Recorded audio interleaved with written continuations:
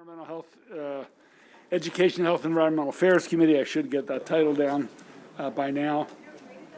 We have 14 bills. I will go over the list in a moment. I do want to welcome the 3 interns who are receiving a brief intro from the Vice Chair. The pages, interns pages, I'm a little confused. Thank you all for joining us. Just to remind us, why don't you each stand up, give us your name and what school you're from. Hi, I'm Cooper Uncle from Carroll County, Manchester Valley High School. Okay, thank you. Hi, I'm Gabriel Hallberg from Calvert County, Calvert High School. I'm Rayhan Chowdhury, Prince George's County, Eleanor Roosevelt? Yes. My 2 daughters are graduates of Eleanor Roosevelt. Go Raiders. Okay, thank you. We're going to go generally down the list in which it's ordered. Senator Klausmeier will be going first. She's got 2 bills, 575, 576. Senator Elfreth, we're going to shift down 354 a little further down the list. She's chairing upstairs. We'll then go to 366, Senator Simon Ayer, followed by Senator Eckert, followed by the chair on 367 and 492. Then we'll try to squeeze in Senator Elfreth, 354. Then 552, Senator Kramer, 686, Senator Ellis, 818, Senator Ellis, 479, Senator Hester, and then 630, Senator Hester, and then Senator Young, 687. For those who are new to the committee, we do require masks while sitting and observing and at the table. Testimony, 5 minutes. The sponsor can speak and present the bill as they wish. Lead testifier may have up to 5 minutes. All subsequent have 2 minutes. That being said, Senator Klausmeier, welcome back to Education, Health, and Environmental Affairs. Thank you, Mr. Chairman and members of the committee. It's good to be here. And this bill, I think, has been circulating for years, and maybe this might be the time that it will pass. But Senate Bill 575, it's Public Schools Mold Assessment and Remediation. Senate Bill 575 would mandate that the School Board of Education create guidelines for local school boards to ensure that if a credible report of mold is found in schools, that a test for mold must be performed. If the mold is found in the test, then the mold must be remediated in a timely fashion. In short, we want to make sure that if a teacher or student sees mold, there is a formal process by which the first sighting will be taken seriously, passed up the chain of command, and be quickly resolved. Ideally, this formal process should already exist, and it does in some school systems, such as Montgomery County. But unfortunately, this is not always the case. Without such a process, the end result is that mold is not always addressed in the classroom. And I should preface that in the other areas, such as the gym and the auditorium. The bill also has a posting requirement for these tests so that if a mold test is done, the results must be posted on both the local school board website and the Maryland State Department of Education website. We want to ensure that there is transparency in the process and that parents have easy and accessible way to see test results that could impact the health of their children. This bill came about as a reaction to a situation that occurred in a school in my district, and there was a credible report of mold made by a teacher, and little was done about it for nearly 7 months. Mold tests were eventually done, but parents still had no way to see the results to find out how bad or how good the mold problem was and how it was addressed. The House sponsor, Delegate Carl Jackson, and I have been working with MACO on some aspects of this bill. Those talks have produced an amendment which is in your packets. The amendment would require a study with the recommendations on how the Health School Facility Fund and the Aging School Program could be used as a proper vehicle to address the underlying causes of the mold issue in public schools. Our hope with this amendment is to make that mold issues that in cases where HVAC problems or leaky roofs or other structural issues are the root cause of the mold, that these programs are being fully utilized to address these problems. And I appreciate the committee's consideration of Senate Bill 575, and I'm requesting a favorable report with the amendments. Thank you, Senator. There's one witness. Well, if you'd stay, and then we'll take questions after we Oh, have. yeah, because I had the next one. Yeah, I'm sorry. Yeah, so I'll just stay right Ms. here. Ms. January, you want to come up to the table, please? Ladies and gentlemen, the amendment should be online or in your folder. Please. Thank you. Good afternoon, Chair, Madam Vice Chair, esteemed committee members. For the record, Brianna January with the Maryland Association of Counties, also known as MACO, here in strong support of SB 575 with amendments. As the bill sponsor noted, MACO has worked very hard with the House sponsor on the cross-file to get this bill into a shape in which counties are really pleased to support with the discussed sponsored amendments. To be frank, as drafted, the bill would place the potentially expensive burden of remediation involving major systems such as roofs, HVAC units, et cetera, solely on the responsibility of the counties. However, MACO and the bill sponsors have identified two existing funds within the Interagency Commission on School Construction that could help with the repair or replacement of faulty systems that are causing the root cause of mold in our schools. Those existing funds are the Healthy School Facility Fund and the Aging Schools Program. I'll note that the IAC has confirmed that these funds could be used for addressing faulty systems that are causing mold. And as such, MACO worked with the bill sponsors on language that you have before you to require a study with recommendations on exactly how those two funds could be used in these situations. Committee, it is important to note that this body approve those amendments and move the bill as amended, as we surely would not want a situation in which the IAC has suggested that these funds can be used to address faulty systems causing mold, but where there is no form or charge compelling them to do so, or situations in which the IAC approves some projects to do so, but not all because the guidance is not crystal clear. For those reasons, MACO urges a favorable report on SB 575 with the introduced amendments. Thank you. Thank you, Mr. Chair. Ms. January, I have seen you on Twitter, but I don't know that we have had you in front of our committee or met you in person yet. So congratulations. My first time. Thank you. Yeah, Thank you. welcome to MACO. It's such an important and well-respected advocacy organization. So I know you're doing a great job on behalf of our 24 cities, on behalf of our 24 counties in Baltimore City. So thank you. Thank you so much for that welcome. Yes. I do have a question. Currently, if a jurisdiction creates a mold remediation program, the local school system will pay for it, correct? Correct.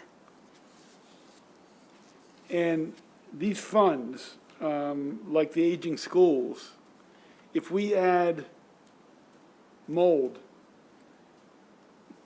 it may take from the fund that could be used for other aging school renovations. Is that correct? I appreciate that question. To be clear, the IAC has indicated that the funds are currently able to be used for basically repair or remediation of large systems that are causing issues like mold. So they're already doing this, but to have it put into, codified into language that for the specific purpose of this bill, that the counties could work with the state using those existing funds in case there was a situation where, for example, a leaky roof is determined to be the actual cause of mold in schools would be really important. So, and again, I don't serve on the IAC. If they have a list of 20 schools or 15 jurisdictions that have made requests for money from the fund, this will just be added as, in other words, there could be 3 leaky roofs. Maybe one is contributing to mold, 2 aren't. I mean, Sure. how does that play out?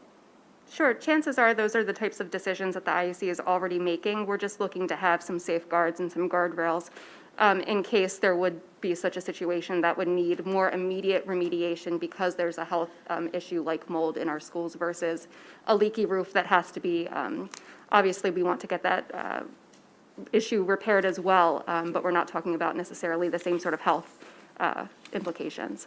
Okay.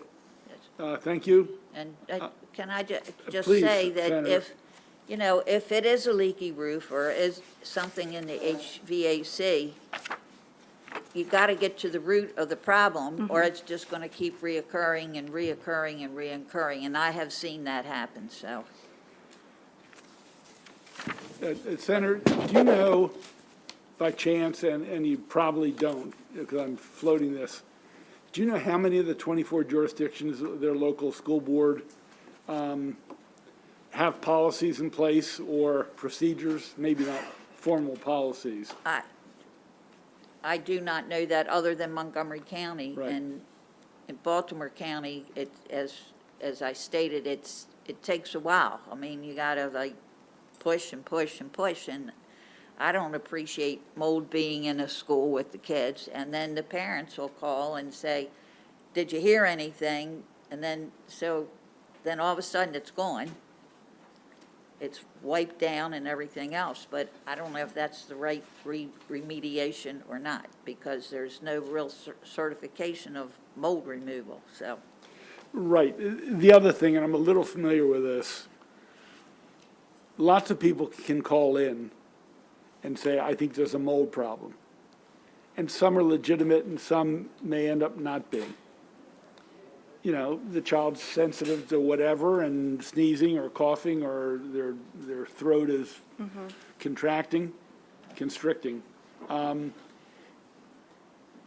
every time there's a complaint to a school board or school system, hiring a professional to come out and do it can be expensive. And sometimes they send their custodial staff or their central office staff to look at it first.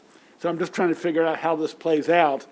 I don't want to run the county or the school system into bankruptcy.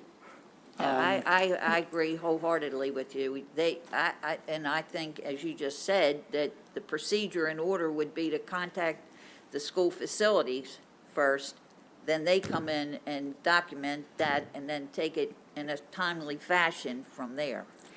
And I'd like to add, please, Chair, I appreciate those concerns greatly. And the bill language itself actually only applies to visual complaints. So someone has to see what appears to be mold. The instance that the bill sponsor had mentioned in her district was actually just that. It was a visual complaint that went on for an extended period of time. And so we're not just talking about issues where someone were to walk into the building and get an itch in their throat or think that they're smelling some sort of musty. There has to be some sort of visual reason that would spark those procedures to go into action. So that was definitely a concern of MACO's that we were Right. able to hash out. And one final question, and I don't want to belabor this. If we were able to require all 24 jurisdictions to put some procedures in place, rather than having the state set a standard and a mark, and who pays and how much, would that move the needle some, if that's one of the things the committee considered? Now, can you repeat that, please? If, for example, somebody proffered an amendment, this bill didn't move last year, to take a first step of requiring all 24 jurisdictions to put a mold reporting and mitigation in place, would that be a start and worth the committee's effort, or would it move the needle? Well, what I'm just thinking, if the school board, the Maryland School Board does it, then they'll all be uniform. You'd only need one, right? Right. So you wouldn't have Baltimore County doing one thing and Montgomery County doing another thing. And I only say that because it's hard enough to get the counties to listen and do what they want to do. Yep. And this way, it would be a uniform, mold assessment, so. Okay. Thank you all. Thank you, both Okay. of you. Thank you. Well, you can stay, Madam Senator. Okay, this one's. Thank you, Ms. January. We're going to move to the second bill from Senator Klausmeyer. This is Public Schools Air Quality Testing, Posting Online, 576. Senator. Okay, thank you, Mr. Chairman. Senate Bill 576, Public Schools Air Quality Testing, Posting Online. Senate Bill 576 is similar to one provision in the previous bill. This bill would mandate that if a local school board does an indoor air quality test in a public school, that they must then post the results of the test both on the local school board website and on the Maryland State Department of Education website. It is important to note that this bill does not mandate that indoor air quality tests be performed. The bill only states that if an air quality test is deemed necessary by the local school board, that the results are made available to the general public, including to the parents.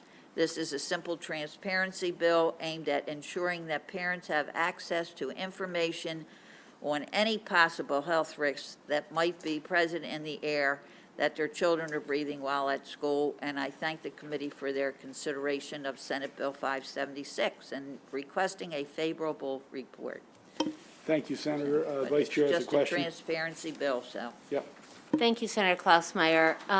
So I'm big on transparency, so I appreciate the value and the priority of that in your remarks.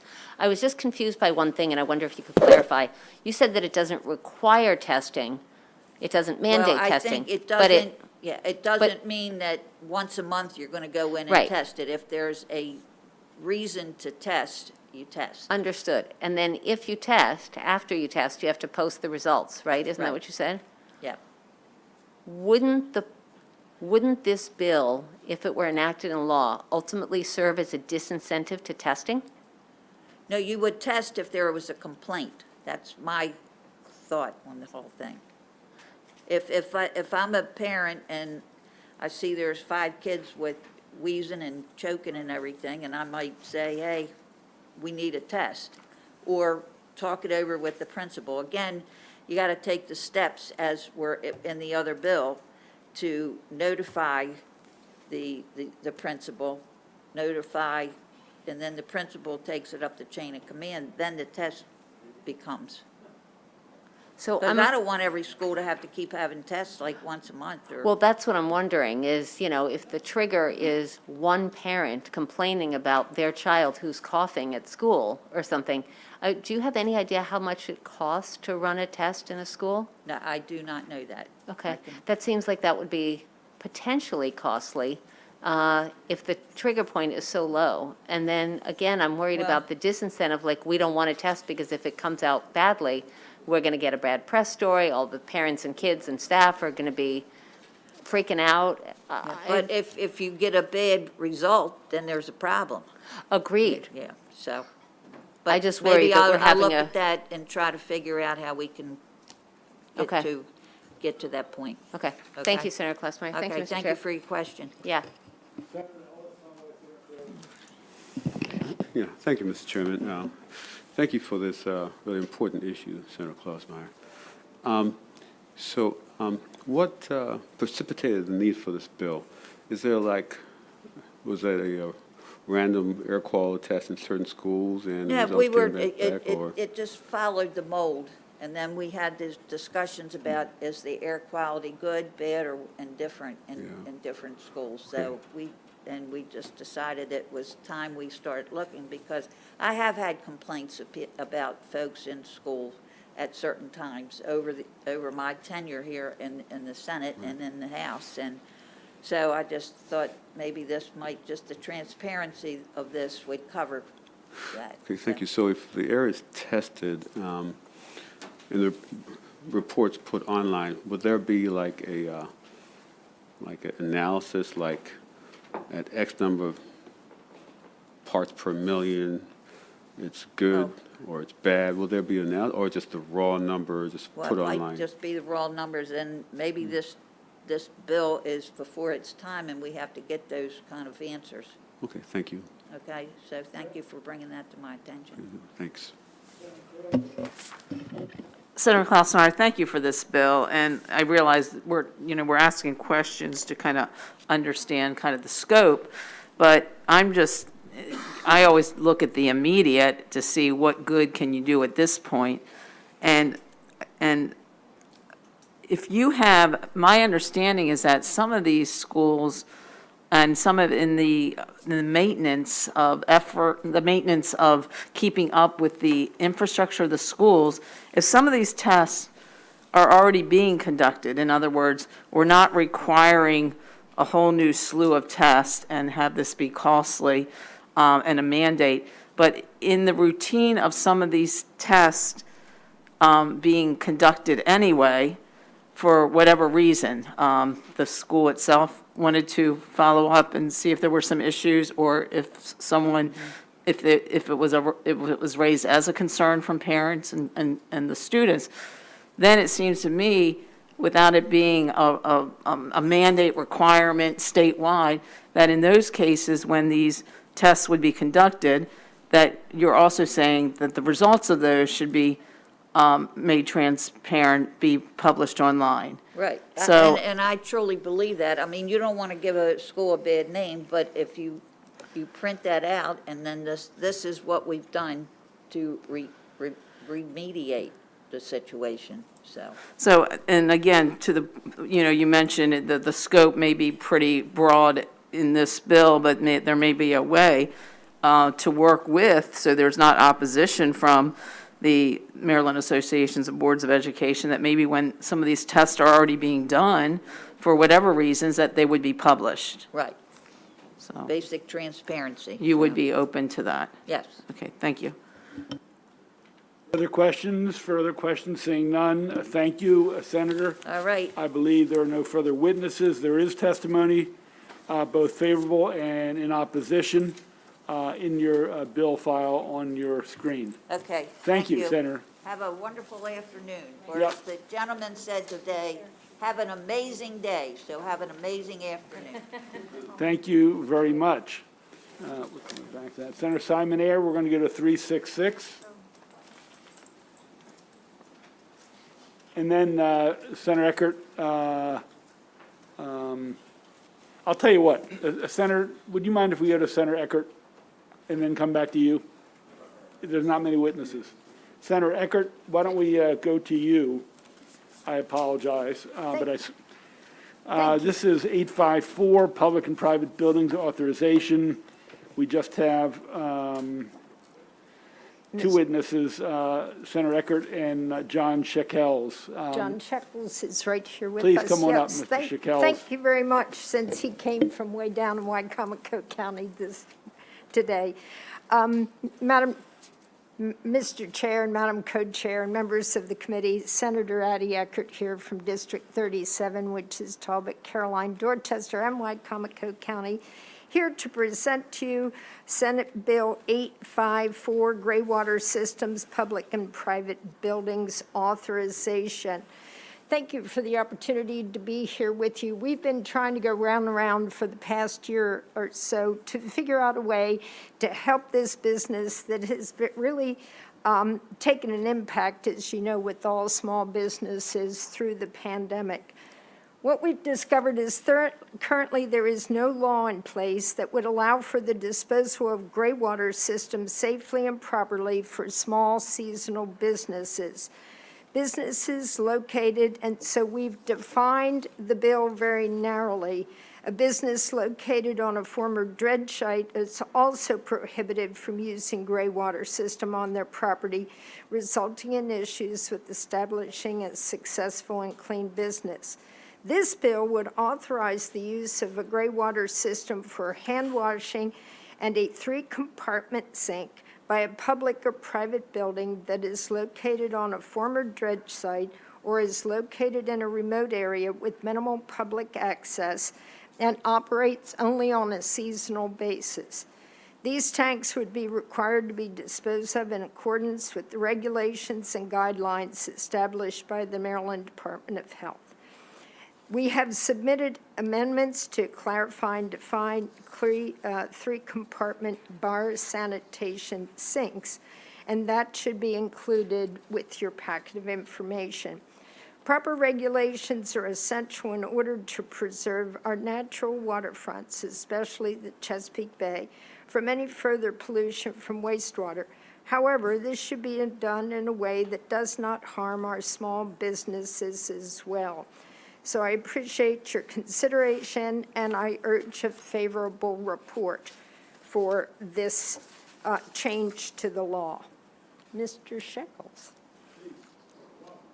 Thank you. Appreciate you having us today. I have uploaded a written testimony that'll match basically what I have to say today. This bill would enable our family-owned restaurant, and I'm sorry, I'm actually here on behalf of John and Tom Knorr, the owners of the property who weren't able to attend today. We've got a restaurant on this property. It's 80 acres on the Wacomico River. As part of that, it's all wetlands. There are critical areas. We've abided by all regulations to not affect any critical areas. Just before COVID got us all kind of down a bit, we opened a satellite location out on the Wacomico River. We were allowed at that time to have holding tanks for what we're calling gray water, which would be the runoff from a hand sink or a small utensil washing sink, referred to as a 3-compartment bar sink. We are paying weekly to have that liquid removed from the property and disposed of by a licensed wastewater hauler at an approved facility, where they're actually paying also to dispose of this product. We're just looking for a way that that system could be more of a kind of a permanent structure as opposed to a temporary entity as it is currently. We are seasonal, so that property is only operated from about St. Patrick's Day through about, I guess it would be Halloween, depending on weather. Weather is very dependent. Rainy days, obviously not open. Too hot, not open. We're at the mercy of the elements. So we'd appreciate your opinions here. Questions for the two witnesses? Senator Carozza. Thank you, Senator Eckert, for this bill, and I really appreciate, Mr. Shekels, that you came up from Wycomico County. I have two quick questions. One, I noticed in your testimony that the system is allowed in government-operated facilities but not available in the private sector, so I wanted to ask you about that. And then I also wanted to ask you, because our family restaurants were particularly hard hit with during the pandemic, and you kind of had that, you know, some of the restaurants had some immediate assistance to see them through the pandemic, and others are still in kind of a long-term recovery. And I wanted to see how you would see kind of tying what you're proposing here to, you know, your recovery from the pandemic as well. Well, I'll start with your first point about the government offices and public facilities. There is current mandates that allow for this type of system. And to get down to the nuts and bolts, we're taking drainage water from a sink and a hand sink and putting it into a plastic container, watertight, that is then pumped out by an approved company and hauled away. It's not going into the groundwater. And specifically here, I previously said we're 80 acres on the Wacomico River. It is a previously used dredge site that the Army Corps of Engineers negotiated with Wacomico County when they dredged the river to use as a spoil site. There is not any type of law that allows us to put a conventional septic system into that property, because you cannot put a septic into filled area. So our only option here is a system where we're collecting the wastewater and we're removing it from the property. And that holding tank strategy is available. I don't know exactly where and can't provide immediate examples, but it is written specifically that it can be used for government and public buildings, yet it's not available to the average business operator. To your second point, we feel as if the business that we operate on this property, we do have a restaurant there that has been there for over 50 years. Unfortunately for us, our business is crabs. The seafood industry is crazy right now. Prices are over the top. So we provided this additional location on the edge of our property that supplements and offsets a lot of the overhead and just, for lack of a better word, crazy costs that are associated with the seafood industry right now. The consumer is only able to pay a certain amount of money, and we can't just continue to raise prices to offset. So we looked for another revenue-producing possibility for us, and this has worked out well. It does offset, and I feel as if there are other businesses in specific areas where they just don't have access to public wastewater removal. And if this bill were able to go through, then it would give them the possibility to have additional revenue-producing businesses, job-producing businesses in areas where they wouldn't otherwise be allowed. So it's fair to say you're still working your way out of the economic recovery from this? Indeed. I don't know that there's end in sight of how long we'll be working out of the situation we were put in. Thank you.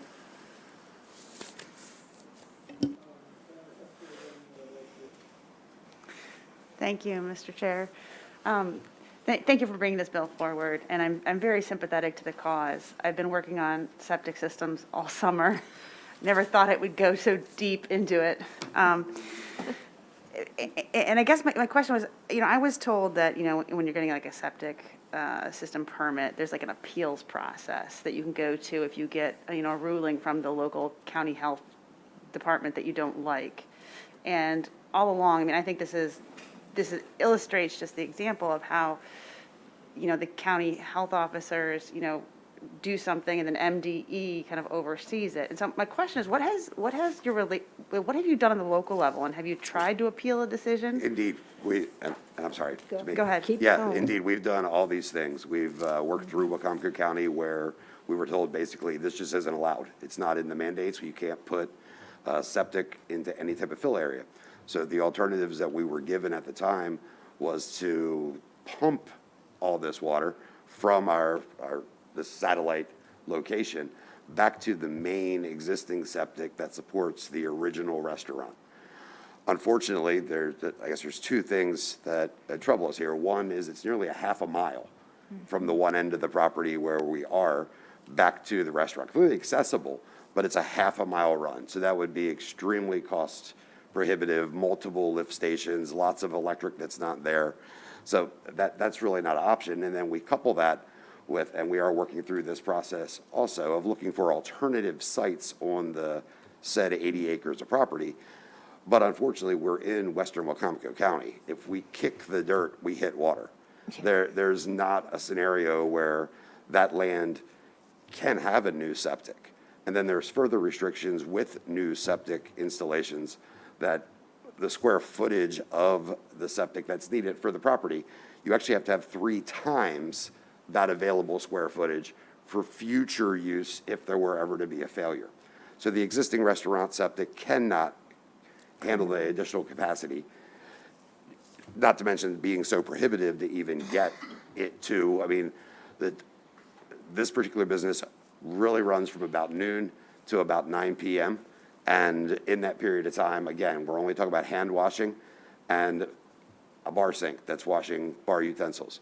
There's not enough water to fill the pipe for a half a mile, but yet we can't put it into the existing without increasing the size of it, and the space just isn't there. So there are test wells on the property that are being tested and checked regularly by MDE, but it's a losing battle. Thank you, Mr. Chairman. Mr. Shekels, thanks for joining us, and I'm on your website, and whoever thought that bull lips was a thing. And all your other restaurants look delicious, so it's a good thing I had a little bit of salad for lunch because I want to eat everything on your menu. Question, this Gray Water Challenge is only at Bull Lips and not on any of the other family of restaurants, correct? Yes, ma'am, that's correct. Okay, and second question is for the sponsor. If you could, I don't know if you've had a chance since we talked earlier this morning. So colleagues, I asked Senator Eckert about the concept of making this a local bill, so it were to be super, super narrow. And I wonder if you had the opportunity to talk to Mr. Shekels or any of your county leaders or others about that conversation, that possibility? I tried to word it as narrowly as possible, so it didn't open the door for many other facilities to come on in, but if we could make it specifically for Wycomico County or that specific location, that would be helpful.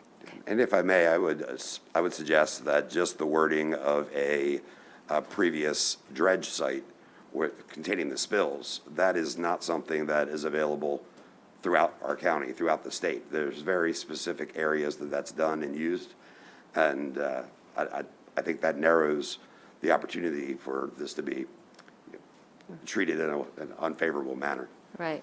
Well, unlike Senator Hester, I have not spent my summer working on these issues, and I am not in any way expert at it, but it just seems to me this is very light gray water. If we're talking about hand washing and a little bit of bar soap, it's not like that's toxic materials that we're, worried about. So Correct. anyway, I look forward to learning more about it, and thank you, Mr. Chairman. And if I might add, ideally, Wycomico County is looking at a whole revamp of their wastewater treatment system, and probably, maybe 5 to 10 miles right down the road is an area, Whitehaven, that is in dire need of some kind of a localized wastewater treatment plant on that end of town. And if that ever comes in the next 5 to 10 years, that could be a solution to all of this. But we're not there yet. So it's a matter of how do we help this business continue to operate? It's a popular place because there's water access, and move forward with a unique kind of system that is safe and is not polluting or is not disturbing the existing wetlands further up on the property. Thank you. That concludes the hearing on this legislation. Thank you for coming to Annapolis, sir. Thank you. Thank you, Senator. Thank you. Okay, you. we're going to move to Senator Simonaire, followed by Senator Elfreth. Senator Simonaire, he has one witness, Josh Kurtz from Chesapeake Bay Foundation. I'm sorry. 366. Thank you, Mr. Chairman. Yep. Pleasure to be before you again. Senate Bill 366, Senator Simonaire for the record. And I won't take much time, as we've already had this bill in the past, and it passed unanimously in this committee, but did not get finished in the House. It basically puts a lockbox on the Chesapeake and Atlantic Coast Bays 2010 Trust Fund, which I'll just call the Bay Fund, similarly to what we did with the Transportation Fund. And I sincerely believe that our waterways are just as important to protect as our roadways. And understanding Senator Ellis's question that will probably come up, why is it needed? I'm going to answer that up front. So simply put, history has shown that this fund has been targeted for rating over the years. Additionally, there's much work to be done on the Chesapeake Bay Watershed Agreement. And lastly, I'm keenly aware, as my district is almost surrounded by water, I have the Patapsco, the Chesapeake Bay, the Magathie, and many creeks in there as well. And so the mechanism, just like the Transportation Fund, it says you have to keep the monies for what they were specified unless the governor declares a financial emergency and the legislature, by a 3/5 vote, says to use that money. It's a simple mechanism to ensure that the important funds for the Bay are available for their intended purposes. And if you look back at the history between 2011 and 2016, over $112 million were diverted to the general fund during these years. $3.5 million were transferred to the general fund. And since we passed this out of the Senate, it was back in 2015, I expressed my concerns to the governor, which he shared. No money has been diverted under his administration, which I certainly appreciate. There have been other attempts to take money out of this, and I just believe, since we don't know who the next governor is going to be, we don't know what the financial situation will be in the next couple of years, but we do know that we need to protect these funds.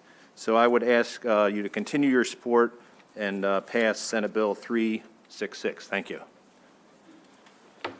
Mr. Kurtz. Thank you so much, Mr. Chairman, Vice Chairman, members of the committee. I'm Josh Kurtz. I'm the Maryland Executive Director of the Chesapeake Bay Foundation. I'm here today in support of Senate Bill 366. The Chesapeake, I'll call it the Bay Fund too. The Bay Fund is an incredibly effective way for us to be working on reducing nutrient pollution, especially non-port source pollution. There are a long list of science-based kind of targeting that's associated with, so that we're spending this money that's most efficient and effective for water quality and for cost effectiveness. The great thing about this fund is these projects are verifiable and measurable. So we know how much reduction in pollution we're getting and where that pollution is being reduced from.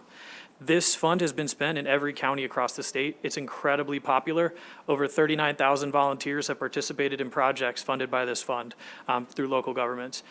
And I just wanted to pick up on why it's so important to have the lockbox. And that really comes down to being able to plan for these projects. So the projects kind of fit loosely into two buckets. Annual practices like cover crops. So you want to be able to have the certainty for the farmers that that money is going to be coming in so they can continue to keep a living root throughout the year and protect water quality. And then when it comes to the permanent practices, these tend to be larger practices and projects, tree planting, stormwater practices that take a lot of planning by local jurisdictions and partners. So by having this fund readily available, they're able to know when they have that opportunity to put a rain garden into the ground, that the funds will be available for them to do that. It's also a highly leverageable fund, so we're getting more money to do more projects. And for all those reasons, I would urge you to have a favorable report on SB 366 today. Thank you.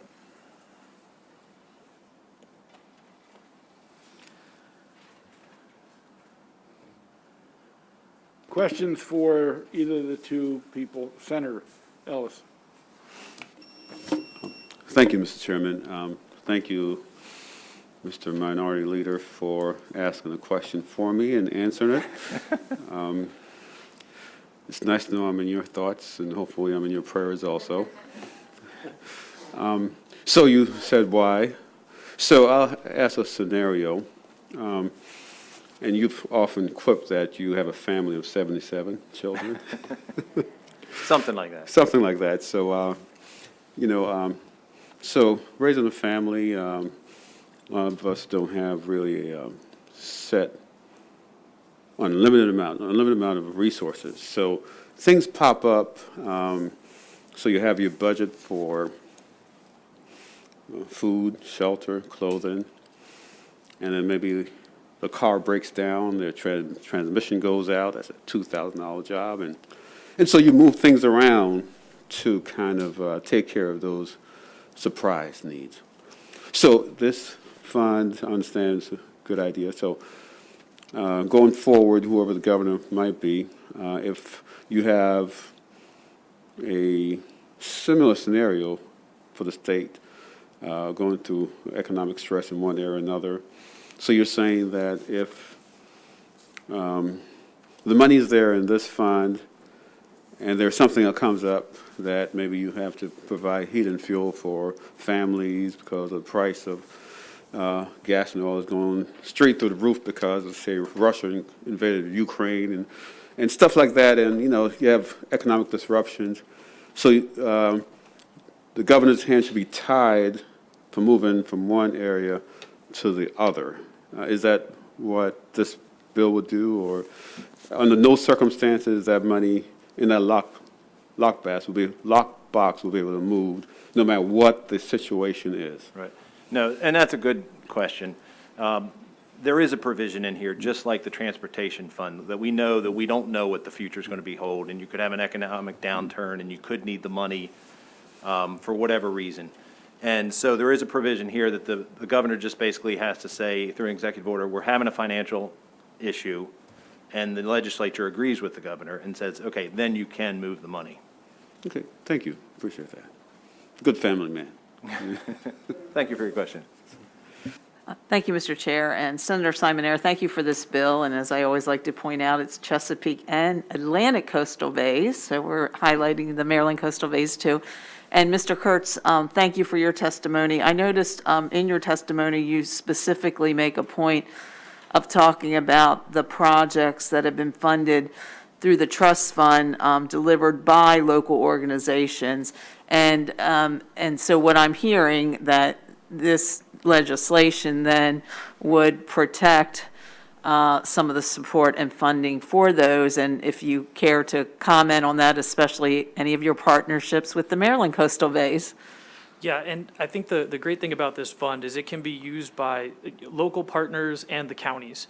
So they can look across the board, and they're looking at meeting their WIP goals, but also, there's all those co-benefits that come with these projects, reduction in flooding, wildlife habitat. So they're able to kind of pair it with other goals that they have, and I think it's a great flag about the Atlantic coastal bays. Those are such rare ecosystems that need to be protected, and the non-point source pollution is such a problem for them, so this fund is critical for that. Thank you. Senator, I do have one question. We have a lockbox for transportation. I don't know if we pass this, will say the Bay Restoration Fund should have a lockbox, or open space money should have a lockbox. I guess I'm just trying to figure out, do we put one after another of our funds, which, look, I agree with you. I want this to be used in a valuable way. I can say in 2011, we hadn't come back from the 2008 recession. And I can't remember if that's why the money was shifted. I assume it was. And as you said, we haven't had it shifted in the last 6 years. So I guess my question is, in terms of precedent, is this something we should be concerned about? Or what happens to the next three funds that come up before us? No, that's an appropriate question. And just on a side note, I respected the committee, and I asked my people to send a letter in to me, and I think I have like 20 within one, so I didn't bring a bunch of people here. We do have a large amount of support, but I know your time is valuable. As far as, where do you draw the line on which ones? I think that's a policy decision, and we do that every time we have bills down here, commemorative days and so forth and all, and we deal with that issue. I think we have requirements by the federal government to do certain things. The Bay affects everybody in Maryland. I think this rises to it, and quite frankly, this bill passed unanimously, and we did think it was a good policy already. So for those same reasons, I would think that would be a sufficient answer. Senator, when this passed, was it 2016? Is that right? I believe it was 15. 15? Yeah. Okay. And I appreciate your vote. There wasn't as many people in here. I think there are only a couple of us left here. And so why a gap of 7 years till it's arisen again? Well, the reason is I coming out of the 2011 through whatever, there was multiple times it was diverted, and I had concerns. So I put the bill in originally. Since that time, and it passed the Senate, I had discussions with the second floor, voiced my concerns, and he voiced his very strong support for the Bay Fund and said he would continue to fund it, and he's kept his promise on that. So at that point, I pulled back, but I don't know if we're going to have a Republican governor, a Democrat governor. I don't know the financial situation with wars coming in, but there's going to be that tendency to take the money. History repeats itself. It will come again. And I just want to make sure these Bay funds are protected. But, of course, figuratively, you carry a lot of weight. You were able to convince the current governor and hopefully the next governor, whoever he or she may be, you'll be able to carry weight and continue to make that argument. I appreciate that. Isn't that so? I appreciate the confidence in me, sir. Thank you. Okay, that concludes the hearing on this legislation. Now we'll move to Senate Bill 354. Senator Elfreth, Bay Restoration Fund, intended uses, plans, and privately owned wastewater facilities. Obviously, there seems to be a trend here, talking about wastewater and the fund. We're going to have Senator Elfreth, then William Hownan from the Chesapeake Legal Alliance, and Robin Clark from CVF. Thank you, Mr. Chair. Members of EHE, thank you so much for having me to present and request a favorable report of Senate Bill 354 that seeks to create greater transparency and some greater guardrails around our Bay Restoration Fund. I was reading my testimony, Madam Vice Chair, you'll appreciate this. There's two acronyms that are very similar, BRF and BRFA, so I will spell those out for the committee. But this committee is where, and we talked about it on the floor last year. Last year, the governor included funding in the Bay Restoration Fund, the BRF, for a privately owned wastewater treatment plant on the Eastern Shore that had a history of non-compliance, and as you will hear later today, what we call a zombie permit, dating back to, I believe, 2008. The governor's proposed budget included $13 million in a grant to this privately owned business. To me, that sets up a policy question for this committee and this body of what is the appropriate usage of the Bay Restoration Fund, particularly when we have tremendous pressure and tremendous need in our rural communities, in our urban communities, frankly, everywhere across the state. You'll recall that in the BRFA last year, the Budget Reconciliation and Financing Act, we cut that money from $13 million to what would have represented 50% of the project, so around $7 million, $7.65 million to be exact. And in the BRFA spelled out that in future projects, Bay Restoration Fund money could only be used to fund 50% of a privately owned project. That was, I think, a very positive step, but we did it through the BRFA and not through policy. We've since thought about it and thought about what is the most appropriate use of the Bay Restoration funds, and so I bring to you Senate Bill 354. At first, like all good ideas, this started as a one-sentence bill, and the more we dug into it, the more we kind of figured there's some challenges or some opportunities here. So the bill does two things. It protects our public dollars in the Bay Restoration Fund by ensuring that we are not awarding private facilities that funding that fail to follow our water quality laws. Pretty simple. Number two, it does authorize a 50% cost share of the Bay Restoration Fund that already exists in our BRFA, through BRFA, in law through our BRFA from last year, for small, independently owned wastewater systems that lack the financial capital to purchase the necessary upgrades to bring the facility into compliance with the department's discharge permit while having a public good. At first we thought, is the Bay Restoration Fund, is that an appropriate use for that fund to pay for privately owned companies or facilities? At first we thought maybe not, but then thinking about it more, we have, for instance, in my district, mobile home parks that are currently not tied into our system. If that company who owns that park were to take advantage or seek advantage of hooking up to our system through Bay Restoration Fund dollars, that would have a public benefit for more than just that company. It would have a public benefit for residents, many of whom are low-income residents, and have the added benefit, the co-benefit of further protecting the Chesapeake Bay. So we thought better of saying no privates and put in this provision 50% for private who is small and would have the benefit to the public. Thinking about it some more, this one-sentence bill turned into a couple pages, learning the lessons from last year, I know we would all appreciate greater transparency in the use of Bay Restoration Fund dollars. So the bill would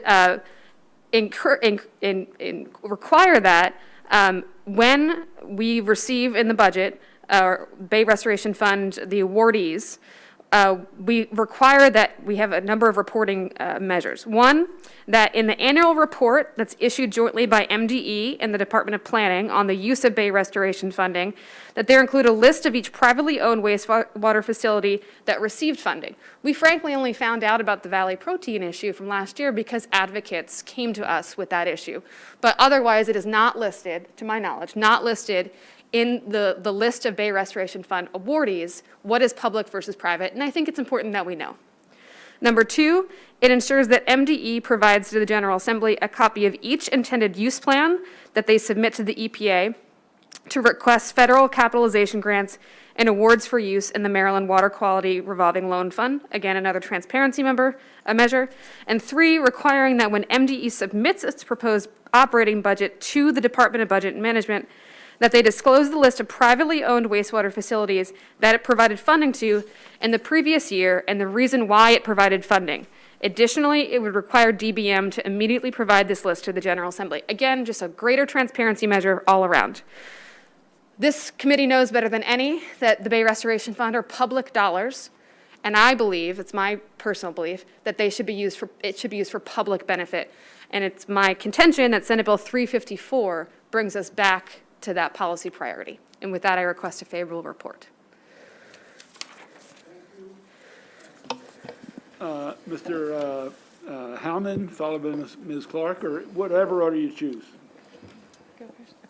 Okay. I'll go first, Mr. Chairman. Robin Clark with the Chesapeake Bay Foundation, here today in support of SB 354. It's a pleasure to be before you in person.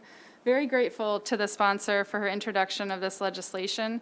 As you heard, there was a back-end correction by the General Assembly last year, but this will fix our system going forward to benefit the Bay cleanup.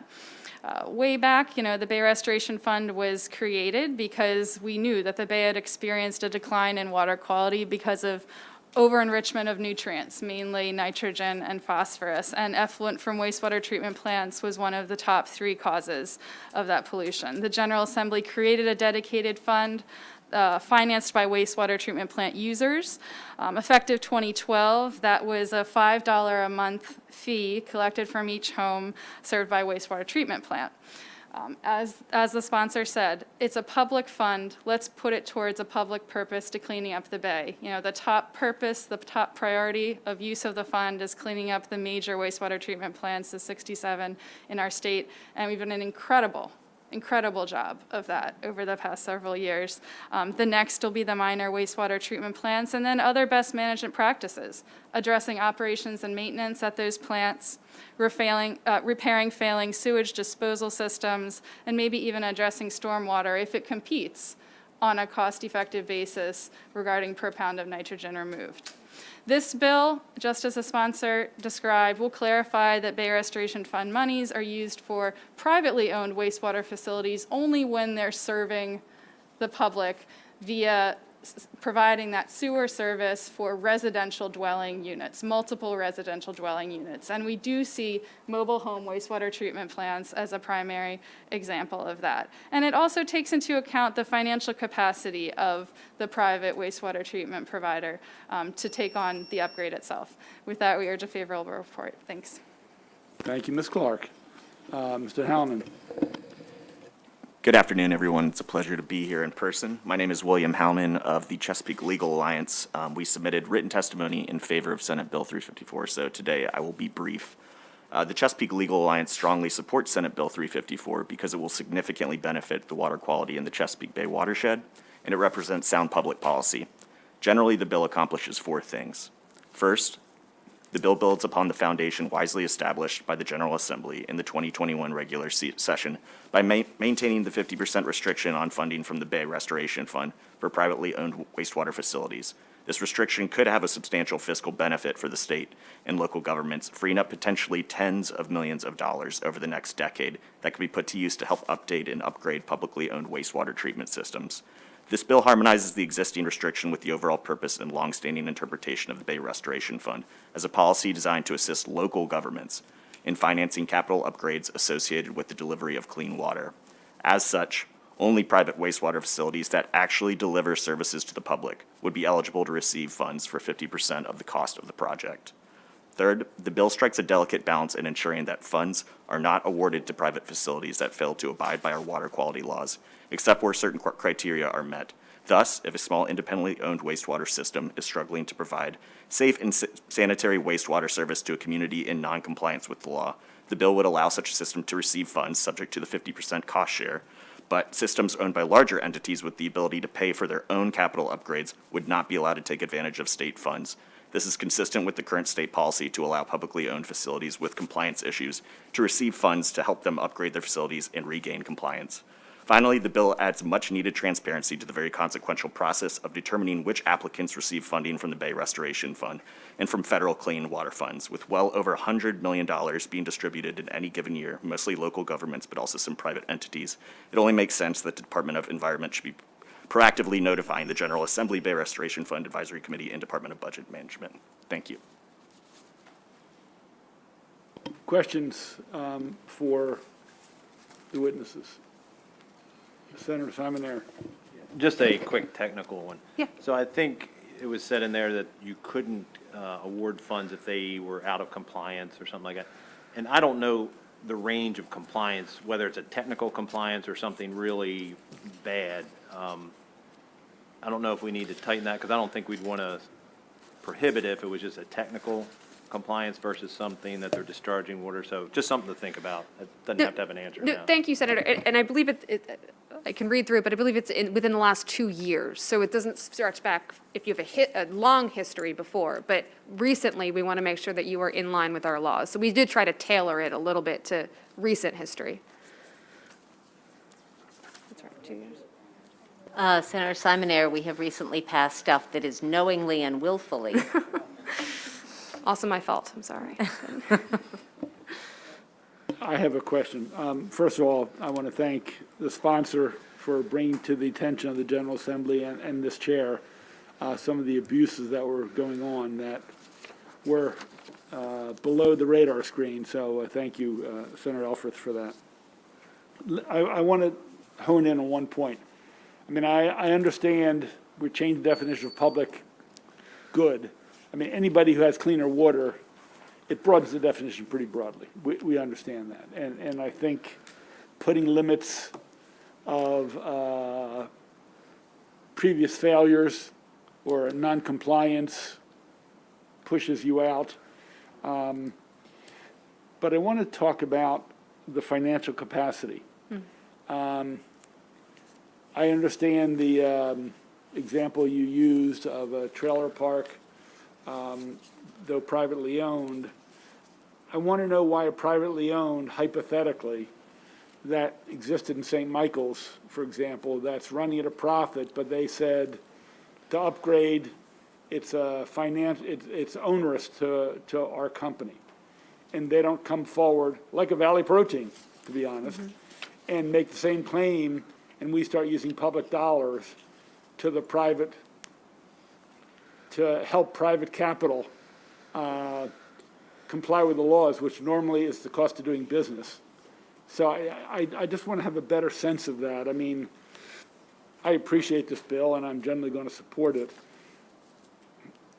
But I'm still concerned of there being a gap and some of the money going out the door to the corporate sector that might not need this support. Thank you, Mr. Chair, and that was my original feeling as well. And we tried to specify on the top of page 5 the kind of conditions that would need to be met. We hope that would capture truly, I don't want to call it a small business, but an independent, it's not a subsidiary of a larger corporation that could afford these upgrades, that it's independently owned, and that they do lack the financial capacity. I was trying to achieve, frankly, without this perhaps benefit that those mobile home parks that, again, are housing, sometimes the only affordable housing in some of our communities, people who do not have the means to pay higher rents or pay higher contributions to tying into the system. That was certainly our attempt here, but if it's the will of the committee to change that, I understand. Do we know, one second, Ms. Clark. Do we know any private entities that are running wastewater treatment plants? One, how many there are, and in fact, if they're servicing low-income communities or not necessarily so. In other words, if it's a much narrower margin to make the repairs when you're servicing a low-income community, I'm obviously much more sympathetic to that. I too would like to narrow this potential hole in the wall, that it doesn't become much greater than that.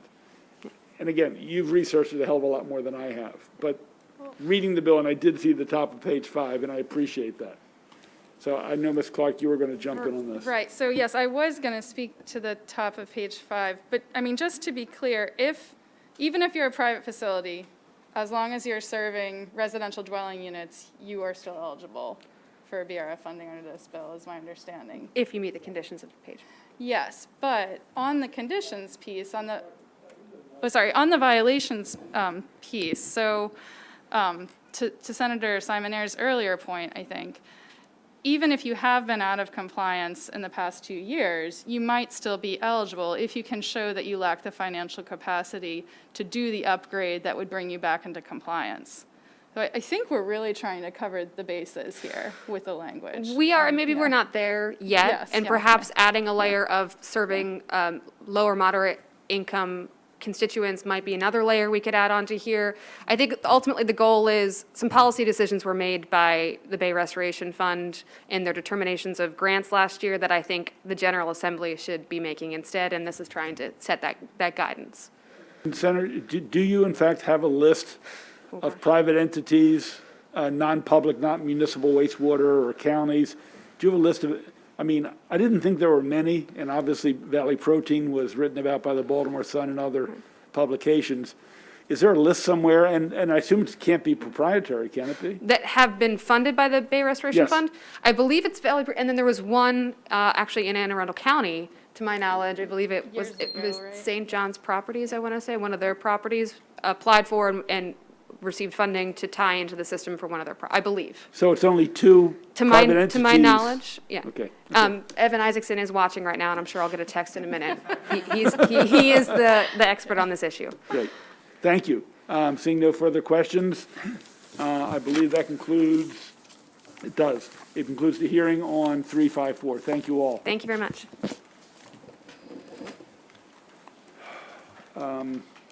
Okay, we'll go to the chairman's. Madam Chair, I will, no, I think I'll move over there.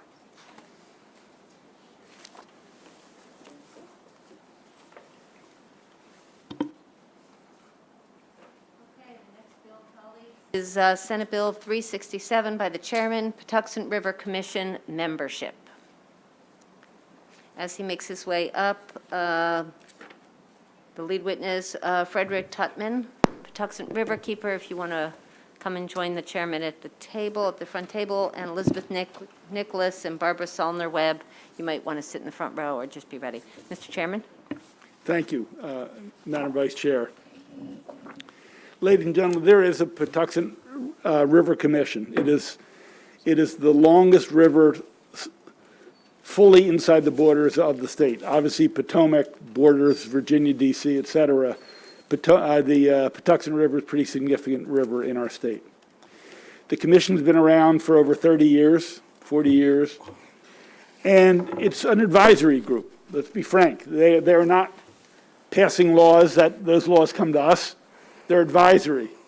And the idea behind the commission was to have people familiar with the Patuxent, near the Patuxent, who have expertise and a care and an involvement and engagement with the Patuxent. And actually, one of the former secretaries of planning, I think was Secretary of Planning and played a very active role in the Patuxent River Commission. One of the issues they used to talk about was development along the river. Now, they knew, you know, that zoning is up to the counties. But if they felt some developments had serious, significant effects on the river, they wanted to talk about it and advise, and I want to underline the word advise, the county affected or the state. This could be potentially a problem if we want to retain the quality and significance of the Patuxent River. Well, along came, and I might have the dates wrong, I think 2017 or 2018, where they were told they couldn't talk about planning issues, development issues. On their agenda, talking about the impacts of potential development near the banks or streams leading into the Patuxent River. They were told by the council associated with the Department of Planning. Well, I think that many people were perplexed. They had been doing this for years. And again, I want to reiterate, with the knowledge, it's advisory. But it came out of the love and caring for protecting the river. They said this is outrageous, outlandish, and I think they probably used a lot more stronger words. And ultimately, the Attorney General for the state of Maryland joined the conversation and said, let me be very clear, they absolutely have the right to discuss the impacts of development along the Patuxent River.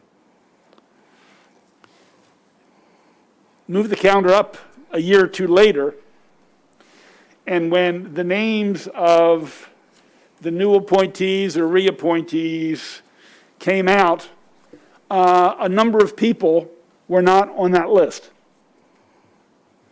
It so happened some of these people were the same people who voiced what ultimately the Attorney General said was the correct position, that yes, we should talk about it, with the understanding we are not the final deciders, if you will. So the same 2, 3, or 4 people who were some of the loudest voices of saying we should have input, we should have a conversation, be allowed to talk, were dumped. I say unceremoniously dumped because it's not the first time. Now, among them, and it wasn't just one person, and I'll talk about that in a moment, was the next person who's going to testify, Fred Tutman. And some of you who've been here, maybe Senator Riley, maybe the vice chair, Mr. Tutman has been in front of this committee for many years on the Patuxent. He's a farmer, he's a jack of all trades, he's also the river keeper. The person who goes out, does the tests to try to see if it's getting more polluted, less polluted, and he's nearby the Patuxent where he lives and works. Patuxent Riverkeeper's been on it from the inception. Guess what? Patuxent Riverkeeper, out of the way, dumped. 2 of the other people, a former professor at Hopkins, and is she here today or not? She's here somewhere. Okay, yes, she is. Ms. Solner Webb also raised questions about the ability to talk about development along there. And again, they weren't saying this is the only topic, because there were other things they talked about all the time and gave voice to protecting the Patuxent River. She unceremoniously, again, not reappointed, I would consider it being dumped. And there were others.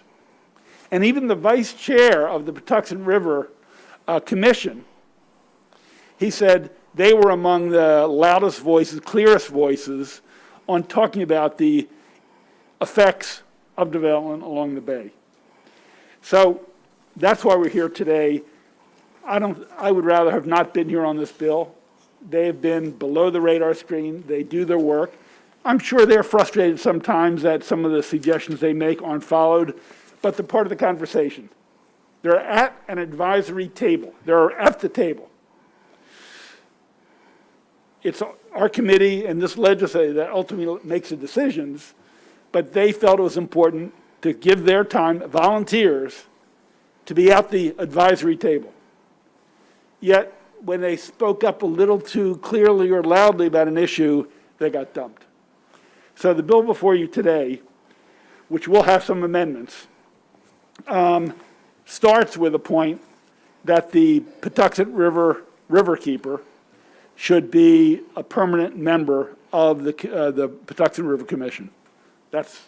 So, would it force them to, if Mr. Tutman remains the riverkeeper, put him back on? Yes, it would. He's not going to do this forever, although we'd like him to because he's a loud and clear voice. But the Patuxent Riverkeeper should be on this commission. I believe we have to make some other changes to the Patuxent River Commission, and I will be developing and submitting some other amendments because it's not simply about Mr. Tutman, it's about their ability to perform and do their work and have voices on that commission. There are 1 or 2 other groups that I think should have a position. I think UMC should have a seat on that as the Center of Environmental Science for the state, and a greater knowledge than, for sure, me and most people in the state. So that's why we're here. That's why I have introduced a bill. And with that, we'll pass on the microphone. Thank you. Does protocol allow me to take my mask off to testify? Nope. All right, then we won't do that. Okay. Well, thank you very much. If you could move the. How's that? There you go, that I hope helps a that'll lot. Thank amplify you. through this Yes. prosthesis I have on my face. So as the senator so aptly set this up, I was the longest serving member of that commission for 23 years up until November. I think the only person who served longer was Senator Bernie Fowler, who was there for some 30 years. And Bernie used to say to us, how are you going to clean up the Chesapeake Bay if you can't figure out how to clean up the Patuxent River? So here we are. How are you going to clean up the Patuxent River if you can't talk about the inputs that actually affect the water quality there? It's an extraordinary claim that we can't talk about land use because talk about these things is just about the only thing we can do, as the senator pointed out. If you make good questions about bad developments, that attracts the attention of the investors, and I believe that's the nexus of why we were tossed off of this commission. We've been under siege for about 2 years. We fight with the Office of Planning over whether we can use our own listserv as commissioners, what we can and cannot talk about.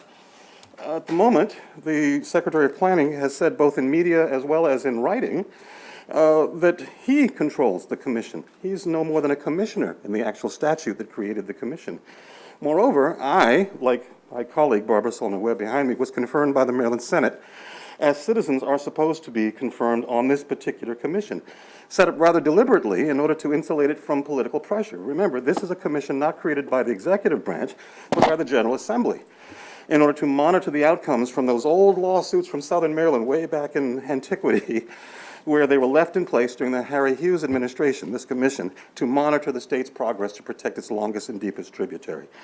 So there are structural changes that need to occur in order to repair the commission. I appreciate you reviewing a bill that would put the riverkeeper back, but as the senator pointed out, there are other structural changes to insulate it so that it has an independent voice. And the citizens themselves tend to be the most independent voices on that commission.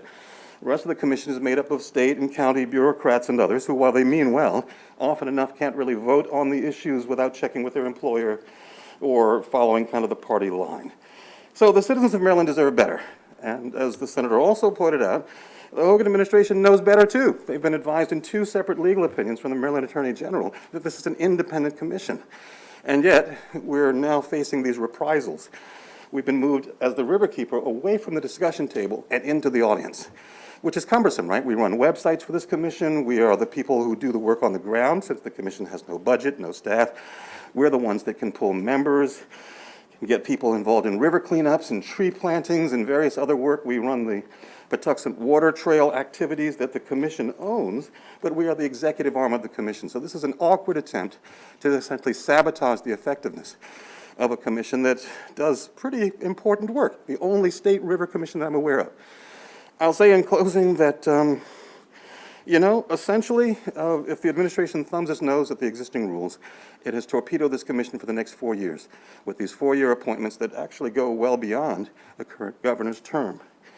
So I appreciate your favorable report on this legislation. I would encourage you to look at adding back some balance to kind of counterbalance the way the commission has been sort of maneuvered into a situation where the citizen voices, the independent voices have been removed. Perhaps you could consider adding the watershed manager from Columbia, an important voice and an influential voice in the watershed that has also been moved into the audience and away from the discussion table. So thank you for your attention and your time. We hope you'll give this legislation a favorable report with the suggested amendments. That's pretty much what I came to share with you. Thank you. Thank you, Mr. Tutman, for those specifics and for your service throughout, over the course of a lot of years. We're glad to see you here. Thank you. Please, Ms. Nicholas. Good afternoon. I'm Betsy Nicholas, Executive Director of Waterkeepers Chesapeake, and we're a coalition of all the different river keepers, coast keepers, harbor keepers working throughout this region. Fred Tutman is one of them, and he is a tireless spokesperson for what's right, what's good for the river. He has more knowledge about the Patuxent River than anyone else I know. But this isn't really about Fred. It is about, as Senator Pinsky said, silencing the voices from the community and who know the river. If we're going to put economic interests or political interests above communities, we are not doing this right. And this whole commission has the purpose of protecting this river, cleaning up this river, and to take away the voices that are pushing for that every day is just wrong. Thank you, Senator Pinsky, for the opportunity to help fix this problem, but as you recognized, we're going to have to do more beyond just even this bill to ensure this doesn't happen again. There need to be criteria for who is on and who is serving and how people can be appointed, and the commissioner deciding unilaterally, seemingly in conflict with the law, who he can and can't have on there seems very problematic. But this is just basically fixing a wrong here, and that needs to be done. We also support any amendments that would add back on the watershed manager, other participants who are well-grounded in the science, the nature, and the communities of the Patuxent River and are there to help protect them. These are people who are volunteering their time. They're busy, they have other jobs, and yet they do that because they care. This is where they live.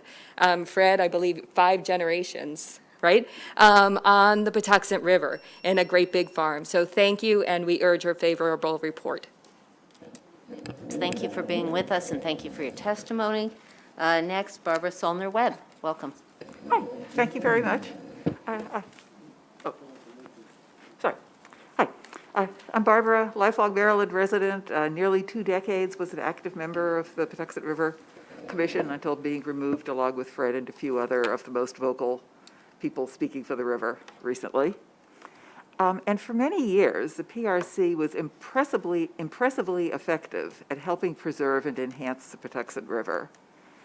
I would say until the current Secretary of the Department of Planning decided to try to force his control over the river, as you've heard already, or over the commission, as you've heard, including making the liaison the same person who is the person who has to testify to the feds that things like program open space funds are used correctly, when that was one of the big issues when the Patuxent River Commission members found that one of the projects that the state was advancing violated the use of those funds.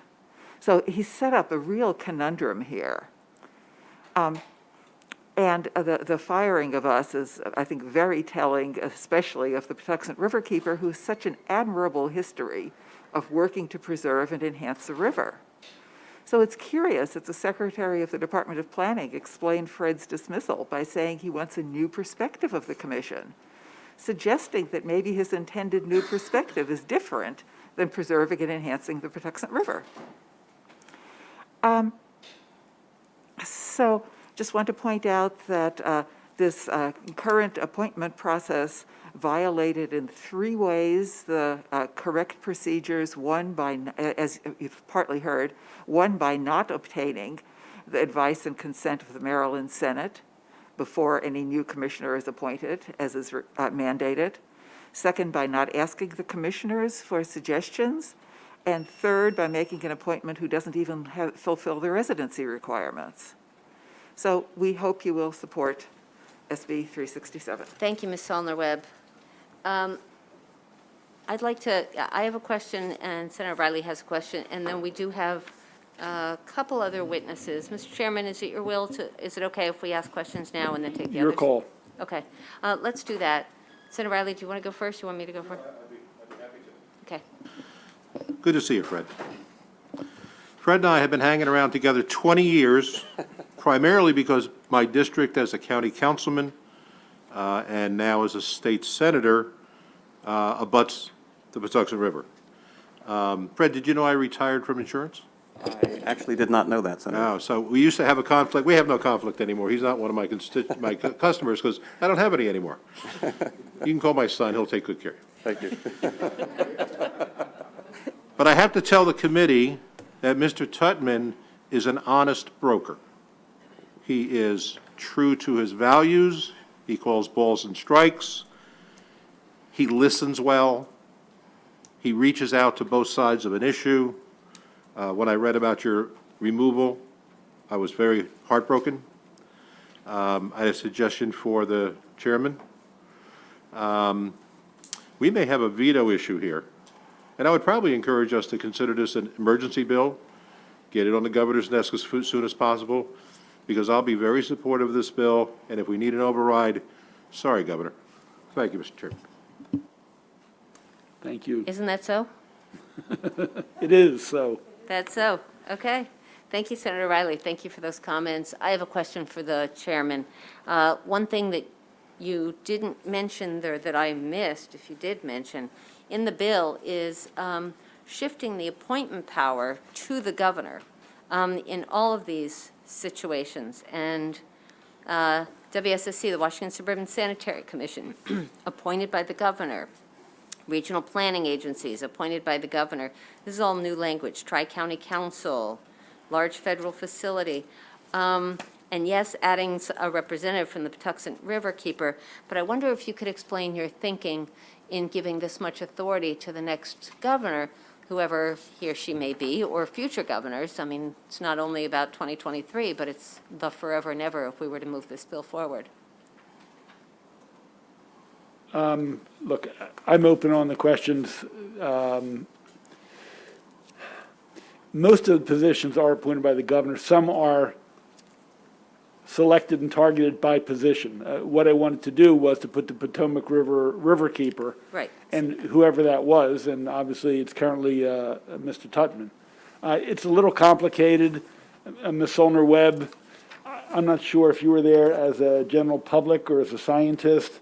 I'm open to working this out. You know, the other thought was the president of UMSI's, or his designee, it's a his at the moment.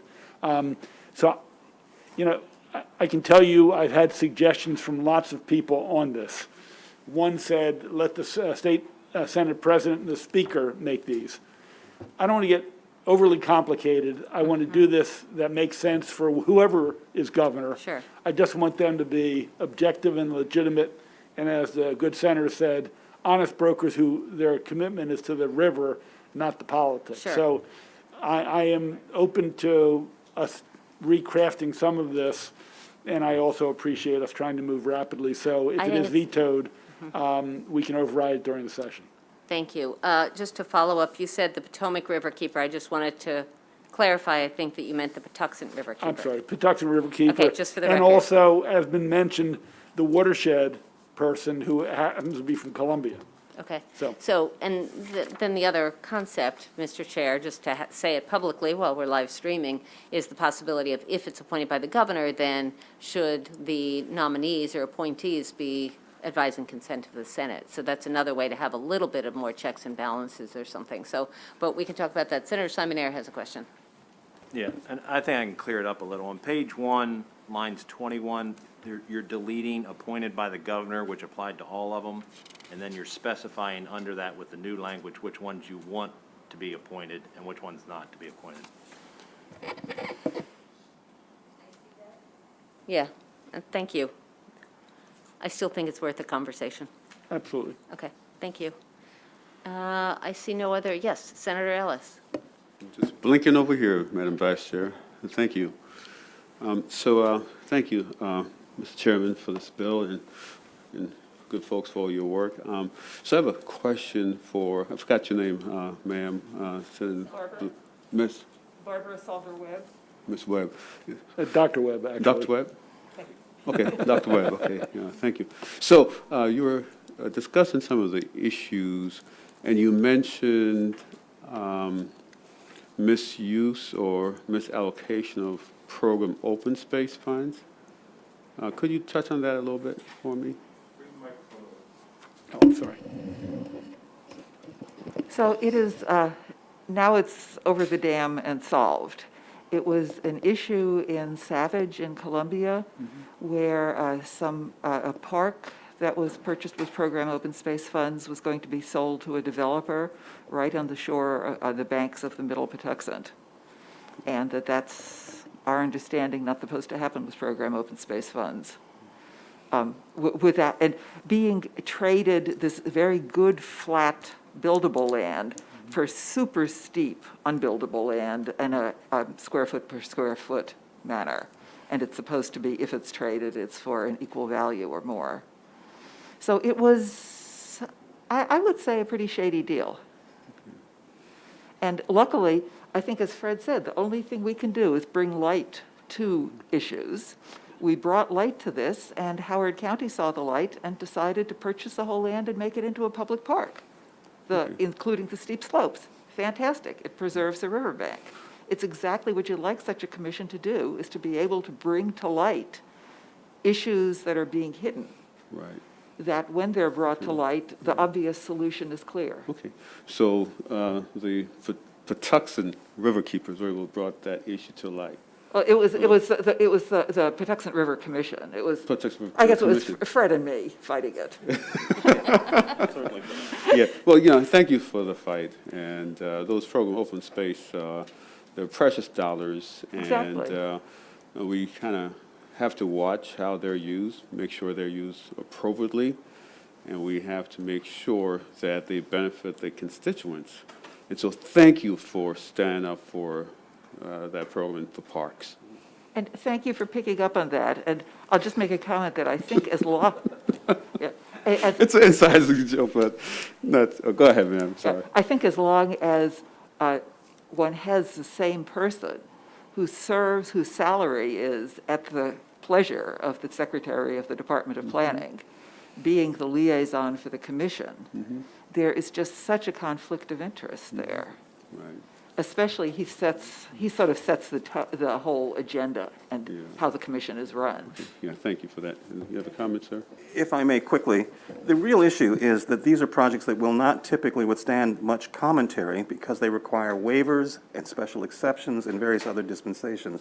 And so the investors obviously are angry if you ask good questions about bad projects. Yeah. The only ones we're likely to comment on are the ones that are egregious and problematic. Yeah, And so that's an important caveat. And I understand folks being angry for being asked good questions, so thank you for that, sir. Thank you. Thank this panel. Thank you for your testimony. We have two more witnesses in favor. Alan Schneider with the Howard County Citizens Association and our buddy Dave Namazi. Do I see him here? There we go, all the way in the back. From UMC's, the University of Maryland Center for Environmental Science. You all can take a seat and begin your testimony in either order. Thank you for coming to Annapolis. Want to go ahead? Okay. Thank you. Thank you, Chair and Vice Chair. My name is Dave Namazi, and I'm the Chief of Staff at the University of Maryland Center for Environmental Science. I appreciate the opportunity to provide testimony today in support of SB 367 with a friendly amendment. UMC's Chesapeake Biological Laboratory, one of our 4 labs across the state, is at the mouth of the Patuxent River on Solomon's Island, and it was established in 1925. UMC's scientists have not only been very active in understanding and restoring the Patuxent River, but have also served on the commission for decades, if not since its origin. These scientists have described the success of the commission in relation to multiple voices with varying views working together on difficult issues. The Patuxent River Keeper and others, as we heard, are important stakeholders on the river whose voice for the river is critical to that discussion. The friendly amendment we'd just like to offer is that while we've been on the commission since its origin, if not the entire time, we're not actually listed in here. And for fear, maybe not fear is the right word, but for concern that we wouldn't be on here in perpetuity, we're asking for an amendment that allows the President of the University of Maryland Center for Environmental Science or their designee to serve on the commission. Thank you very much. And we ask for a favorable report. My name is Alan Schneider. I'm a board member of the Howard County Citizens Association, and we're very much in favor of this action. Wanted to let you know, without going over some of the other things people have said, amendments, additional amendments would be welcome. For example, like requiring the Patuxent River Commission to actually make a statement or a comment on developments on the riverbank or its tributaries. Right now, there are a couple of examples in Howard County where there were major projects that would greatly affect the quality of water and the tributaries of Patuxent River, and we didn't hear anything from the Patuxent River Commission. Thankfully, Fred Tutman was able to come and appear, and after one of the hearings, after 18 months, his testimony was considered the most informative. He went into things that were supposed to have been articulated by the Department of Planning and also by the developers, the proponents, and all that information was just non-existent. So it would suggest that we have some kind of requirement for a statement. Another thing that you might not know is that in the hearings process in Howard County about whether or not a better location would be less harmful to the river, those questions are not even permitted. And so how do you really get that information in if there are people who are asking questions? Secondly, another thing is that the planning department in Howard County says that if any project meets minimum standards, it has to be approved. Well, if you don't have minimum standards that require an environmental study, which there are no resources in Howard County to have an environmental study, where do you find that information? We really need additional help. So really very greatly appreciate this bill, and we really would appreciate some additional amendments which would further clarify and further enhance the respect and the authority of the Patuxent River Commission. Thank you very much. Snyder, are there questions for either of these two witnesses? Senator Hester? I'd like to say hello to my constituent. Thank you for being here today. Thank you. Thank you, Senator Hester. I see no other questions. Thank you very much. Thank you to everybody. That completes the hearing on Senate Bill 367. The chair has another bill. Senate Bill 492 is next. Environment discharge permits, inspections, and administrative continuations. Mr. Chairman.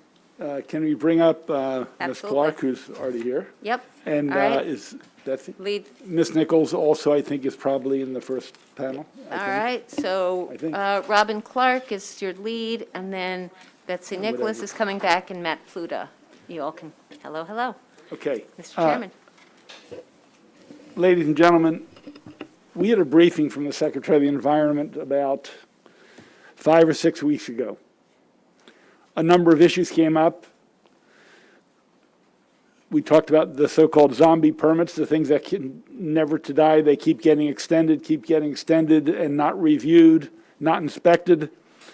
The Baltimore Sun has had numerous articles. I mentioned earlier Valley Protein, which was on the front page of the Baltimore Sun as someone who had been in violation, and received $5 million.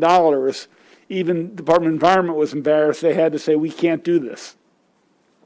It only came about because of people seeing the discharge, filming it, and sending it to MDE. It wasn't their own inspectors that found it, but they want to throw money at the company. It took the people who generally don't have a voice, to find it, videotape it, and send it to MDE, where MDE had to take their head out of the sand and say, you know what, this is an embarrassment. You and I asked a number of questions during that virtual briefing with the Secretary. And he responded on February 4th, and my Chief of Staff, Mr. Ullman, just sent out a copy of his response. And I point to the second paragraph. I don't want to have you read it all now. He says, reducing the number of administratively extended water discharge permits, again, is a top priority.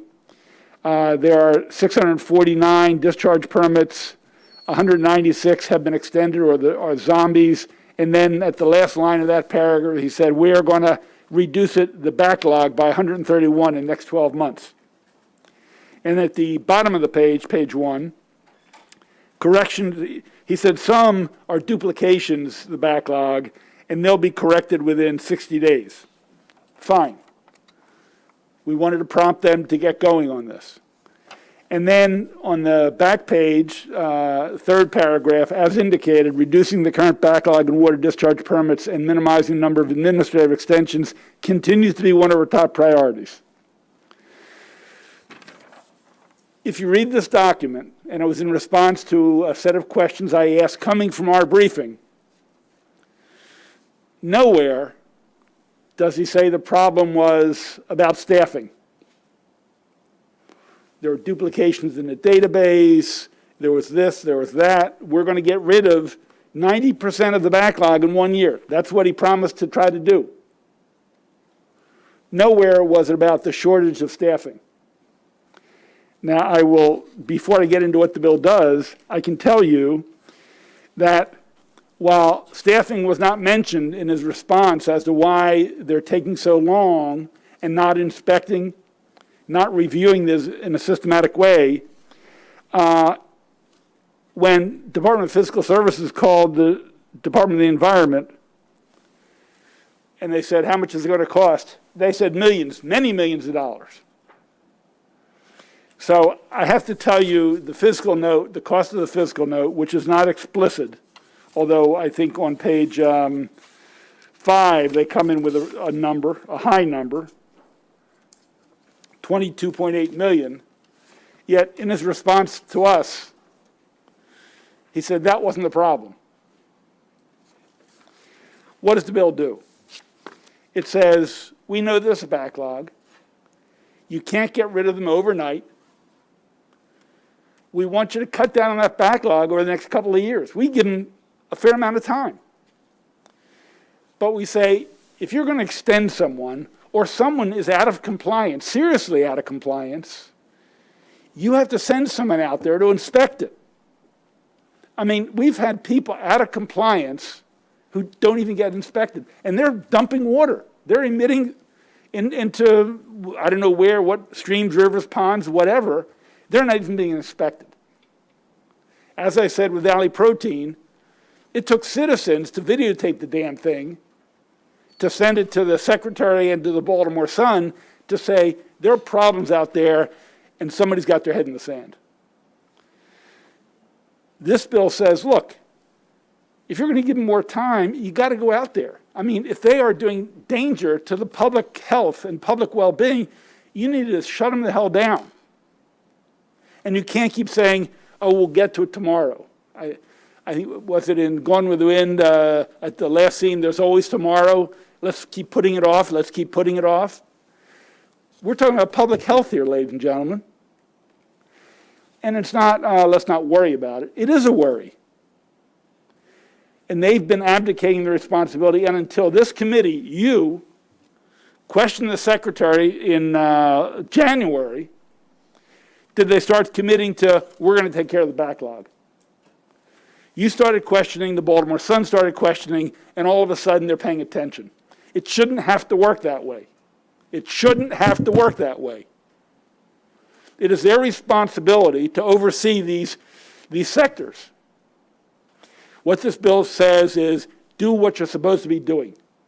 It gives them time. I don't think they're unreasonable times. In fact, they match up fairly well with what they recommend in the secretary's letter. This is a public health issue. It falls under the Department of the Environment. I'm not going to walk through and tell you each thing the bill does. It sets a timeline. It gives them time to reduce their backlog. It actually suggests, if they don't have the staff to do it, to request pins from the governor.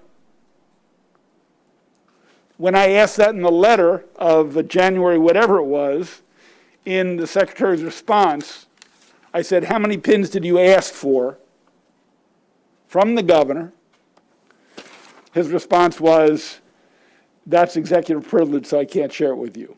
So I don't know if they asked for more pins, or they didn't care about getting more staff, or they didn't think they needed more staff. But I'm saying in the bill, whoever is governor, a D or an R, if you don't have the staff to do it, ask for the damn staff, keep them in that department, don't shift them somewhere else, but protect the public health. So this bill, discharge permits, inspections, administrative continuation, says, let's not have these zombie permits. If it takes a year or 2 or 3 to get rid of them, that's fine. I'm not saying tomorrow. Sorry to be passionate, but I think we care about the public good, and that's what I'm trying to do in this bill. Thank you. Thank you, Mr. Chairman. We appreciate your passion. That's how we're going to move forward. Robin Jessica Clark, Chesapeake Bay Foundation, as the lead witness, you get up to 5 minutes. Thank you, Madam Chair, members of the committee. Robin Clark, Chesapeake Bay Foundation, here today in strong support of SB 492. This bill basically does 3 things. It gives MDE the tools and the resources to inspect a facility, a wastewater facility or an industrial stormwater facility that's violating its permit, renew a permit after it expires within a reasonable amount of time. Starting this summer, we'd give them 3 years, and then starting in 2027, we try to get that down to a 1-year period of time. Then finally, it would seek to clear the backlog of existing administratively continued or expired permits, the zombies. What's the problem we're trying to fix? We've got wastewater treatment plants in our state that we've spent more than $1 billion invested $1 billion+ in upgrading.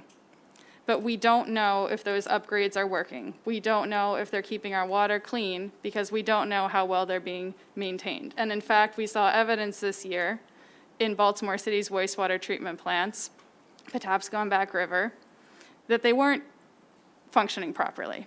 And they weren't functioning properly for more than a year's worth of time because there was no inspector sent out when we got that first notice in that first quarter that they weren't functioning properly. We saw the same thing in St. Mary's County with a sewer overflow in St. George's River that then sickened people who ate oysters out of the river following that event.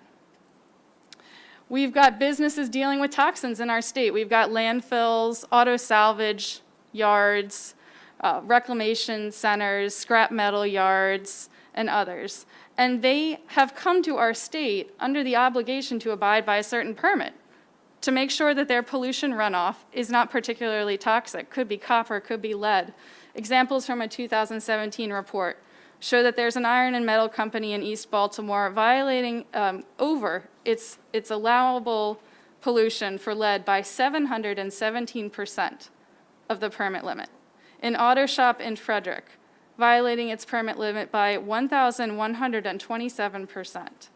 An agriculture supply outlet in North Cumberland with zinc runoff that exceeds acceptable levels by 1,378%. That's a 2017 report by the Center for Progressive Reform. Then we have a vast number of facilities, more than 600, if I'm counting correctly, that are not reporting at all. So they come up as in noncompliance, but it's noncompliance just because they failed to report. Now, if you were mentoring a child and you said to that child, I want you to get passing grades, come bring me your quarterly report card so I can see if you got all C's, and they said, I left the report card at school so I can't tell you, that would be suspect. And it would also prevent you from intervening and helping out and stopping an issue and nipping it in the bud. We have more than 200 zombie permits. That means we have facilities operating on a 5-year permit term. The 5-year permit term is ended, and we don't know that they've been made the upgrades and been asked to improve their technology such that we can best protect the public's health. Now, it's very hard to say, this power plant caused this child's cancer.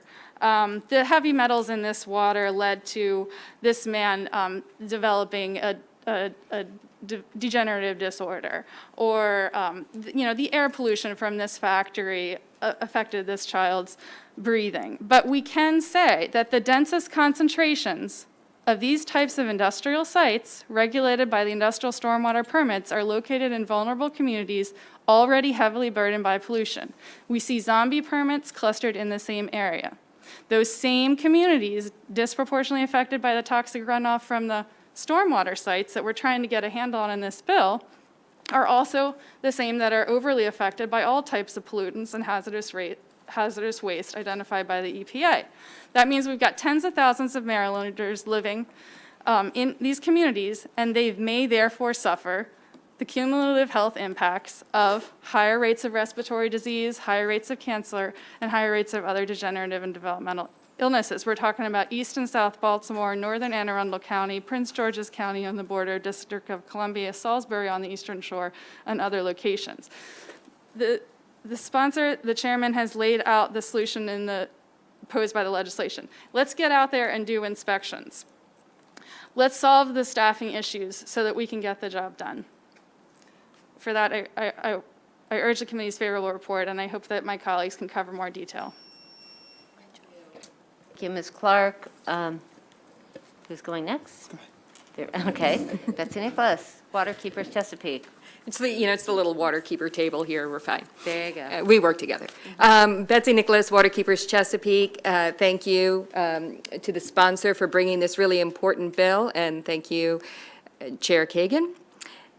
This is the heart of our work, what we do. We work every day to protect communities from pollution.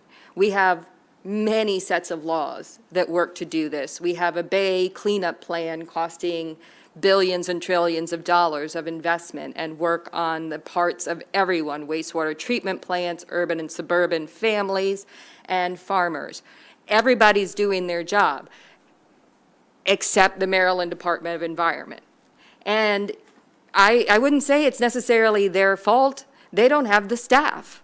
That's what we have to fix here. You can't have 10 people do the job of 200. And that's what the situation we're putting forward here. And as this has gotten worse and worse and worse, our communities, our public health, our waterways are all suffering as a result. And other people are all picking up the costs. It's not like they just vanish when the department doesn't deal with them. Somebody else ends up having to pay, whether it's the person who has a business downstream that gets polluted, whether it's the farmer who suddenly finds out, oh, wait, we have to do more of the cleanup. It's just not fair, and it's not right.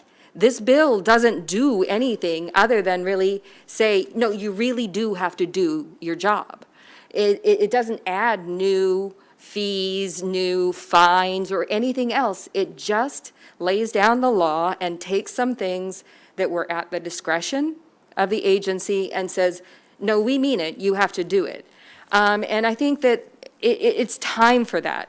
You all heard the testimony of Secretary Grumbles and Attorney General Frosch on the dire situation we're in with water quality. So it's time to do something, and I urge a favorable report on this bill. Thank you, Vice Chair Kagan and members of the committee. My name is Matt Pluta, and I'm your Choptank River Keeper, representing Shore River's members and the waterways of Maryland's Eastern Shore today. We support this bill for two reasons. The first has to do with groundwater discharge permits and their high rate of noncompliance. These are permits that allow a facility to discharge their wastewater on irrigation on farm fields. As of 2020, there are 248 of these permits throughout the state. Using data from MDE, it was discovered that in the first half of 2020, 56% of these inspections of these facilities resulted in noncompliance, leaving only 29% of inspections resulting in findings of full compliance. Looking back at the last 4 years from 2020, and the statistics are very similar. Only 25% of inspections reported full compliance. 30% of these facilities are on the Eastern Shore, of which 54% of these inspections of these facilities resulted in noncompliance. These permits are problematic, and history shows that there's a high likeliness that the noncompliance will occur. The bill will provide the much-needed oversight on these permits to make sure that the noncompliances are being corrected. The second reason we support this bill is because it will prevent the dangerous situations like that discovered at Valley Proteins, where a facility is operating on an expired permit while also being in significant noncompliance of that expired permit. This is the ultimate 1-2 punch to water quality and the whole permitting system designed to protect our state's waterways. Valley Proteins isn't the only one like this. It was discovered that Nicholson Landfill in Kent County is also operating on an expired permit and in significant noncompliance of that permit. The Valley Proteins situation was described by MDE as an environmental disaster, a disaster of pollution that did not need to happen if only MDE was renewing these permits regularly and addressing the significant noncompliance when they occur. This bill is not asking MDE to go above and beyond. It's simply bringing them back to the standard of what they're obligated to do under the Clean Water Act. And the fact that the fiscal note is what it is on this bill shows how far MDE has deviated away from doing their job to protect the state's waterways and from permitted polluters. So for that, we urge a favorable report. Thank you. Buda, and thank you. I remember the committee site visit to your space, and so thank you for your leadership. Questions for this panel, and I have one, but let me defer to Senator Lamb first, and then I'll go. Oh, and then I see Senator Washington. Go ahead, Senator Lamb. To the panel. You know, I'm glad we had this briefing earlier during the session because it certainly gave us an opportunity to better understand some of the shortcomings that the department has had. And I think as the chairman mentioned, MDE really is a public health agency. It's an extension of a public health agency, just like EPA is. And so, you know, I guess to the experts on the panel here, you know, can you help, because not all of us have a public health background, but just with one question and an answer here, help connect the dots why these permits are really impactful for public health and for people's health, our constituents' health.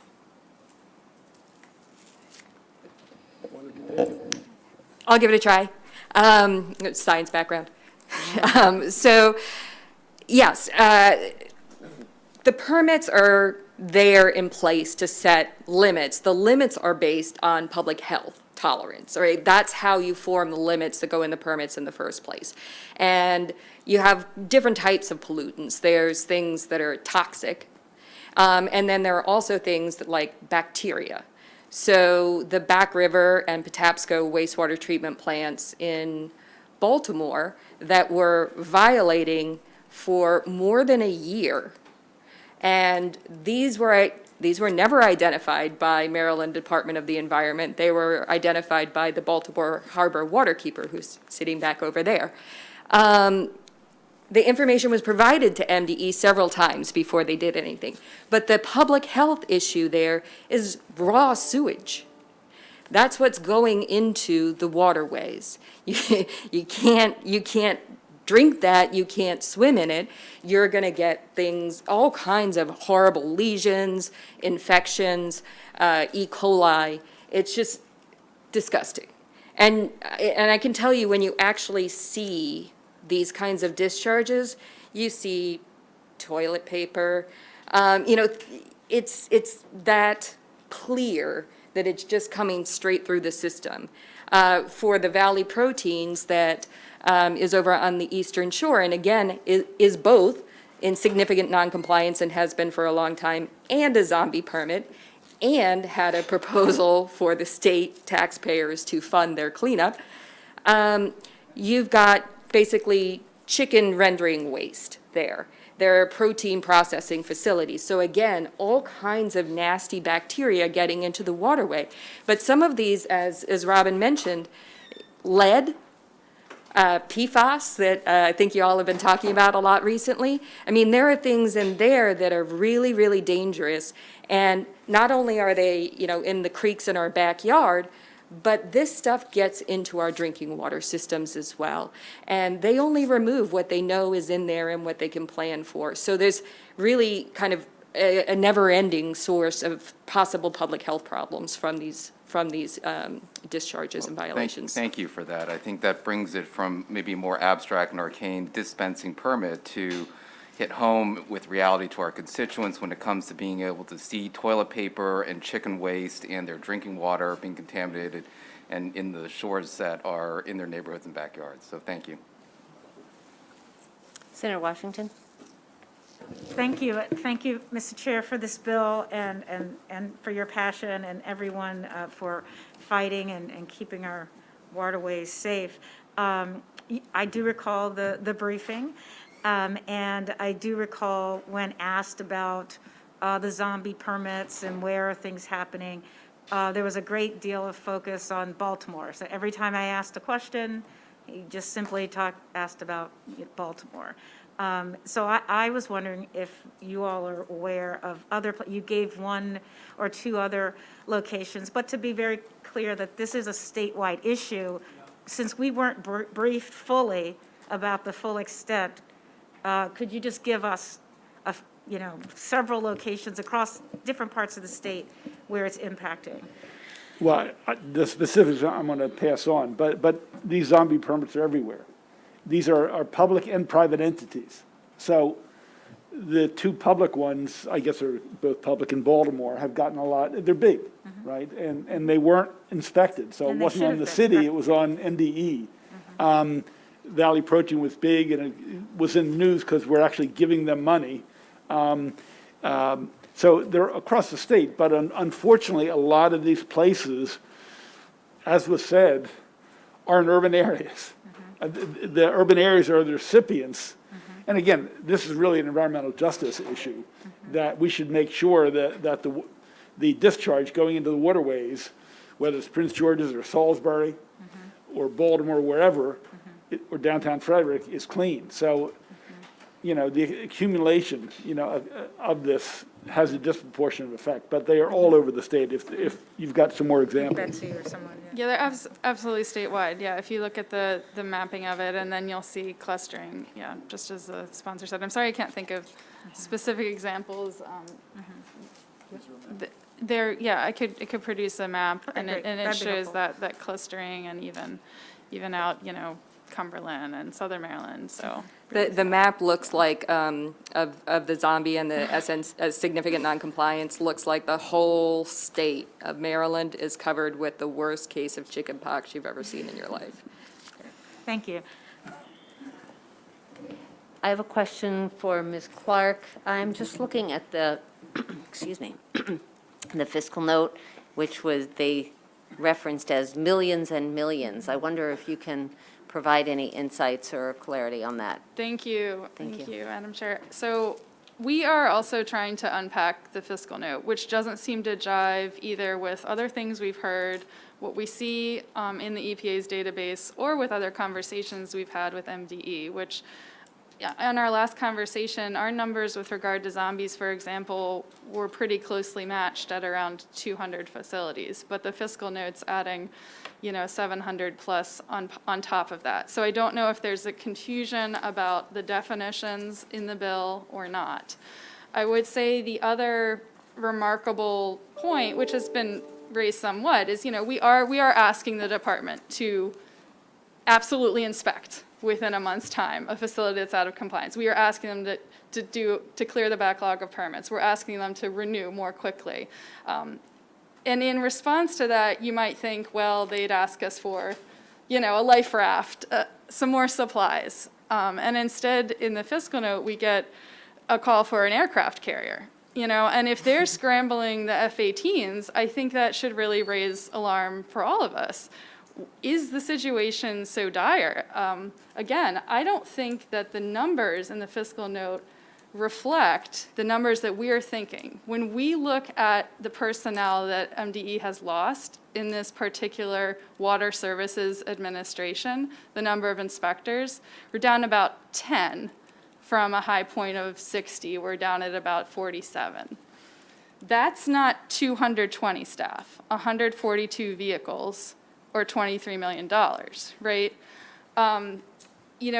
To clear the backlog of zombie permits, if the zombie permits are around 200 over the course of the next 5 years, again, how many additional staff are needed for that? That would be on the permit writer side. So I do hope to have the opportunity to continue discussions with the department and drill down into the details of this bill to get things to a more oranges to oranges for your benefit.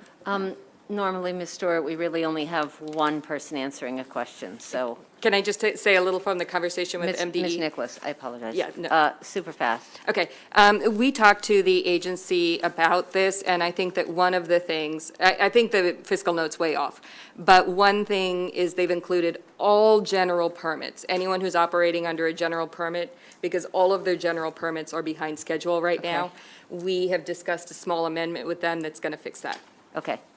All right, so with that, I see no other, oh, yes, I do, Senator Croza. And Senator Patterson. God, it's hard to see these. I have sympathy for the chair. Thank you, Madam Vice Chair, and Chair Pinsky and our panel, thank you. I think when we have tough conversations, often it's because we know we need to do better. And sometimes the tough conversations are, how do we go about it? And when we're talking about, increasing inspections and talking about the backlogs, we also need to think about the people on the other end of that. And I think there's a general agreement that we have to go after the bad actors, and I think that's one category. But I also think there's those that are kind of caught up in non-compliance for other smaller, more minimal issues. So when we talk about this enforcement and these inspectors, part of the mindset, and this is, I think should be a conversation with MDE, is also the technical assistance and the guidance, and how do we basically all work to where we need to be. And with that, with Chair Pinsky, I noticed in MDE's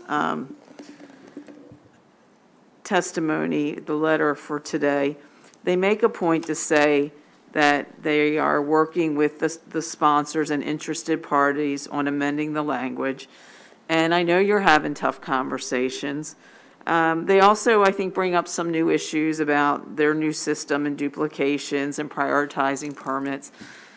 And I guess to get to a better place of where we are today and with your bill, I wanted, Mr. Chair, just to see, in addition to kind of maybe the push for more inspectors, do you also see that we should also be providing some technical assistance, especially to those, who just don't have that expertise or need to be walked through? I mean, every time I receive one of these cases, I represent 3 counties.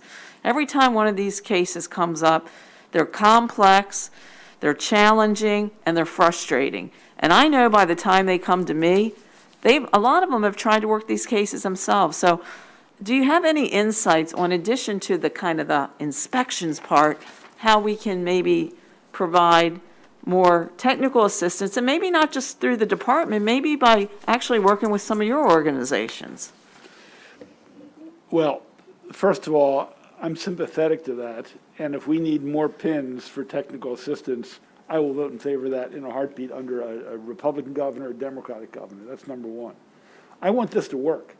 I would like these to get reviewed every 5 years, get approved because they have the right technology, and keep our waters clean. That's what I want. I would prefer not to have to do this bill. That's number one. But I also have to tell you, one of the concerns, and I can't remember if it was testimony or not, they said some of the non-compliance are people who, this is all self-reporting, they're supposed to be testing their own discharge. Some of the non-compliance are businesses, companies, whatever, that don't submit their own self-testing. It seems to me, if they didn't submit it because they didn't know it, if MD doesn't get the paperwork, it seems to me they'd send out an email, say you didn't submit your paperwork. And I assume the company would either say, oops, we forgot, and they give them 15 or 30 days and they submit it, or they say, we have a problem, we need help. Or they, I don't want to say hold up the middle finger, but they just say, we're happy doing what we do. And I'm more concerned about that last group. I mean, I can't understand if someone is in noncompliance because they didn't submit their paperwork and they didn't know they had to, why that would be a problem. I mean, we have technology. I mean, it's a phone call or an email. So that should be a non-existent problem. If some need technical support, I didn't hear from the department. They don't have the staff for technical support, but I will support. One of the questions I asked, Senator, to them in my letter was, did we ask for more pins? And of course, they said they couldn't. It was an executive question they wouldn't answer. That's fine. I would just hope that if they're short-staffed and can't do exactly what you're talking about, they'd make a fuss and ask for that help. And I will support it, whether it takes tax or not. And I don't care who the governor is. I want this agency and inspection and enforcement because I care about the public health. So I don't disagree with anything you said. The department knows if they have amendments, and I know they've had some conversations, and they need an extra 3 months, or they need this and need that. This is a conversation starter, but it's also going to be a conversation ender because we're going to put something in law. At least I'm going to advocate we do that. Obviously, it's up to the committee. If they have suggestions or you have suggestions, I am more than happy to listen and encourage them, even because I want it to work. And I think I guess what I'm asking for from the chair, from the different advocates and organizations, and with MDE, that there is a constituency that are not the bad actors, and I'm not so much saying we need more pins for technical assistance. It's almost sometimes a mindset that, that you're here and you need to be here, but how you go through that process in a way that doesn't, necessarily destroy these families and businesses, that just should be factored in as we move to that point. Yeah, and for sure, but I also have to say, if they're emitting mercury or lead in the water, other members of your constituency are being harmed. And we can't say, well, when you get around to it, or if you want to do it, and there's working with them, but again, at some point you have to say, you're harming the public. I understand. And you mentioned, can these people help them? I mean, they can, but they're not the ones approving the permit. And in fact, using these people, they might set bar up here too hard because they obviously are probably going to go overboard in protecting the public, as much as I love these people.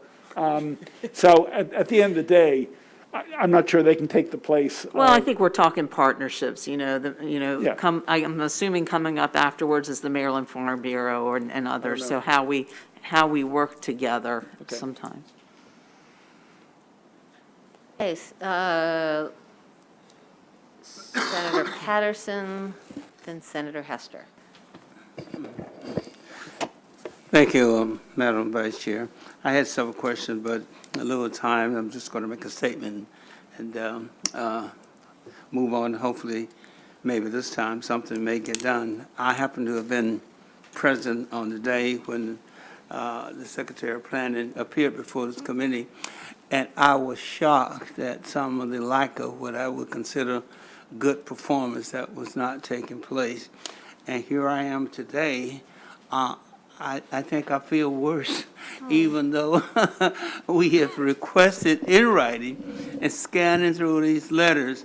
I don't think, to me, I don't think it got close to responding or giving me any sense of believing that even now, even with legislation, how we enforce a lot of this.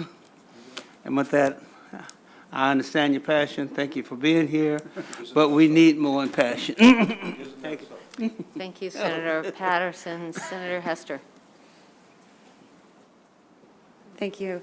I appreciate the passion also. I was curious about the question that Senator Carrozza asked, because when I read this bill, I read it as a good government bill. We're actually trying to get the government to do what they say they're going to do, and not necessarily, just really chasing people down who aren't doing it. Because, having been unfortunately working so closely on septics, I know that our local health departments are so understaffed and so underpaid. We're just like losing people right and left. And so I guess my question is for the bill sponsor. I mean, given that we've got all these empty positions, like, is there anything that we can do?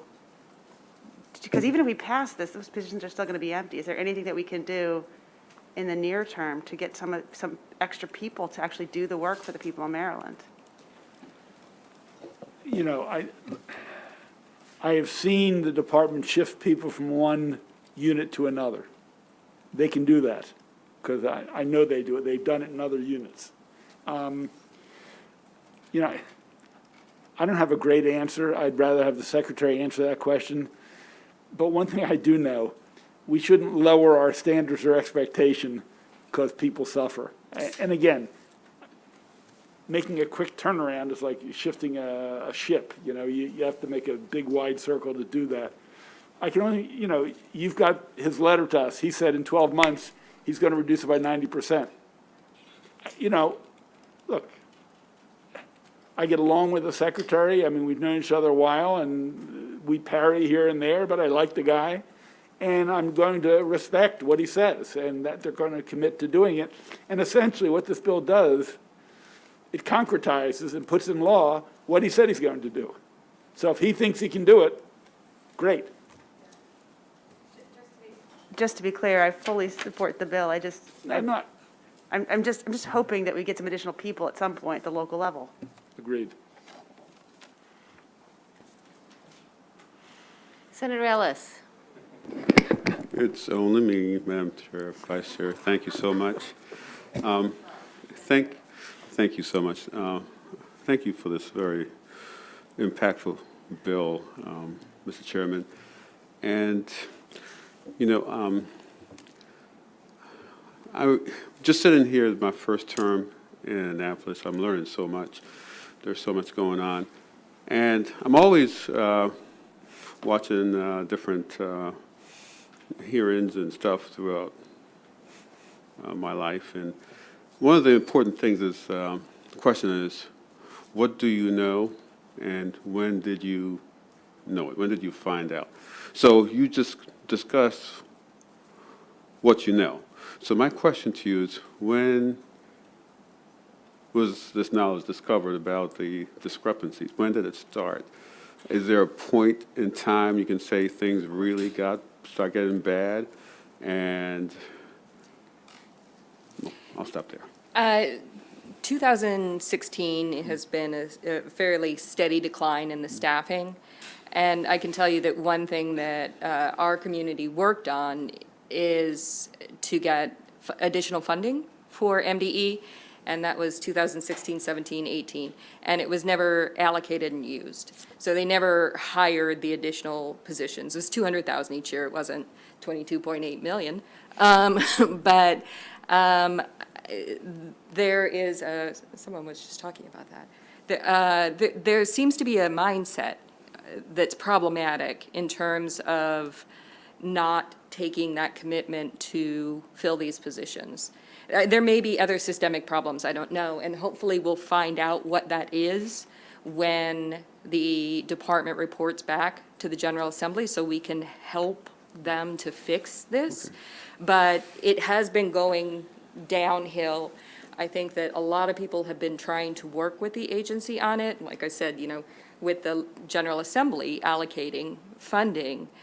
But if they're not going to take it and use it, that's essentially how this bill has come around. And the same with some of the enforcement actions that have now happened, Valley Proteins or the Baltimore facilities, because, you identify the problem, you share the information about it, you talk about how to fix it, and nothing happens and nothing happens. And so eventually you hit this crisis point. And okay, so thank you for that. So 2016, so that's 2 years before I got here in 3 years, 2019. Let's make that clear. But is this a problem with is the General Assembly not doing, or who is when you say they, and who is responsible for hiring the people, making sure the inspections occur and enforcement happens? I would say that goes directly to the department. Now, the budget issue gets a little more complicated, When you say as you all know. department, we have people listening, they don't understand our term. When you say the department. Sorry, the department, Maryland Department of the Environment. Okay, And so and who supervises that department? that would be Secretary Grumbles, No, who supervises him? the General Assembly. The governor. I'm sorry? The governor and the General Yeah, Assembly, so but the governor. So 2016, the problem, it became very noticeable. And it's the responsibility of the governor, which passes through to the Secretary of the Maryland Department of Environment, who have allowed this problem to, is it fester? Is that what you're saying? I don't want to put these people on the spot. I mean, Well, it's not on the spot. It's just understanding stuff. We talk around things, Mr. Chairman, and we need to understand where the problem is. Yeah. And so this is a specific responsibility.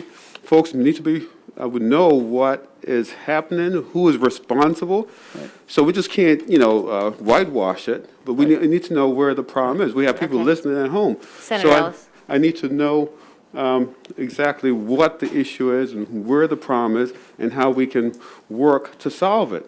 And okay. Senator, so I'm saying, Mr. Chairman, go ahead, if you want to answer Senator Ellis's question. I'm not here to bash the administration. I do that enough outside of committee. I'm here with this bill. It has implications. I think it says what's not getting done. And I can tell you, some of the bills that have been introduced, it didn't start with the Hogan administration. I mean, there were programs that were underfunded under a Democrat administration. And when I have to criticize them, I'll do the same. But I don't want to... I'm sympathetic to what you're saying and would be happy to lay blame. I think the bill speaks for itself, Senator. yeah, well, we'll deal with the bill, but to understand what we're dealing with, we have to identify specifically what the issue is and be brave enough to do it and to say it. One of my hero politicians, majority leader in the House of Representatives, my congressman said, if you got something to say it.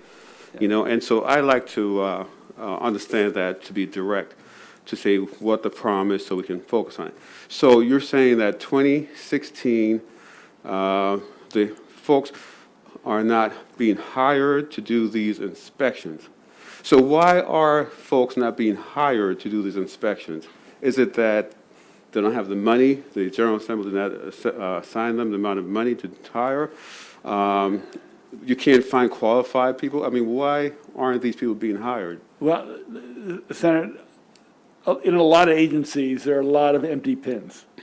In my mind, in numerous agencies, there are more empty pins on enforcement and oversight. I don't think that's been a high priority of this administration. I mean, I've said that many times.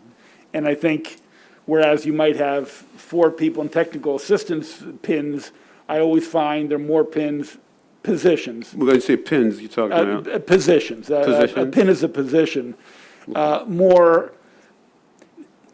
There's been less accent and focus on enforcement and inspection in multiple agencies. And I think that's been a failing of this administration, and it's been a little bit of the Wild West out there.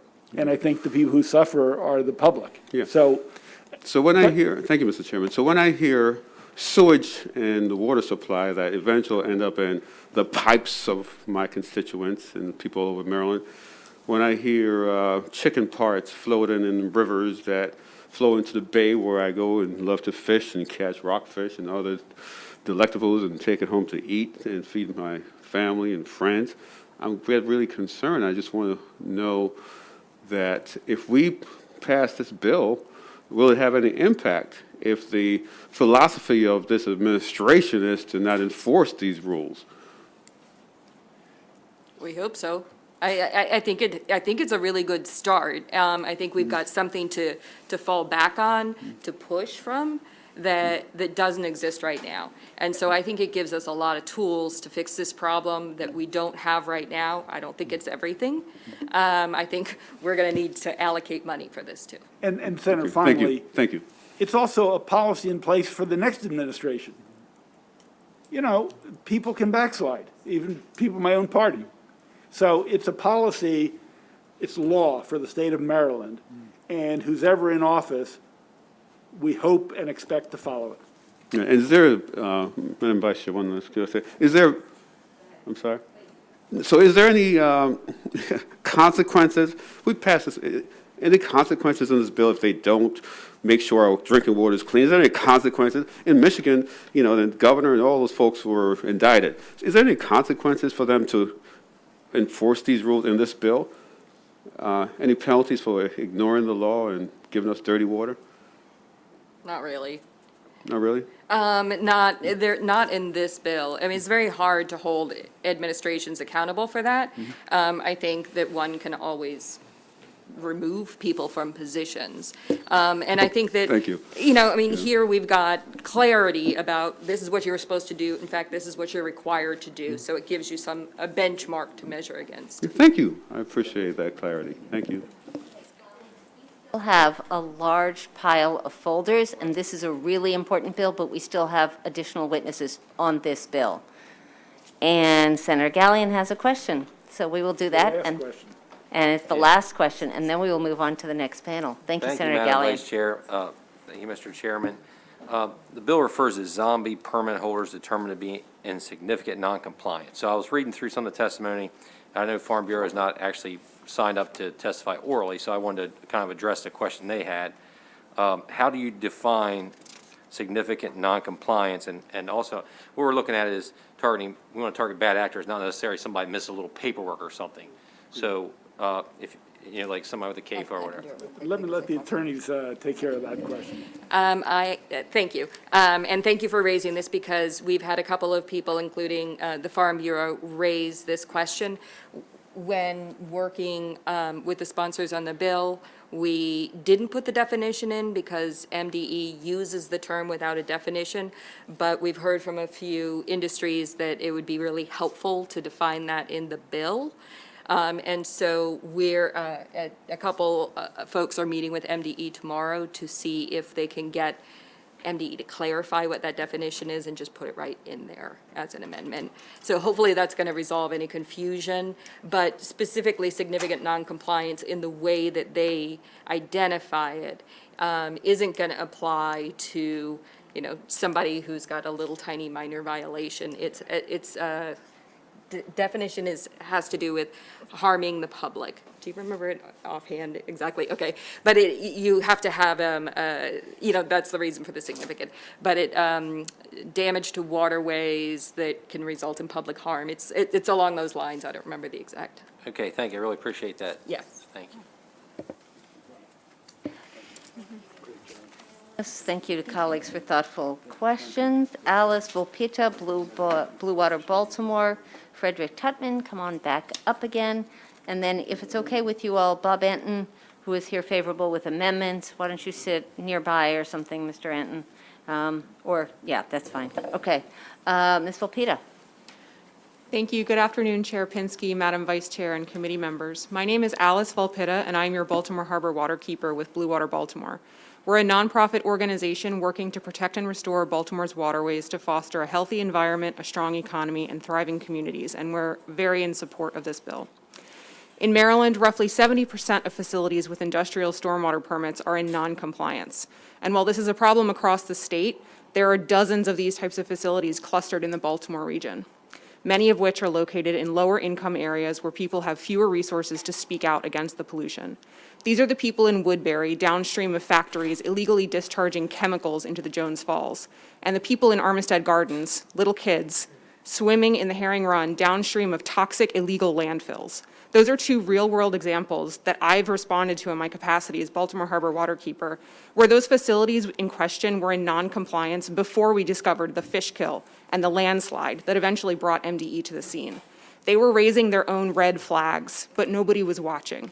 Sometimes facilities go into significant noncompliance because of limit exceedances, but oftentimes it's because they just stop submitting their discharge monitoring reports. They just stop doing their homework. And in a system that relies almost entirely upon self-reporting to identify problems, a failure to submit those reports is among the most serious violations of a facilities permit. Without adequate self-reporting, the entire system falls apart. And so there must be commensurate actions taken by MDE every time a facility falls into such noncompliance, or else the pollution will snowball and public trust will be eroded. This is like ignoring the check engine light in your car for months until you end up pulled over on the side of the road with an engine fire. What could have been a $1,000 fix at first has now totaled your car, except the stakes here are much higher, and we're gambling with environmental and public health. This bill puts common sense guardrails around existing laws to ensure that they're adequately enforced for the good of Maryland's people and the environment. If polluters are brazen enough to stop submitting their discharge monitoring reports under the belief that MDE just won't do anything about it, it's time to call their bluff. Thank you. Mr. Tutman, welcome back. Thank you. I'll be incredibly brief. I want to defer in every respect to the able comments of my colleagues on this matter. I will point out that the Patuxent has 36 wastewater treatment plants, and there's almost never a day when at least some of those plants aren't leaking, sometimes raw sewage. In Lothian and Anne Arundel County, we have 4 plants that have been out of compliance for over 2 years. Egregiously, we're still trying to figure out who's actually responsible for them. So these zombie permits, just like the title implies, they just keep coming back, in spite of the fact that the likelihood is not great that these are facilities that are going to come into compliance anytime soon. And that's a big darn problem. Thank you. If it's okay, Senator Riley? Can we bring Mr. Anton up? Mr. Anton, why don't you come on up, and then we can take questions for all 3 of you. It is lovely to see Maryland Building Industry Association as favorable with amendments. So let's hear what your amendments are, Mr. Anton. Robert Anton on behalf of the Maryland Building Industry Association. This is a trade association that I come in front of your committee to testify of bills that impact them. And is that better? Sorry. So for the home builders, that's who I represent, the home builders. And we have been working with the proponents on the bill, looking at some of the language. The question that Senator Gallion raised is the same question we had, and that is, what does it mean to be in significant non-compliance? And it's our understanding that the proponents for the bill recognize that that is an issue and that they will be working on language. I mean, home builders come under what we call general permits. It would, the bill applies to all water discharge permits, so technically it would apply to the general permits that a builder has. But the builder also has local government permits, and typically it is the local government that's out there doing the inspections for compliance, and typically you don't hear about, well, that, you know, there was a huge pollution in a river caused by a home builder. What you hear about, I've sat through the House hearings yesterday, what you hear about are wastewater treatment plants, industrial buildings, power plants. So, you know, we don't have a problem with the bill. We're looking forward to getting clarification on some of these issues. And if when those issues are clarified, and I believe they will be, then the bill will be fine with us. We won't have a problem. Thank you. Thank you, Mr. Anton. Great to have you with the Greenies by you. So Senator Riley had a question? Yes. Mr. Tutman, are those four down in Lothian, are they the mobile home parks? You're absolutely right. Yeah. One of them was discharging raw sewage recently. We actually have video of it. All right. Well, make sure Senator Elfreth knows about this. She's very engaged with those South County issues. Hey, Mr. Enton, you ever boat on the Severn River? I'm sorry, sir? You ever boat on the Severn River? Yes, sir, I have. Yeah. Well, that's where the pollution comes from home builders who don't do the proper stormwater management. Isn't that so? Boom. Mic drop from Senator Riley. Thank you. I see no other microphones. Okay. Seeing none, thank you all for your testimony. Thank you. Thanks to all the witnesses and the chairman. That completes the hearing on Senate Bill 492 and passing it back to the chair. Thank you, Madam Vice Chair. We're moving on to Senate Bill 552, Senator Kramer, Climate Crisis Plan Requirement. We have Senator Kramer, and if Hope Clark is here, I think you're a lead witness, please come up. And Ms. Clark, you also are on that panel, so stay close to the table. And Monica O'Connor, you can be in the first row if you'd like. We'll take those four, take questions. Then we'll move to unfavorable, Dominic Butchko and Ellen Valentino. Senator, welcome. Thank you, Mr. Chair, Madam Chair, members of the committee. Ben Kramer here to introduce Senate Bill 552. And committee members, I think it is a very straightforward, common sense bill that is perfectly appropriate in light of the work that this committee is already doing to address the climate crisis. It goes hand in hand with much of that work, and it complements the work that this committee is doing in addressing the climate crisis. And the focus of the bill is that we are all in this as a state to address the climate crisis. And we need to ensure that all 24 jurisdictions in the state are participants. And this bill simply proposes that all of our jurisdictions participate and recognize the unique circumstances in each of their jurisdictions that need to be addressed with regard to the climate crisis. It doesn't necessarily work that one size fits all for every jurisdiction.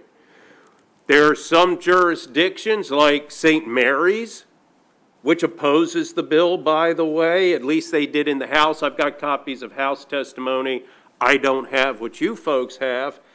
And yet I have had representatives from St. Mary's come to me and say, hey, we need help dealing with the chronic flooding of St. George Island and the state road there being flooded, and how do we address that?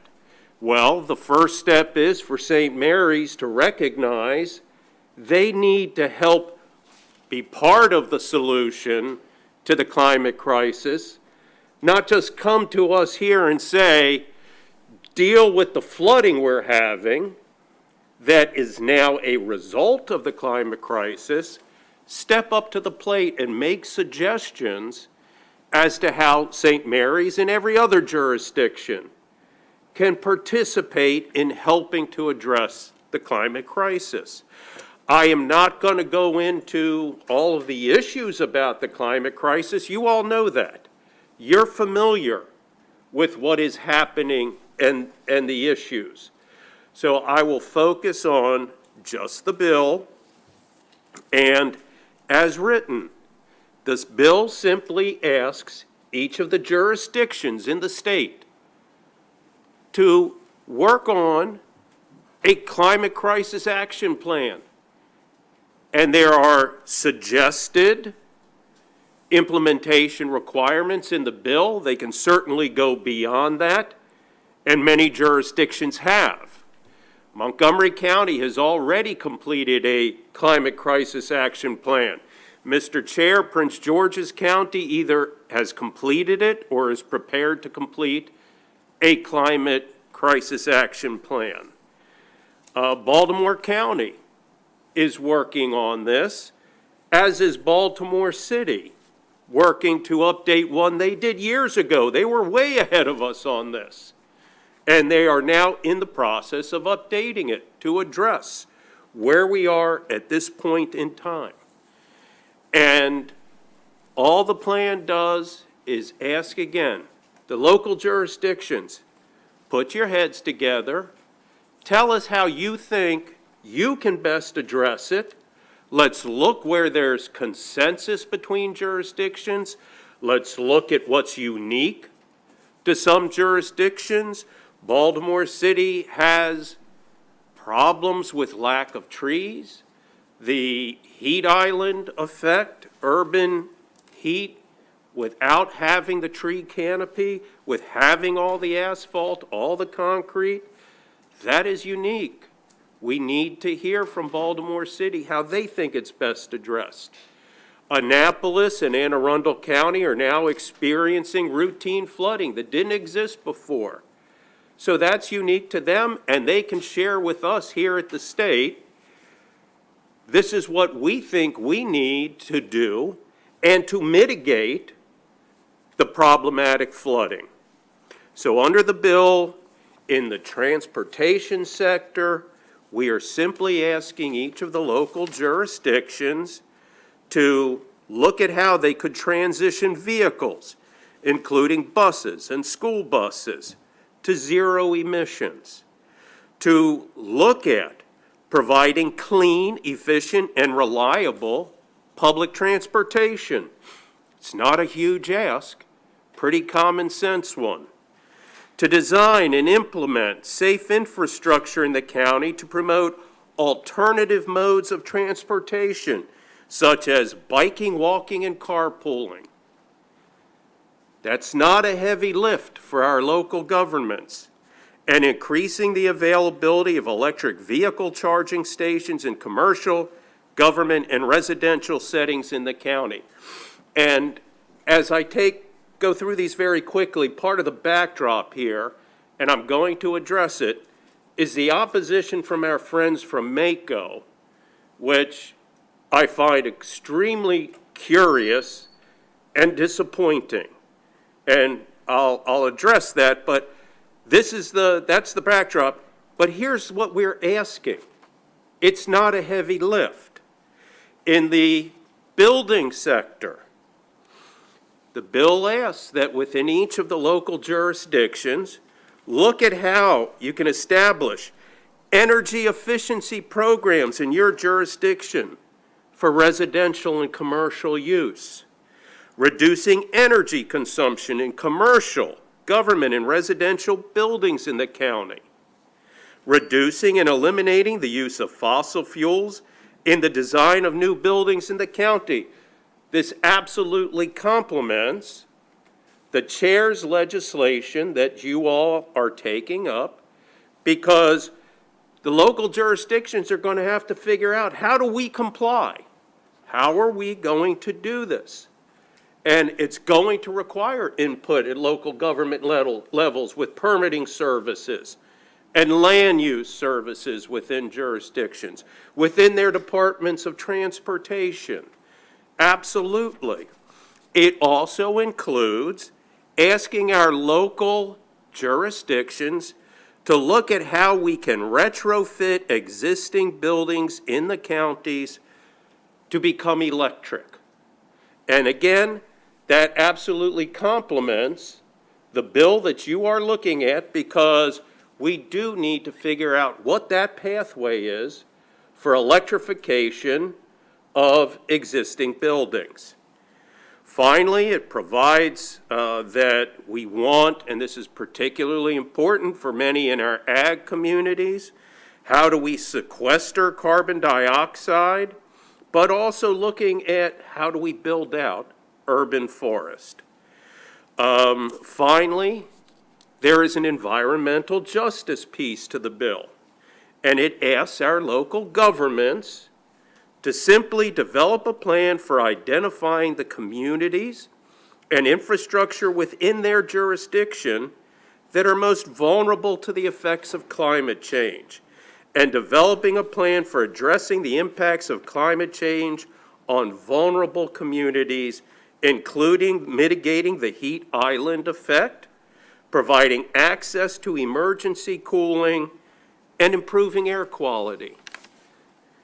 It asks that they address climate-related health care needs and establish energy efficiency programs, including financial support to shift to heating and cooling systems that are not carbon dependent.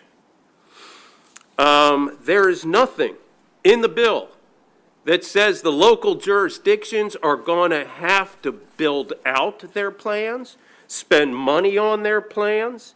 It asks them to develop the plan and to provide cost estimates for fulfilling it, that they will then provide that information to the state so that we have a better understanding of what those things are they need to do to achieve their plans. And then we have an opportunity to take a look at what those costs are and how we're going to move forward.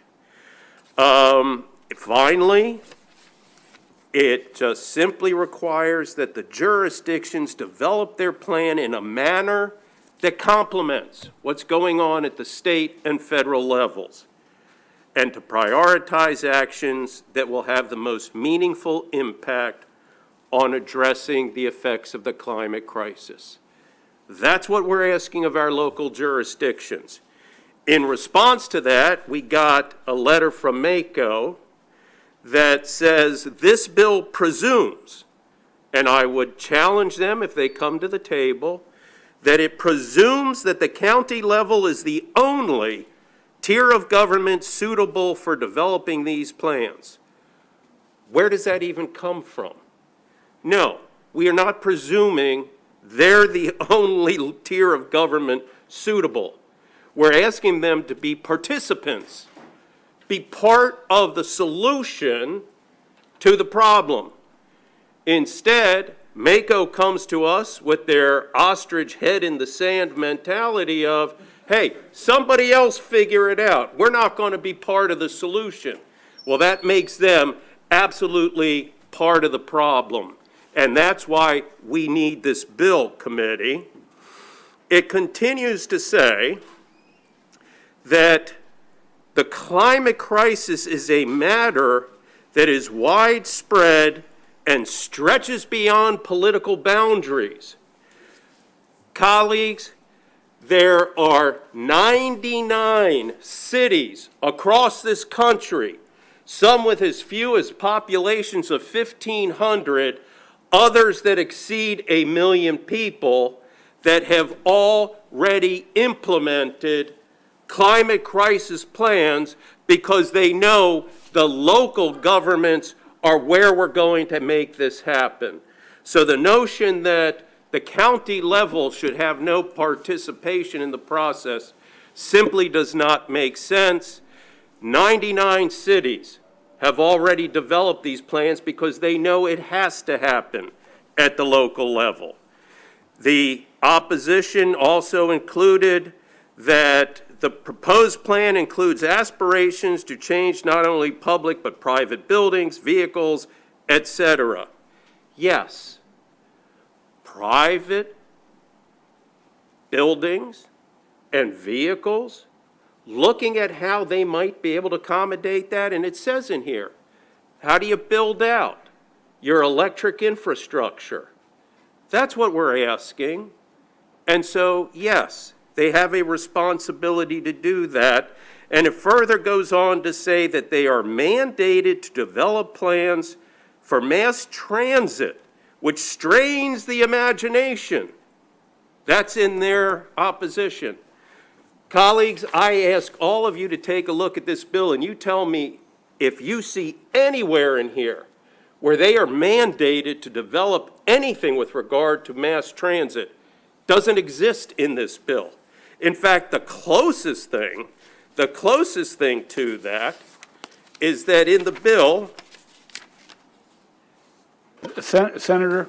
Thank you, Mr. Chair. I'm trying to work through it, but this is the only way I get to address this. But Senator, in terms of responding to the critics or the opposition, you've done some of that. We've got some pretty smart people who are probably sympathetic to it. I think they will be able to ask the opponents some of those very same questions. All right. I will conclude by saying, sir, that the bill simply asks that they provide clean, efficient, and reliable public transportation. It makes no reference to mass transit anywhere in the bill. So with that, I will accept the slap on my wrist that it's time to wrap it up. And Mr. Chair, thank you, and I will let others have the floor.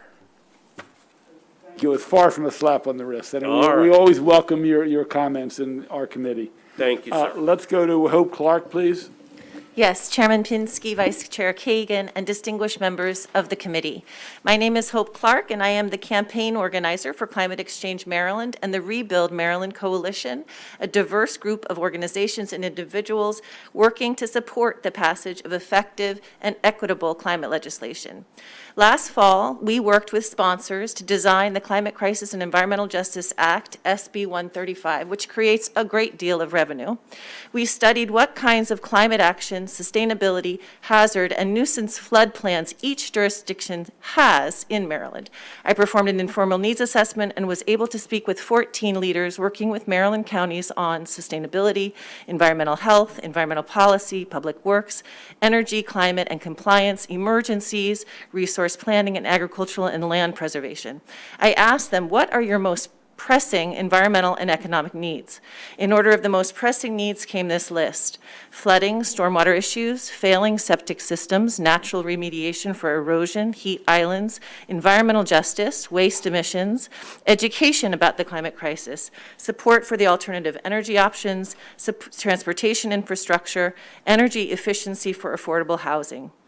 SB 522 creates an important structure to address these documented needs. It gives our state and its local jurisdictions a framework to start the process to analyze and implement the reduction of greenhouse gases necessary to slow down the effects of our changing climate. We must approach our emissions reductions plans thoroughly and methodically. That starts with the conducting of a baseline of greenhouse gas emissions inventory of existing conditions in the county and establishing realistic county targets. SB 522 importantly includes developing a plan for identifying in communities that and infrastructure within the county that are most vulnerable to the effects of climate change. As one county representative suggested, let's create a cross-department integrated team that includes community members to review proposals from trusted community-based organizations and avoid a county procurement process. For these reasons and more, we urge a favorable report for 522. Thank you, Ms. Clark. Ms. O'Connor.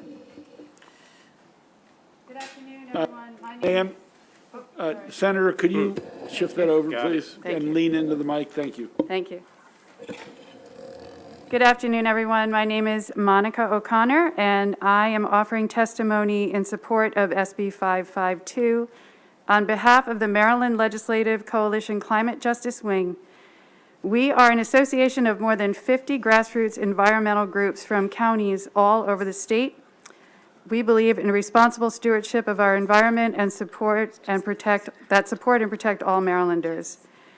We applaud Senator Kramer for bringing such an important common sense legislation. We are more than aware that we're living in a climate emergency. Some counties in Maryland have already started or completed plans to deal with the effects of the climate crisis, and to make their communities less reliant on fossil fuels and mitigate the effects of climate change as much as possible. But this is something that can't be done in little isolated islands. The whole state needs to participate if everyone is going to benefit. This is not to say that the state is off the hook. The state needs to lead in this process, but each county should create a climate action plan that is tailored specifically to the threats that that county is facing.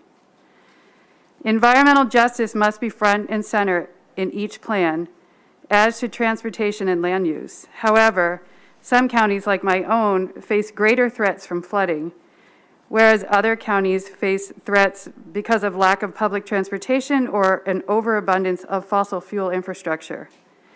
Whatever the major threat, a plan of action should be in place. We all aspire to live in safe communities, but the threats are different, and so the plans are different. Specifically, if my county had a climate action plan, I would be aware as a resident of what my county is doing, and I'd be able to hold them accountable. So that's why the Maryland Legislative Coalition Climate Justice Wing supports this bill and welcomes a favorable report in committee. Thank you. Thank you, Ms. O'Connor. Ms. Clark, CBF. Thank you, Mr. Chairman. Robin Clark with the Chesapeake Bay Foundation, here today in support of SB 552. This legislation could give an opportunity to local jurisdictions to bring together some planning they're doing in other areas. For example, the comprehensive planning that they're doing with regard to land use, transportation, or sewer expansion in their county, and bringing that together with the hazard mitigation planning that they're doing for preparedness for the effects of climate change right now. We think that is, thank the sponsor for the foresight and acknowledgement of the relationship between those two, between mitigating the climate crisis long-term and adapting to its effects now, and in asking the local jurisdictions to consider the short-term needs and the long-term strategies that make sense for them. In particular, we appreciate the legislation's focus on addressing the impacts of climate change for vulnerable communities in the counties, mitigating heat island effect, providing access to emergency cooling stations, and improving air quality. We think that climate change is coming at us in somewhat unpredictable ways. We know there's increased rainfall, more severe storms, more frequency of severe storms, but not exactly when, and that makes it especially difficult and important to be prepared. For these reasons, we support SB 552. Questions for this panel before we move to unfavorable? Senator Hester. Just really quickly, I was curious, is there anything that would prevent like this and some of the other climate bills that we see going ahead together? Like, is there anything where they're diametrically opposed, or do they complement each other? Was that addressed to anyone in particular, or is that headed my way, Senator? Then I am happy to take that crack at it and say that this absolutely complements pretty much everything that certainly is in the chair's bill that you all have been very focused on during the duration of this session, and would work hand in glove with that particular bill, as well as other things that you've heard. It fits right in, and thank you for that question very much. And one, following up on almost the same issue, if we link these, for example, I mean, conditional on the passage of the other, because we don't know what's going to end up in the state, but maybe asking them to do a plan based on what's in the state plan, rather than possibly have different things. In other words, if the state law is the state law, how they're going to help do that and require all 24 jurisdictions to do it and make it conditional on the passage of the other bill. It just came to me, because they are so parallel in many ways. And in fact, I came across one on the top of page 3 I don't know if you have the bill in front of you. I do, Mr. Chair. Top of page 3, Yes, the first line there. I made reference while I was introducing the bill, Mr. Chair, to that very line and how with the requirements under the bill, I've actually addressed this when I first introduced the bill just now. This is our opportunity to ask our local jurisdictions, what is the path? How do you envision and see us accomplishing this lift? How do we get there? And that's my point, is it very much complements what's, including the preceding paragraphs, Mr. Chairman, that also very much complement the ask in the bill that you've introduced. It's help us develop the plans to get there. And with 24 jurisdictions looking at it, I think we start to get some answers. We start pulling the best and the brightest in each of those jurisdictions, Mr. Chair, together to come back and say, here's how we think we can get it done. And that's when we have an opportunity to look for consensus. and that includes getting to 100% electric in existing buildings. If we can do it, and that's what this, it doesn't say do it by a date certain, Mr. Chairman. Okay. It does say help us figure out how we can make that happen. Great. And I think that's important as it ties into what you have in your bill. Thank you. Thank this panel. Thank all of you for your patience and your testimony. Thank you, Mr. Senator. Thank you for that, Mr. Chair. We're going to go to... Thank you, committee. Dominic Butchko, Mako in opposition, and Ms. Valentino also in opposition.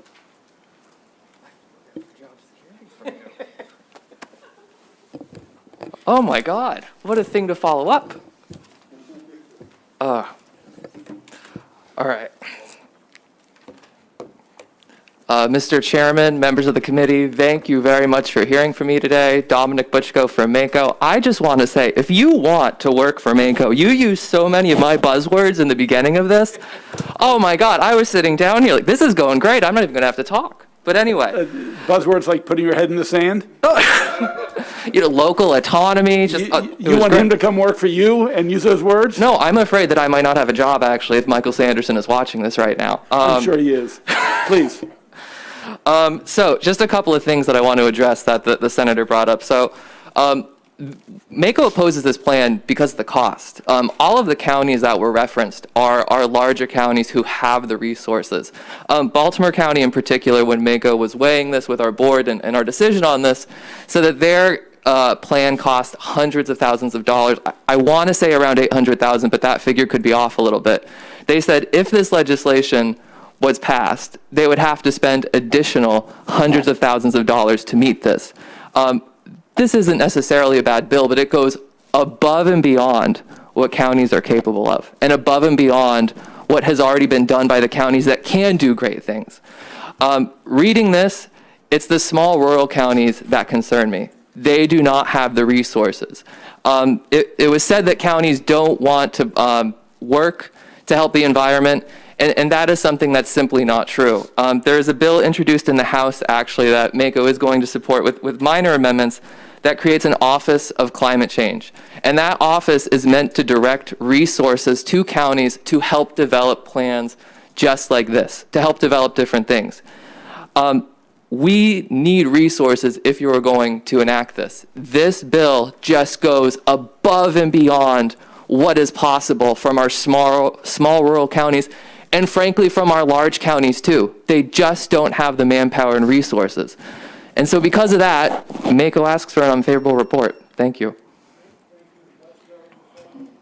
Thank you. Welcome to EHE. Thank you. I'm happy to be here, Mr. Chairman. I'm Ellen Valentino, here today on behalf of the Mid-Atlantic Petroleum Distributors and Mid-Atlantic Propane Dealers Association. And I know that you heard our testimony the other day, and that we just have fundamental disagreements around the safety cost and impact of moving the state forward towards a sole source energy source such as electricity. We think it's wrong for the state, we think it's wrong for the county, and we actually stand by our testimony today.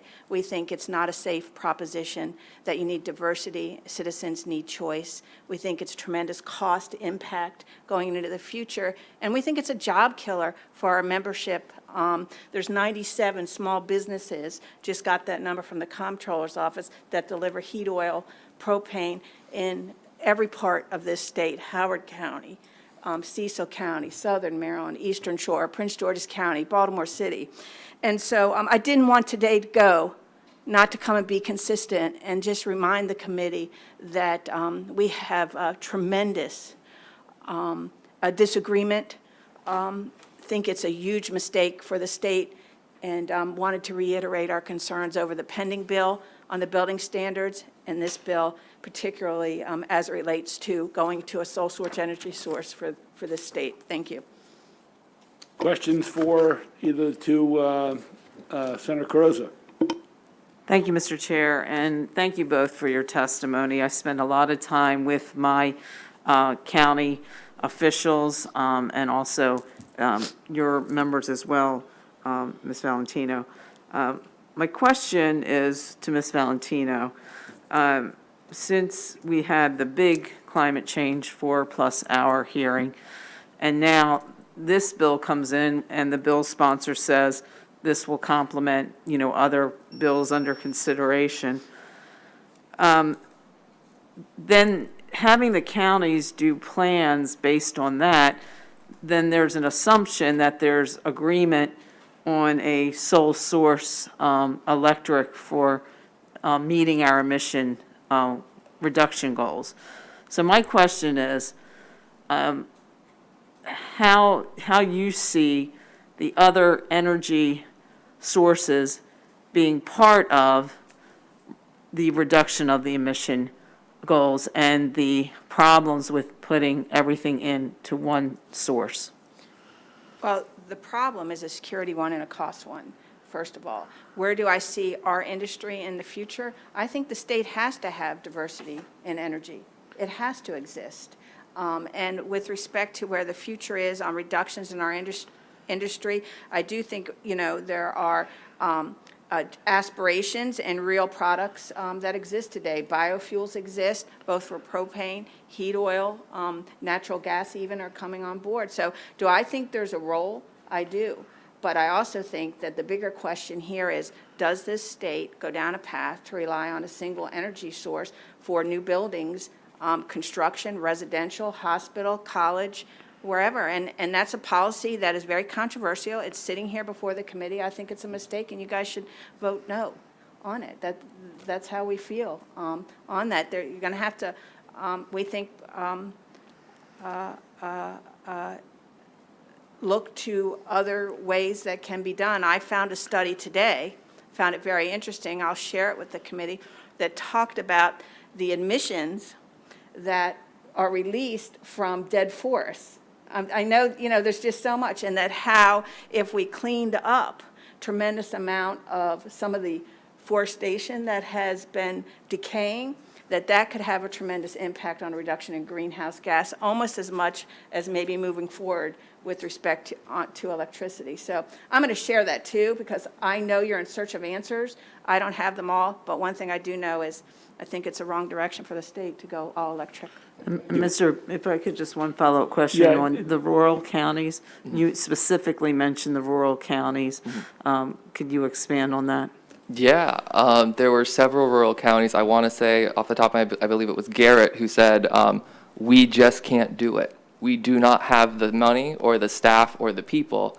And the tens of thousands to hundreds of thousands it would cost to bring in consultants to develop a plan like this, it's just not possible. Thank you. I have one question for Ms. Valentino. When the coastal highway is flooded on the eastern shore, and your companies cannot get across coastal highway to deliver oil or natural or oil, whatever, to the businesses and hotels and businesses between the ocean and the coastal highway, which may be flooded from the coastal bays or from the ocean, who knows? How are you going to be able to continue operations? Do you want me to answer that? If you can. Okay, the same way, that same hurricane that comes across and causes that flooding also causes power outages, and those locations are reliant on propane, heat oil, and gas as their backup fuel today.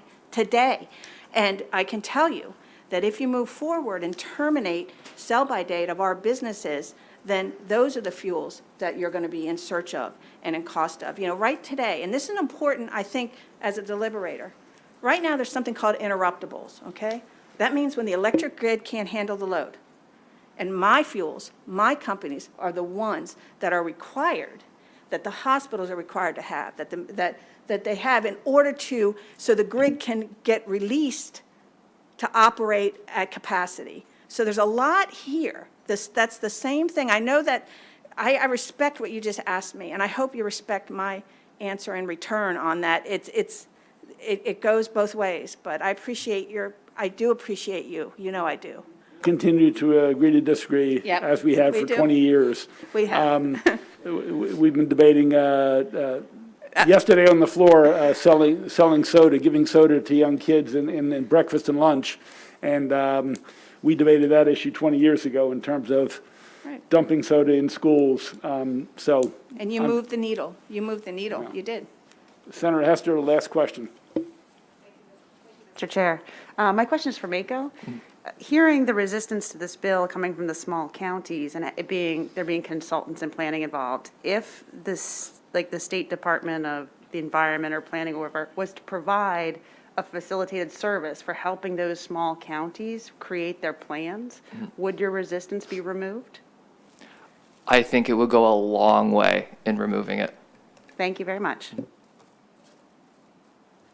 Thank you all. That concludes the hearing on Senator Kramer's Bill 552. Thank you, Senator, for joining us and sharing the bill.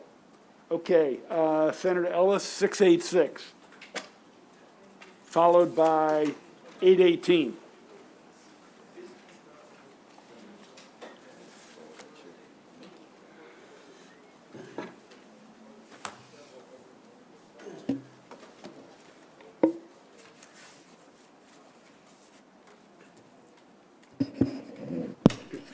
Thank you, Mr. Chairman and colleagues. I'm here to present Senate Bill 686, Department of Environment, to study the impacts of lead-based fuel used by the aviation industry. For the record, I'm Arthur Ellis, represent District 28 in the Senate of Maryland. This issue was brought to me by some activists who were concerned about lead in the fuel supply used by airplanes. Could you go back to the first slide? So the first slide shows these jets lined up, presumably getting ready for takeoff. And in speaking with some folks in the industry, it turned out that these jets, jet engines that you're looking at, they do not use lead-based fuel. They use lead-free fuel, jet fuel. Next slide, please.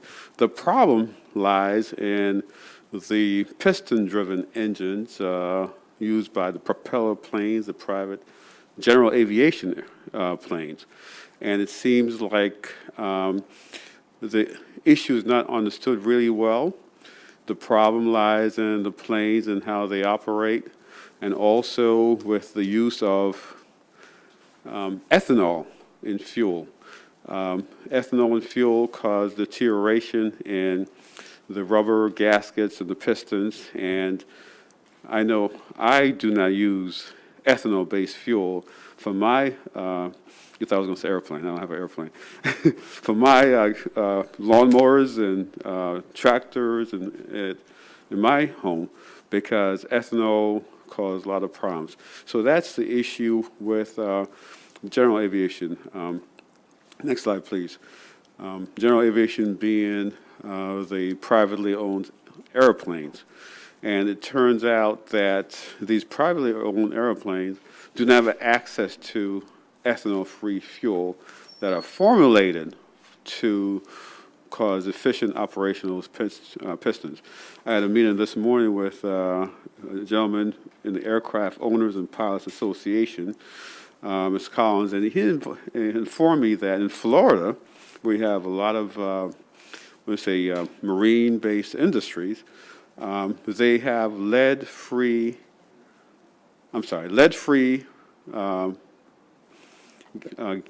fuel available for those private-owned planes, and so the problem is not there in Florida.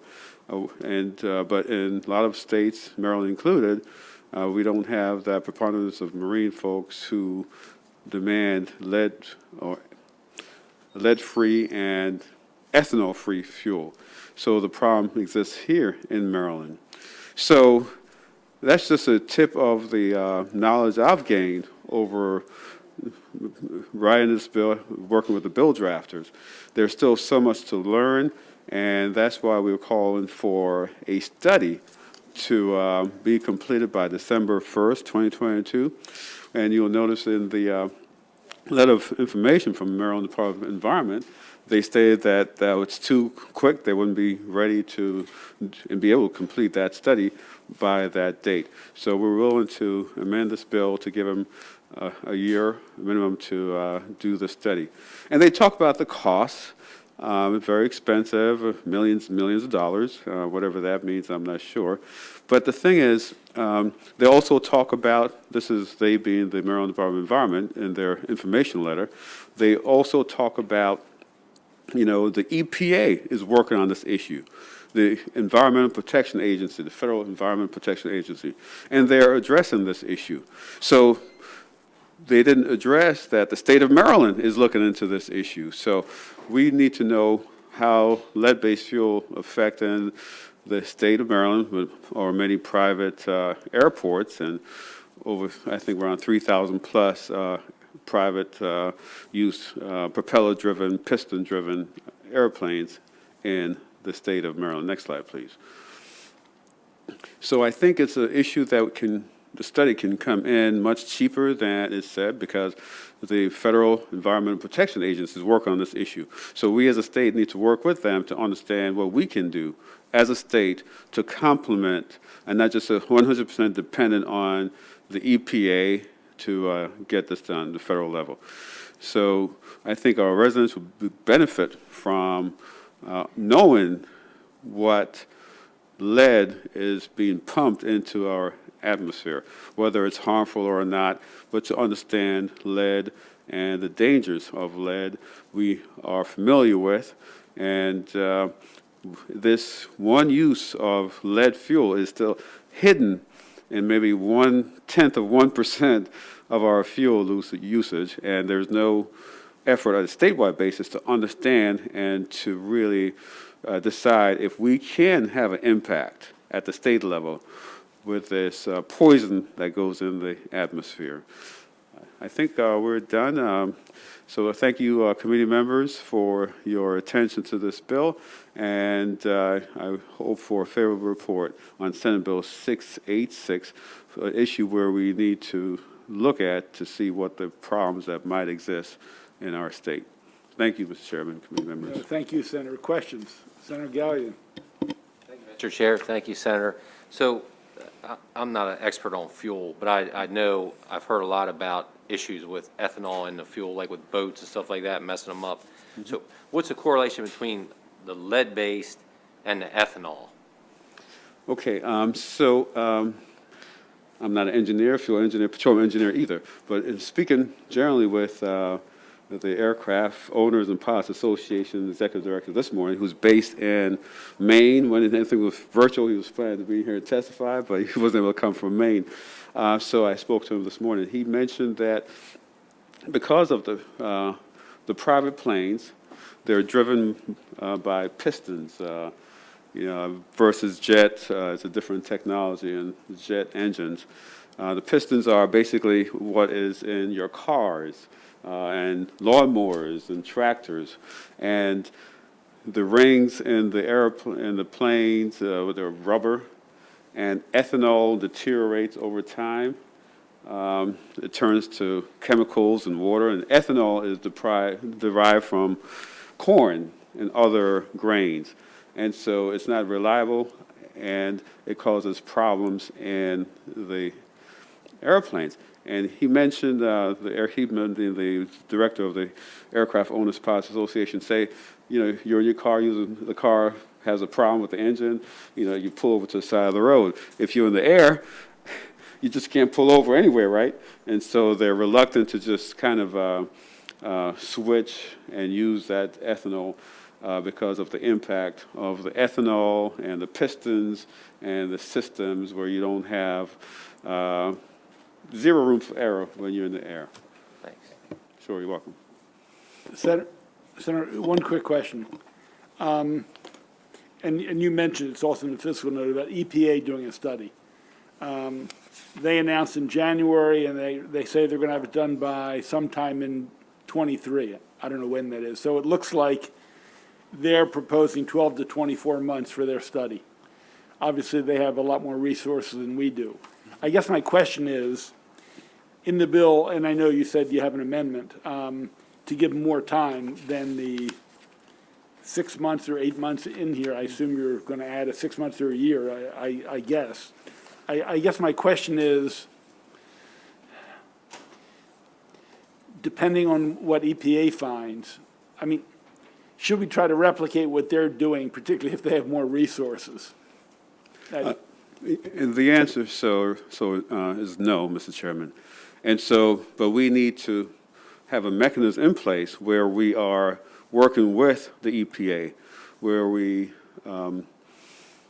instruct the Department of Environment, and some other folks also say to add in the Maryland Transportation Administration, that operates our airports, to this particular study, so that they will monitor the EPA and to see what we have to do as a state.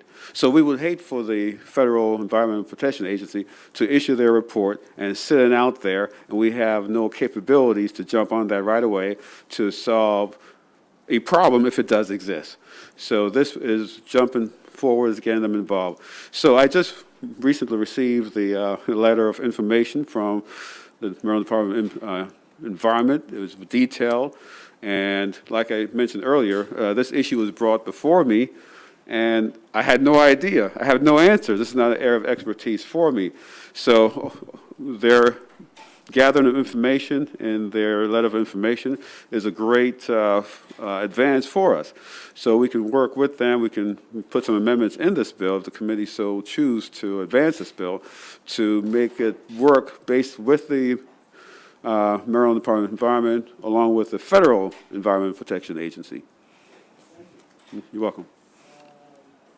Seeing no further questions and no further witnesses, that concludes the hearing on 686. Now we're going to your next bill, Senator. That is 818, Permit Applicants Environmental Justice Screening. We'll start with you, Senator, and then we'll go to Betty Nicholas, Emily Ransom, Jared Hawkins. Then we'll continue with Mr. Tutman, Mr. Mitchell, and Pam Case. Then we'll take questions. Then we'll go to the opposition, Ms. Casemeyer. So if, okay, you're doing it, great. Okay, Senator, please. Thank you, Chairman Pinsky and Vice Chair Kagan and members of the committee. For the record, Arthur Ellis represents Charles County District 28 in the Senate of Maryland, bringing before you Senate Bill 818, which is a bill that will require permit applications for environmental projects to include environmental justice screening tool in the process. So we have this, next slide please. We have this tremendous tool available. It's online. Everyone can go online and go to the environmental justice website published by the Federal Environmental Protection Agency. You can put in any address, and you have these metrics that pop up that will tell you things like air quality index, sheets, you can, ozone levels in the area, and different indices. They also talk about life expectancy in that particular area. Just tremendous tool. And I just went through this tool, and it's shocking what I see, and it's available right now. It's there. There's no expenditure needed for us in the state to create this tool. It's available. This issue came before us when I was honored to serve on the Senate President's Work Group for Equity and Inclusion, and it was a couple of years ago, and we talked extensively about the environmental justice screening tool. We had a gentleman that we work with, University of Maryland professor Scobie Wilson, and who's a tremendous proponent of environmental justice and using this tool in decisions we make. So tremendous, easy, accessible tool that we can use to determine projects going in an area, what are the other environmental hazards in the area, and we can use this tool to help us to be proper and proper stewards of the environment. Next slide, please. The tool provides a score, pollution burden, talked about population and socioeconomic factors. We can go and really do a deep dive using this tool. And I know we have experts that will speak more succinctly and clearly and knowledgeable about the tool, and so I won't go deeper into my testimony. Next slide, please. And Senate Bill 818 explores layers of environmental justice concerns. We look at minority areas, low-income areas, population areas. We talk about fence-line communities, communities where you have plants right next to homes. What's the impact of expansion of that plant? What's the impact we spoke earlier this afternoon about discharges and disgusting stuff going in the waterway in cities, in our communities, in suburbs. We need to understand the area where these environmental degradations are happening, and this tool will allow us to really understand. Is there another slide, Amani? No, that's it. So I just want to thank Mr. Chairman and committee, and I just want to introduce my intern, Amani Beecham, a senior at Townsend, who has decided to be here today to help me with this important tool. So thank you, Amani, and thank you, Mr. Chairman and committee, for your time. And I ask for a favorable vote on Senate Bill 818. Ms. Nicholas, I think you're first, I think. Okay. And then Mr. Hawkins. Thank you, Vice Chair Pinsky and Senator Ellis, for introducing this bill. As you heard us actually discussing in our prior hearing on discharges, there are a lot of public health risks associated with environmental discharge permits. This bill doesn't solve them. Cumulative impacts is a really complex issue, but what this bill does, using the Maryland Environmental Justice Screening Tool, is give you advance notice. So a lot of permits that will eventually end up with a discharge to water or air start out in the process at local levels. They, for example, need a zoning variance or a special use permit. But at that point, the public isn't getting notice about any environmental issues or risks. They don't get that notice until the process is nearly done, where they've gotten their building permits, their special use, their variance, and then you go forward to get your environmental discharge permit, and that's the first time any of the community residents are going to hear about this project. So it doesn't give an opportunity to look at local impacts, to have those people who might be affected be part of the process. And by using the Maryland Environmental Justice Screening Tool, it just identifies them. up front. It doesn't say you have to make your decisions based on them. Hopefully, people might. But at this point, we felt like just giving notice was going to be a big help. And it's not just a help to the community members, it's a help to the applicants as well, because they can solve issues or concerns of the community before all of their plans are set in place. So that was a lot of the rationale behind this. I used to do a lot of work on construction stormwater permits. I can still go to a construction site and analyze everything on it. And one thing that we always found working with the developers is if there were an issue, if there was going to be an issue, they wanted to know about it as early in the process as possible, so you could discuss it and figure out some way to move forward. We don't want this to happen where, especially overburdened communities already, are dealing with a new pollution source coming in, and at the last minute, they find out, object, and either it's too late to make any changes in the process or it ends up in litigation. This is an opportunity to address those things, consider them, and solve them much sooner. I think it's without a doubt that there are big problems with environmental justice and how facilities are sited, and that there are disproportionate burdens of pollution. So just even knowing that at the outset gives us tools and gives communities tools to help reduce those impacts. And they can be fixed. We're not just saying, okay, well, you can't ever build that in this area through this. There are a lot of ways to fix those impacts to communities, such as planting trees, setback differences, parkland, and just even different shaping of facilities can make a big difference to how it impacts the communities. The Maryland Environmental Justice Screening Tool has been nationally recognized as having better information, layers, and specifics than, in fact, the federal government's own EPA's EJ screening tool. It's just much more localized information. And as the senator said, it's readily available. You could all, if you wanted to right now, I'd prefer you listen, but you could Google it and type in your address and see what's there. So we are not putting, you did? We are not putting new burdens on government with this. In fact, it goes to the permit applicant. But all they have to do is what Senator Gallion just did. It's that quick. You're just getting the information and you're putting it in your permit application so that that can be dealt with a lot sooner in the process.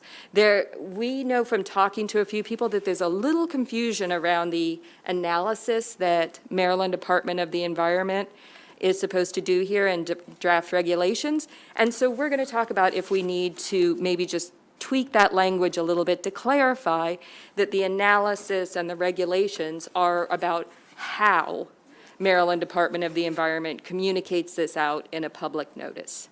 So it's basic, it's helpful, and we would really like a favorable report on this bill. Thank you. Thank you. Mr. Hawkins. Chair Pinsky, Vice Chair Kagan, and members of this committee, thank you for providing the opportunity to testify in support of Senate Bill 818. Senator Ellis, thank you for sponsoring this important piece of legislation. My name is Jared Hawkins. I'm a senior associate with High Street Strategies. I'm testifying in support of Senate Bill 818 on behalf of Waterkeepers Chesapeake. This is a simple bill to ensure communities are able to have active and better informed role when there is proposed land development in or around their neighborhoods. Addressing cumulative environmental impacts in communities is complex. However, simply identifying the existing sources of pollution and the social determinants of health in an area is more than feasible. The University of Maryland College Park's Maryland Environmental Justice Screen Tool creates an opportunity to do just that. This bill does not seek to place a burden on developers, nor deny them a fair opportunity to seek permit with MDE. In fact, MDE didn't submit a LOI or take a position on this bill. Senate Bill 818 simply calls for transparency, requiring an identification and disclosure of local sources of pollution when a permit is being requested for a new polluting facility. The Waterkeepers strongly believe Senate Bill 818 would help push the environmental justice movement forward, provide transparency so communities, members whom our clients work with every day and were unable to participate in today's hearing can make better informed decisions and provide another tool for MDE to protect our bays, rivers, and coastlines. For these reasons, we urge a favorable report on Senate Bill 818. Thank you, Mr. Hawkins. Ms. Ransom, why don't we have one more speaker? Don't go for, why don't one of the others of you just step back one row, have Ms. Ransom come up. We'll take her support, and then we'll take questions for any of the panelists. Then there's one, then we'll shift to the one opponent. Oh, I'm sorry, we also have Mr. Tutman. Okay, well, let's go, Emily. All right. Mr. Chair, members of the committee, I am Emily Ranson with Clean Water Action, here in support of House Bill 818. The Maryland EJ Screen is a great tool to understand and identify communities in Maryland that have higher environmental and pollution burdens than others.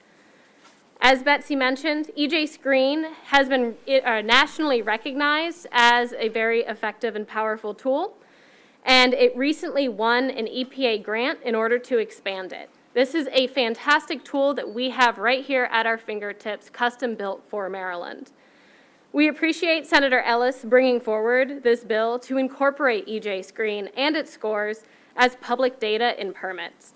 This will help everyone visualize the environmental justice impacts in communities across Maryland, and we urge a favorable report. Thanks. Yep.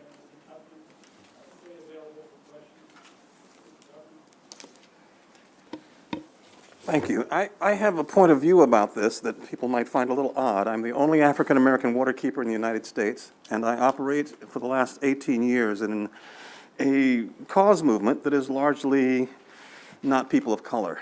And I know in my daily work, as much as I try to build an inclusive movement, people have very different understandings and views about the environment based on their circumstances, their race, their any number of factors.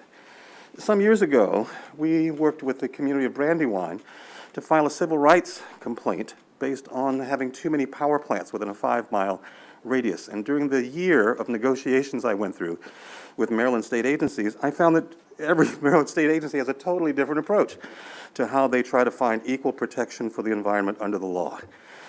We had one agency in the state that actually argued that civil rights protections don't apply to their agency whatsoever. But the point is that the outcome of this was that the Public Service Commission in Maryland actually ended up adopting EJ Screen and making rulemaking changes as a result of that negotiation that essentially takes into account some of those burdens that go to communities beyond the just simple environmental impacts, but the community and people-based impacts as well.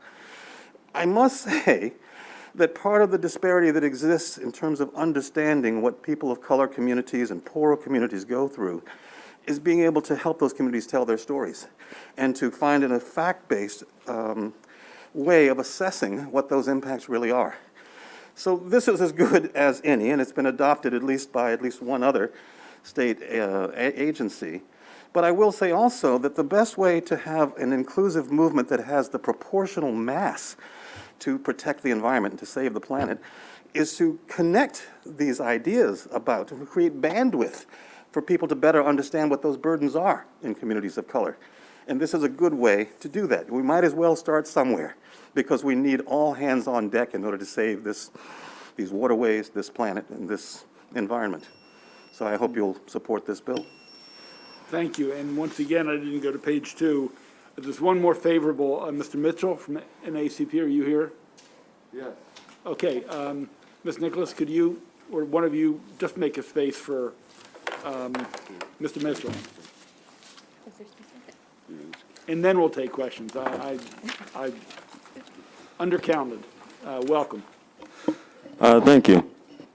Good afternoon, Chair Pensky, Vice Chair Kagan, and distinguished members of this committee. Senator Ellis, thank you for sponsoring this critical piece of legislation. My name is Councilmember Martin Mitchell, and I am the PAC Chair of the Maryland State Conference of the NAACP. I am grateful to be able to attend in person and testify today. I want to mention that the state Senate should return back to a hybrid option in terms of testimony. The NAACP Maryland State Conference, along with 160 organizations, signed a petition addressed to the Senate about maintaining virtual access. The people of Maryland deserve an accessible legislative process. Virtual access allows for greater Mitchell? people. Yeah, no, I'm still in my testimony. Okay. And with that being said, I come in support of Senate Bill 818, which is just one small but important step towards achieving environmental justice in Maryland. SB 8108 provides an easy way for both applicants of permits and communities that will be impacted by those permits to understand the environmental justice implications associated with those projects. This is particularly important to understand the underserved and overburdened communities. These communities deserve additional notice about any given project and whether any given area is already overburdened by various pollution sources, environmental health stressors. The legislation seeks to address just this by ensuring that communities and applicants and MDE are on notice. With the Maryland EJ Screen Mapper tool being a comprehensive foundation for that notice, this bill requires racial justice analysis, which will be very good in protecting our forests and port towns in Prince George's County. For the aforementioned reasons, we urge a favorable report of SB 818. Thank you. I just didn't know if you were on a different bill, that's why. No. I just wanted to state that, I had to come all the way from Prince George's County, and I was privileged. I understand that now. I wasn't clear, that's all, but Sure. I appreciate it. We have heard that feedback. You're doing, Okay, Senator. Thank you. we've had, don't go. We have 5 or 6 proponent witnesses, including the sponsor. So we'll start with Senator Gallion. Thank you, Mr. Chair. Thank you, Senator Ellis. I don't think I've ever really dug into this EJ Screener Mapper, so I just had one quick question on it. I noticed as I pulled it up, kind of zoomed in on the district I represent, Hartford and Cecil, you see a lot of red in the more non-rural areas, but also I see red in like the Darlington area. So would that be solely because there's a landfill there, Scarborough? So would all the rural areas that you see pretty much means there's a landfill in that area? So a couple of things to that. I mean, that could be one of the issues, but additionally, the University of Maryland group of professors that designed this tool just received a large grant to update the data layers for more rural areas, because the tool right now has more information for more urban communities. And it's a little bit harder because people are more dispersed, but they figured out methods so you're going to get a little bit more clear data on where you live in a short period of time. So it takes into effect race, economics, pollution sources, quite a few different elements. So it could be economic factors, it could be racial factors, and it also, of course, the pollution sources. But those are going to be a little bit more honed in the near future. Okay, thanks. I would state, Ms. Nicholas did mention, this was developed at the University of Maryland College Park. Jacoby Wilson, Professor Wilson, is a great, really good guy. He helped develop this, being used here and around the country. So he's a good resource. He's actually testified. He was in front of us last year. Other questions on Senator Ellis's bill on environmental justice screening? Senator. And thank you, Senator Ellis, for bringing this bill. Also, thanks for this tool. And also, I just want to say that for many years, I was the only brown face or the raisin in the custard or however, the rice pudding or however you'd like to say when I went to these. Fortunately, I think as you have seen, and it has begun to grow, and I believe you're right on target with that. I did want to ask you or ask anyone, you mentioned that this is one particular tool. And are there others, and why do you like this one? I mean, it looks good, but were you looking at any other tools? Yeah, well, thank you. And why I ask is that a part of our the bill, our climate solutions bill is directing the department to find a methodology for assigning and addressing disproportionate impacts, and specifically around environmental justice. And so it had sort of occurred to me, well, don't we already have some, so why do we have to? But I wondered if there were some others that you came across. Yeah, thank you for that tremendous question, Senator Washington. So over the last 2 years, being part of the Senate President's Work Group on Equity and Inclusion, had a deep dive, and I think Senator Pastor was part of that group. And so this is one of the best out there.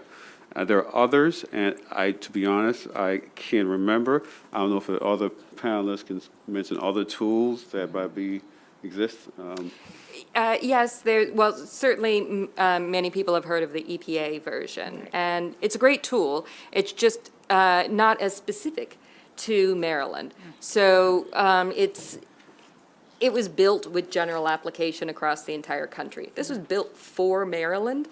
And by people who have been studying environmental justice as part of their, professorial careers for many years, and of course at the School of Public Health. So,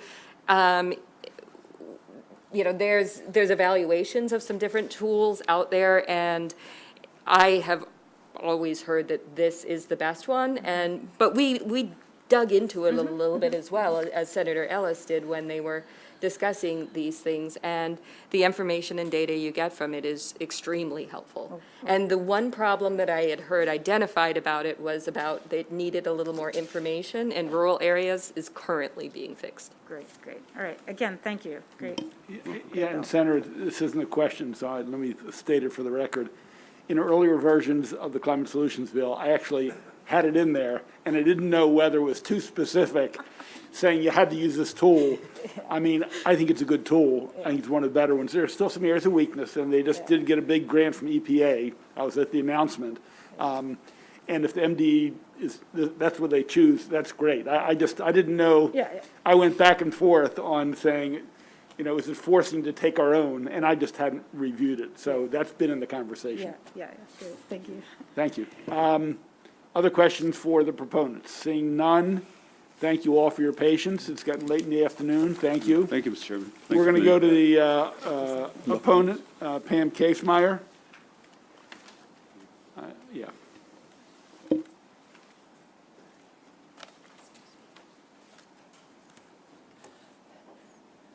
Hello, Mr. Chairman, members of the committee, Pam Casemeyer. It's very nice to be before you in person. And this is an awkward opposition because I'm really I'm here on behalf of the Maryland Delaware Solid Waste Association, but really not opposed to the intent of this bill at all. I just am concerned if we're going to do this, that we do it thoughtfully and correctly. The industry is very supportive of incorporating environmental justice analysis and sensitivity into facility and permit developments. I think our concern arose when we read this bill.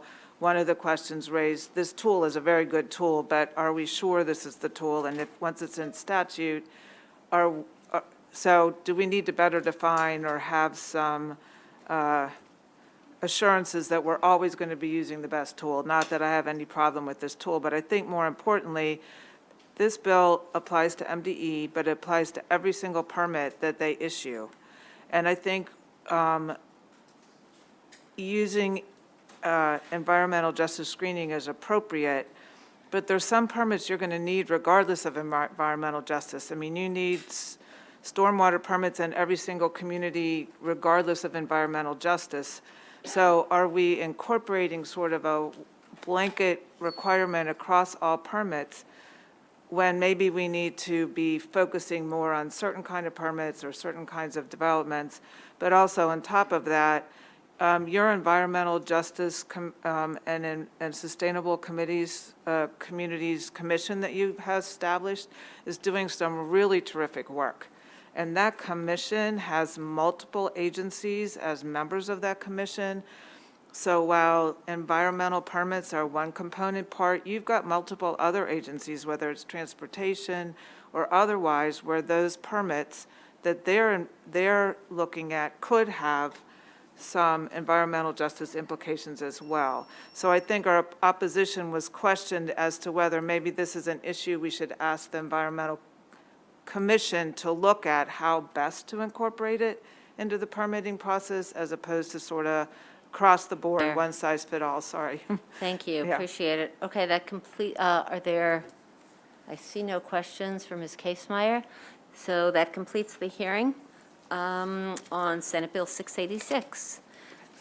The chairman had a meeting, so we're going to be moving on to Senate Bill 479, Senator Hester. And while she's heading up, if Edward Harrison is here, you can join her at the table, Matthew Geckel and Andrew Laser. So without getting too close to each other, you can, okay? Yep. So Senator Hester, when you are ready, this is Environment On-Site Wastewater Services Regulations. Senator Hester.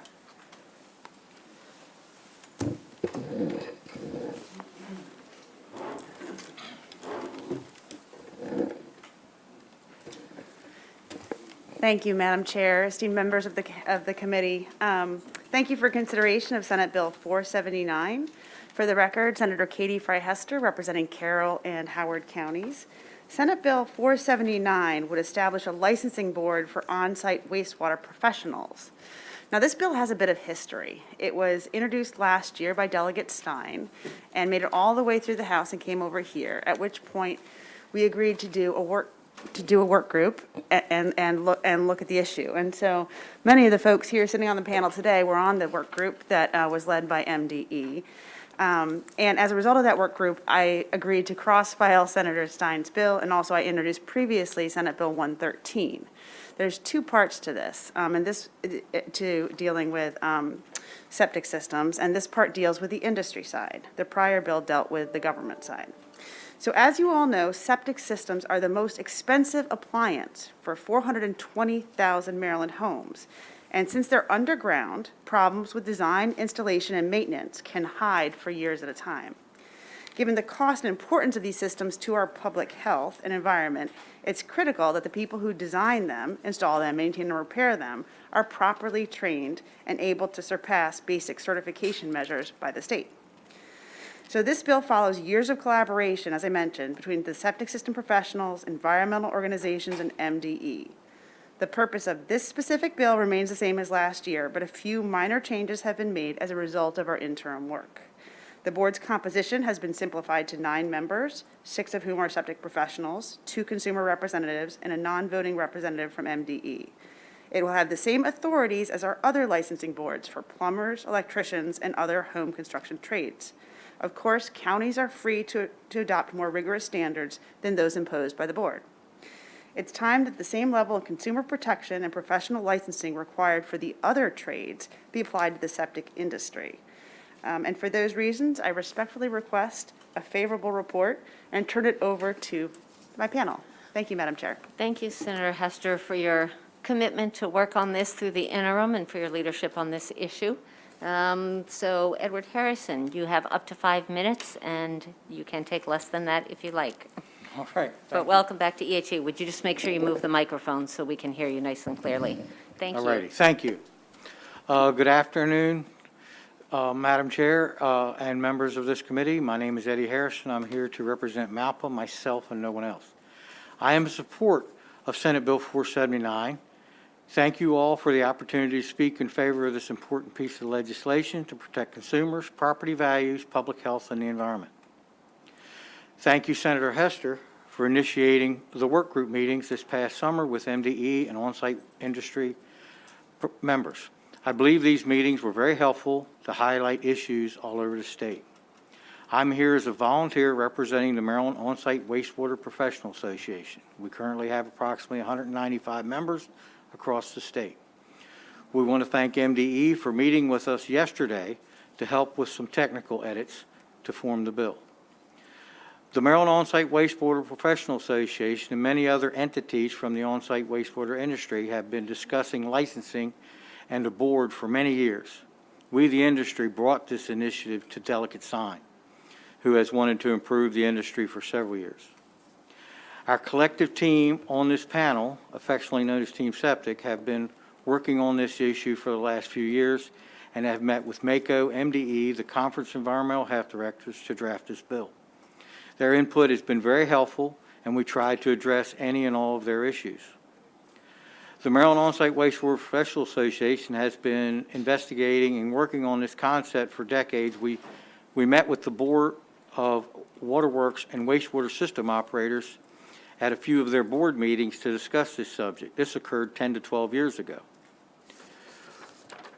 We came to the mutual conclusion at that time that the on-site profession would be more suitable for its own board and licensing. The wastewater board agreed with us. My lengthy written testimony covers the history of this effort and a number of details about the importance of bringing more standards to this industry. The key point that I want to make today is that the industry is calling for the professionalization and accountability. This is not only important to ensure that on-site wastewater systems are better designed and maintained, but also provides a much clearer path for those who are interested in joining the profession. The board will be populated by many of the industry to ensure that its interests are represented, and will also be populated by diverse geographic representation from all over the state. We want clear and consistent standards and more accountability to the few bad actors out there. This board will make it easier for MDE to do its job, getting better on-site wastewater systems designed, built, and maintained properly and consistently will mean less problems for MDE to have to respond to. MDE's on-site division is severely understaffed, as are most agencies regulating this industry, all the health departments. And again, I'd like to thank you at this time and urge for a favorable report. Thank you. Very much, Mr. Harrison. Andrew Laser. Yes, good afternoon, Madam Chair and members of the committee. My name is Andy Lazur. I'm a water quality specialist with the University of Maryland Extension, and I provide septic and well education to homeowners primarily. This past summer, I worked with Senator Hester's office to understand how other states are handling septic regulations, and we surveyed a number of those. What we found was 35 states require state licensing for at least some role within the industry. And then there are just essentially all states have some sort of certification process. We further surveyed, there were 6 states identified that actually had a state licensing board, and we surveyed all of those and got responses from 4 states: Alabama, Mississippi, North Carolina, and Virginia. And just to kind of give you a quick summary of conclusions, essentially the number one reason for establishing the board there was provide oversight of on-site professionals, establish minimum standards and qualifications, and then also establish enforcement of standards and ethical conduct, and then also providing a mechanism for licensing and certification. When asked what else would they do differently, we got several responses, and I'll just share those real quickly. Include stronger regulations on the inspection process, make certification more user-friendly, and also include hands-on education and training for on-site professionals. So thank you. Mr. Lazur. Next is, wait, I had it. Oh, Matthew Geckel. Sorry about that, Mr. Geckel. Welcome. Welcome. Thank you very much, Madam Vice Chair and members of the committee. Thank you for the opportunity to testify in favor of SB 479. My name is Matt Geckel. I'm with Back River Precast, and one of my things that I do there is I help with the installation of BATs. I'm a repair specialist and a designer of advanced systems. Mr. Geckel, could you just translate BAT for us? Best available technology. Thank you so much. Appreciate it.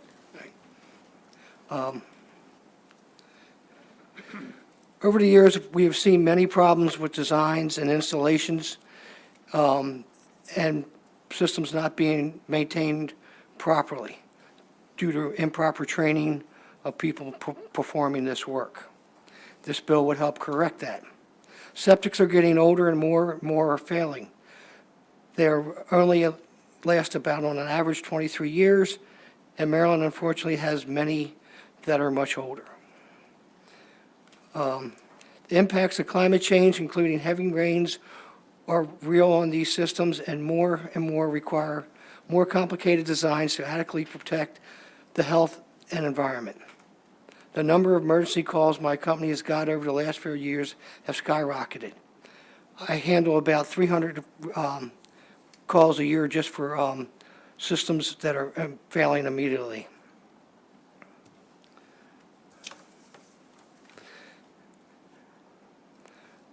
One thing to note why we needed professional licensing is that everyone else involved in the house design and building operates under a licensing board. This industry that is responsible to protect health and environment from sewage with the most expensive appliance house should be too.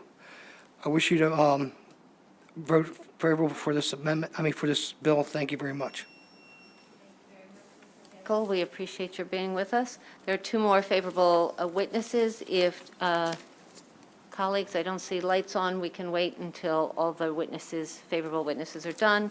Jean Van Gunten from Team Septic and Emily Ranson from Clean Water Action. So if you guys could relinquish, there we go. Perfect. Ms. Ranson, since you sat down first, why don't you lead us off? Good afternoon, Madam Chair, members of the committee. I am Emily Ranson, again with Clean Water Action, here in support of Senate Bill 479. Ensuring septic systems are well designed, installed correctly, serviced properly, and inspected appropriately is in all of our best interests. I always like to remind people that a septic system is basically a tiny wastewater treatment plant in your backyard, maybe your front yard. Its purpose is to take human waste and make it safe to release into your yard. Many other industries in Maryland have boards. Your home improvement contractors, your electricians, your plumbers, your well drillers.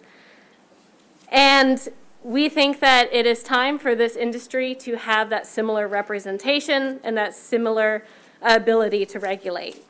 I'd like to point out that in Delaware Technical Community College has actually been recognized by the EPA as a model for workforce development. And they're able to have a curriculum that prepares new individuals to enter into the on-site wastewater industry. And one of the reasons they are able to have that model is because they have statewide licensing requirements. So that means that Delaware Technical Community College is able to have a curriculum for decentralized installation and maintenance that prepares the workforce so students can enter employment with the competencies that align with what their employers need.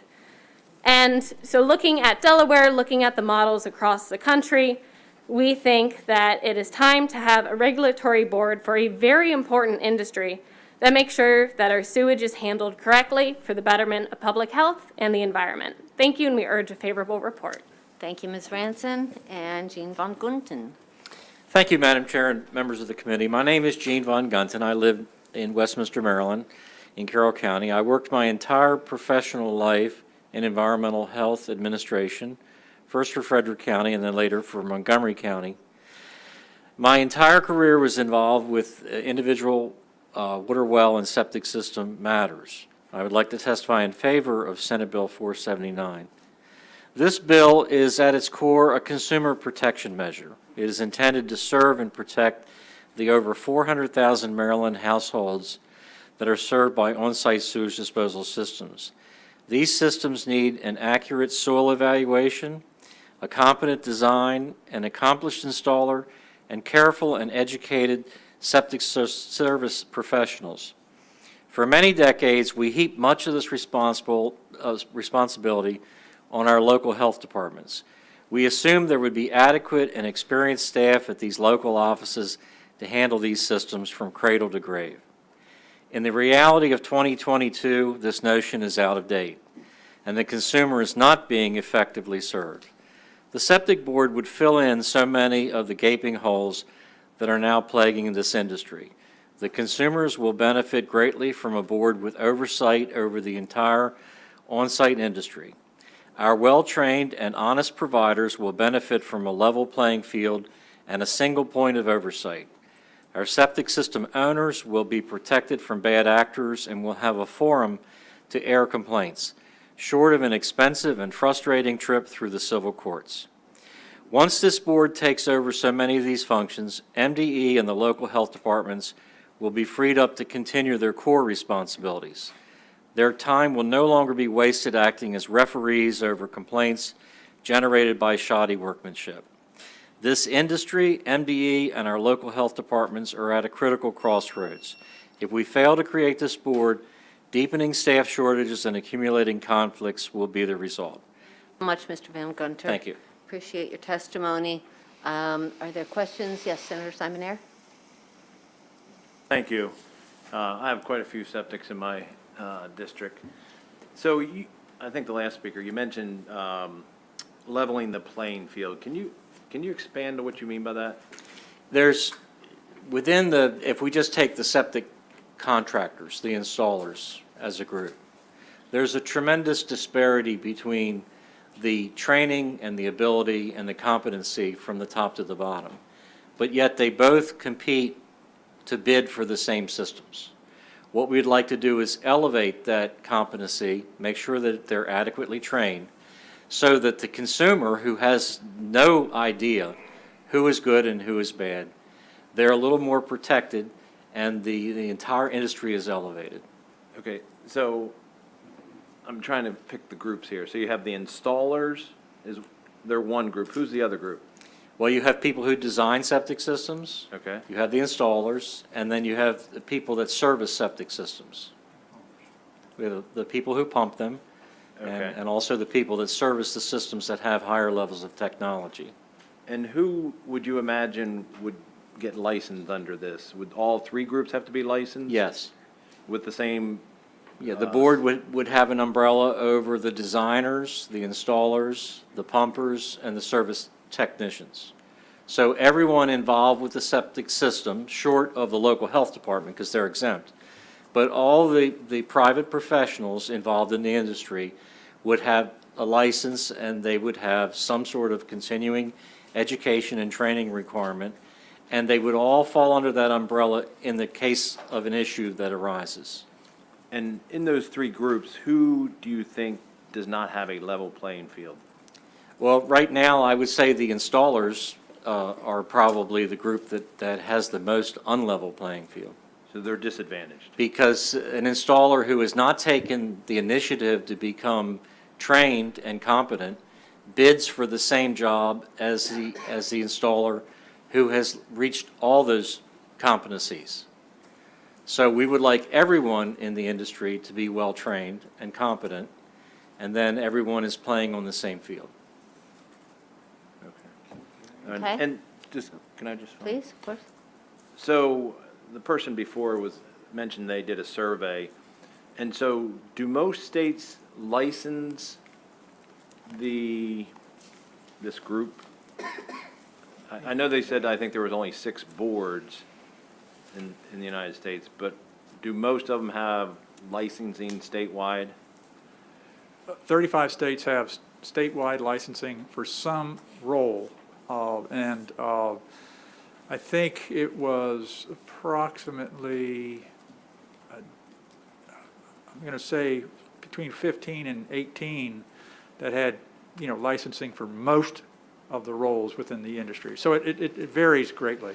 So I'm just trying to compare it to what you're proposing. So in that survey, I heard there's 3 groups, basically. How many of those states would have had licensing for all 3 of those groups? Recollection about 15 to 18 is what I meant, I think. Okay. 15, Is there 18 any way states. you could provide the committee with that survey? That would be helpful, I think. Yeah, I can, yes. Okay. All right. Thank you. Thank you, Senator Simonaire. I see no other questions. We do have opponents. So if I thank you all, thank you Senator Hester, thank you witnesses, Heather Moritz, from Maryland Conference of EH Directors, and Joe Grundy from CROSS, which looks like an acronym that she's going to tell us what it is. You may begin your testimony. Welcome to Annapolis. All right, thank you. It's so good to see everybody in person.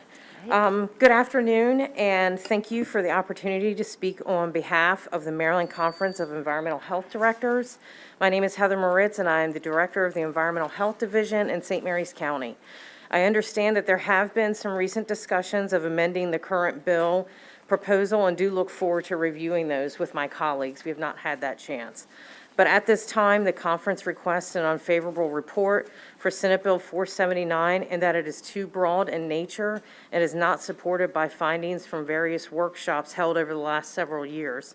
Through those discussions, it was widely agreed upon and found that the most contentious issue was with property transfer inspections, which is being addressed with Senate Bill 22, which became statute in 2021. The remaining professions listed in this bill currently have oversight either through licensure with their local health departments, certification requirements through MDE, or under existing boards. Members of the industry and property owners will benefit most from improved collaboration between local health departments and MDE in order to set and implement consistent standards while including stakeholders in the discussions. This ideal was favored in regional workshops held in 2021, with there being less concern that the industry was not properly licensed or certified. This industry can be very diversified primarily due to differences in geology and locally established ordinances that make it difficult to create a board that will be able to satisfy the needs of all regions of the state. Local health departments have the expertise and historical knowledge of their regions to be able to continue to be the primary oversight of those in the industry. Lastly, this bill proposes the board can establish standards for the industry. This is concerning and would allow a board to self-regulate an industry that has substantial impact on the environment and public health. This is not a position or a risk that the conference can support, so we ask that the committee give an unfavorable report. Thank you. Just to clarify, this is a statewide conference. Are all 24 counties members of the Maryland Conference of Environmental Health Directors? I'm not familiar with Correct, this. yes, Okay. yes. And this is something you all debated and voted on? Yes, ma'am. Okay, appreciate that. Thank you. Joe Grundy. Thank you for the opportunity to voice my unfavorable position on this bill. I have experience in writing environmental regulations and have worked in watershed planning, engineering, construction, and disease control. A few years ago, I became an advocate for property owners with septic systems. This is a result of my own experience with the septic industry's unethical practices. As a result, I founded CROSS, Citizens for the Responsible Oversight of Septic Systems. And I've been serving on the board of the Freedom District Citizens Association with my focus on Carroll County's poor decision to reallocate over 1,200 homes that were planned for public sewer connection on small lots in favor of development. Some may argue that a board of on-site wastewater professionals is overdue. Comparisons can be made to the existing Maryland board for well drillers. However, this bill is far broader in scope and goes well beyond licensing requirements. My written testimony includes the purpose and scope for the Board of Well Drillers. They do not have the ability to establish standards for well design, installation, operations and maintenance, repair, inspection. This is the responsibility of MDE. MDE staff involved in writing regulations for septic systems are environmental health specialists. As a side note, I previously worked for Ohio EPA as an environmental specialist and registered sanitarian. This board gives too much discretion to the septic industry without safeguards in place to ensure that decisions made are fair and reasonable to septic owners. It's going to create a board that will regulate individuals performing septic services to set standards for design, installation, operations, and maintenance, and so forth. The Maryland On-Site Wastewater Professionals Association, which is to fill one of the 9 seats on the board, previously overstepped their boundaries in 2014 when they included language in their training manual for property transfer inspections to automatically fail certain systems regardless of their ability to function as intended. This was in conflict with the laws and regulations. I wish I had 5 minutes, but I have a written testimony that everybody could read. Thank you. Appreciate it. Thank you, Ms. Grundy. Thank you for being here. Questions for the opponents? Seeing none, thank you very much for being in Annapolis today. That completes the hearing on Senate Bill 479. I think that Senator Young is with us now, so we're going to take his bill next. There he is.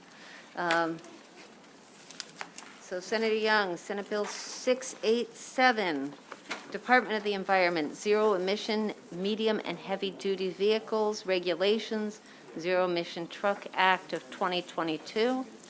Senator Young, it's always a pleasure to have you back in EHE. And if Josh Tolkien from the Sierra Club and Drew Schmidt-Perkins and Susan Miller would like to come up and either come to the front row or come to the table. Senator Young, you may begin your testimony. Thank you, Madam Chair, members of the committee. It's always good to be back. Trucks account for about 10% of the vehicles on the road, but they contribute 30% of the carbon emissions and 57% of the particulate matter emitted by the entire transportation sector of the United States. Maryland is currently ranked the 8th worst state in the nation for diesel particulate matter and toxic fumes by the Clean Air Task Force. The particulate matter we're talking about is composed of fine particles with diameters measuring about 2.5 micrometers or less.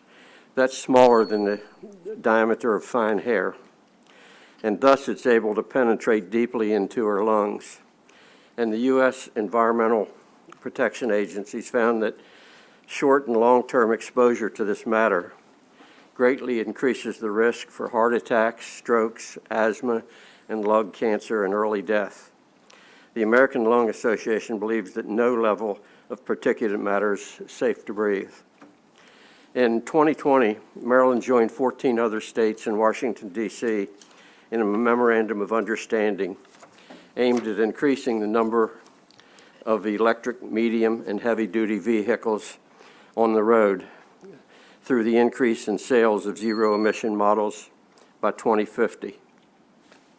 Senate Bill 687, the Zero Emissions Truck Act of 2022, builds on the 2020 memorandum as well as the state's commitment to air quality, environmental justice, public health, and climate change by adopting the Advanced Clean Trucks Act, ACT. This rule sets a new goal of increasing the percentage of new zero-emission trucks and school buses for sales starting in 2026. The ACT rule electrifies large pickup, delivery trucks, and semi-trucks, as well as school buses. I'm offering as a sponsor amendment, the original bill lists vehicles weighing less than 10,000 pounds, and we've changed that to 8,501. That's for a medium density. It would be between 8,501 and 14,000 pounds. And for heavy duty, we reduced it from 26,001 pounds to 14,000 pounds. So just changed that definition slightly. 6 states have already adopted this: California, Oregon, Washington, New York, Massachusetts, and New Jersey. This act incorporates by reference the California Air Resource Board vehicle standards as they're revised and updated. I respectfully ask that the committee favorably vote on Senate Bill 687 to ensure a cleaner and safer future for Maryland's kids and communities. So at this point, I'd like my panel to speak, and then we'll take questions. Thank you. That's exactly the way we do it here. Thank you, Senator Young. Let me just say, we still have these 2 bills, and we are going to be voting at 6 o'clock. We are hoping for time to, I don't know, bio break and maybe some food, because we're going to be here for hours once we start voting. Yeah. So you will get so many brownie points if proponents and opponents, and there are a lot of both, if you guys can be as concise as possible, but we are very interested in this bill, so I don't want to disrespect Senator Young or the bill. So, but to the degree that you're not redundant, we would be grateful. So with that, none of you look like Josh Tolkien. So Josh had a family emergency. Oh, He I'm just sorry to hear had to that. leave, so we've been scrambling to. Okay, so who wants to be the lead witness? We're going to start you. Okay. I just took control.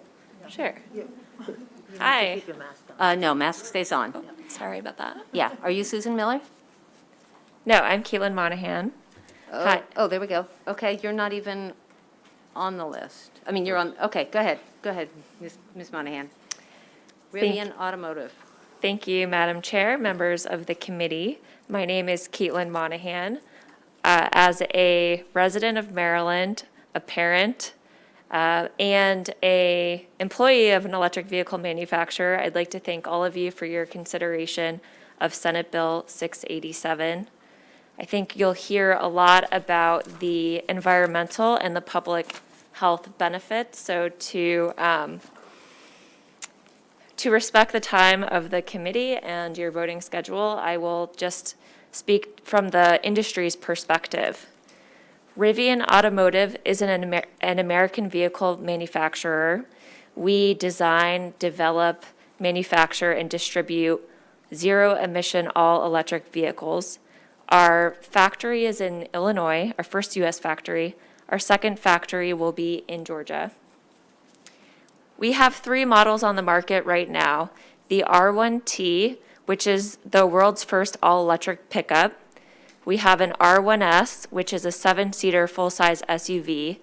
And we have a vehicle that's designed as a commercial fleet vehicle. Our first customer is Amazon. Amazon ordered 100,000 all-electric last-mile delivery vehicles from Rivian. We will deliver 10,000 of those vehicles this year and 100,000 of them by 2030 as part of Amazon's climate pledge. And we hope to get more customers for these electric alternatives soon. Our vehicles will help displace some of the heaviest polluters on the road. As you'll hear, medium and heavy-duty vehicles pollute the most, both from a climate perspective, but also in terms of particulate matter and the particles that really contribute to negative health impacts. And I'm here to say that the industry can and will meet these goals. This really sends a strong signal to the industry that the state is serious about climate. It will make these vehicles available in the state of Maryland. The fact is that so many other states are doing this. So when manufacturers decide where to sell and deploy these vehicles, they will choose the states where they have an incentive to. So with that, thank you for the consideration. Thank you so much, Ms. Monahan. So we kind of have a policy that we don't do substitute swap outs and stuff for lead witnesses. So Ms. Monahan had not been a sponsor witness at all, so we just gave her the regular 2 minutes, and we are grateful for your testimony. So Ms. Miller, Ms. Schmidt-Perkins, either one of you, welcome to go next. Thank you. Drew Schmidt-Perkins here in support of Senate Bill 687, representing the Clean Air Task Force. Clean Air Task Force is a global nonprofit working to safeguard against worst impacts of climate change by catalyzing the rapid development of low-carbon energy. I want to call attention to our written or electronic testimony, I guess, which goes into much further details about the couple of points that I'm going to focus on today. First, I want to call attention to the map. This map shows that all of Maryland, according to death by dirty diesel, is impacted by high rates of diesel pollution. This is a report recently released by the Clean Air Task Force. Might help if I hold up the right paper. My apologies. Is that better? That has a map? That works. Long day. So all of Maryland is impacted. This bill will help all of Maryland, but it'll particularly help the most urbanized corridors, the parts along 95 and the other highways where this pollution is the worst. Certain communities are really hit hard. The second point that I want to point out, and as part of this, it's expected 186 people could die, and $2 billion in monetized health benefits. So this is a serious issue with fortunately an easy solution, with us joining in with other states on the clean air, California Clean Air Standard. The second point is by adopting the clean air truck regulation, Maryland will be part of the continuing development of this industry. And in conclusion, Maryland moving forward on this prudent course can not only help reduce serious pollution, but also will help to ensure that the goods and services that we need delivered are delivered cleanly. Thank you.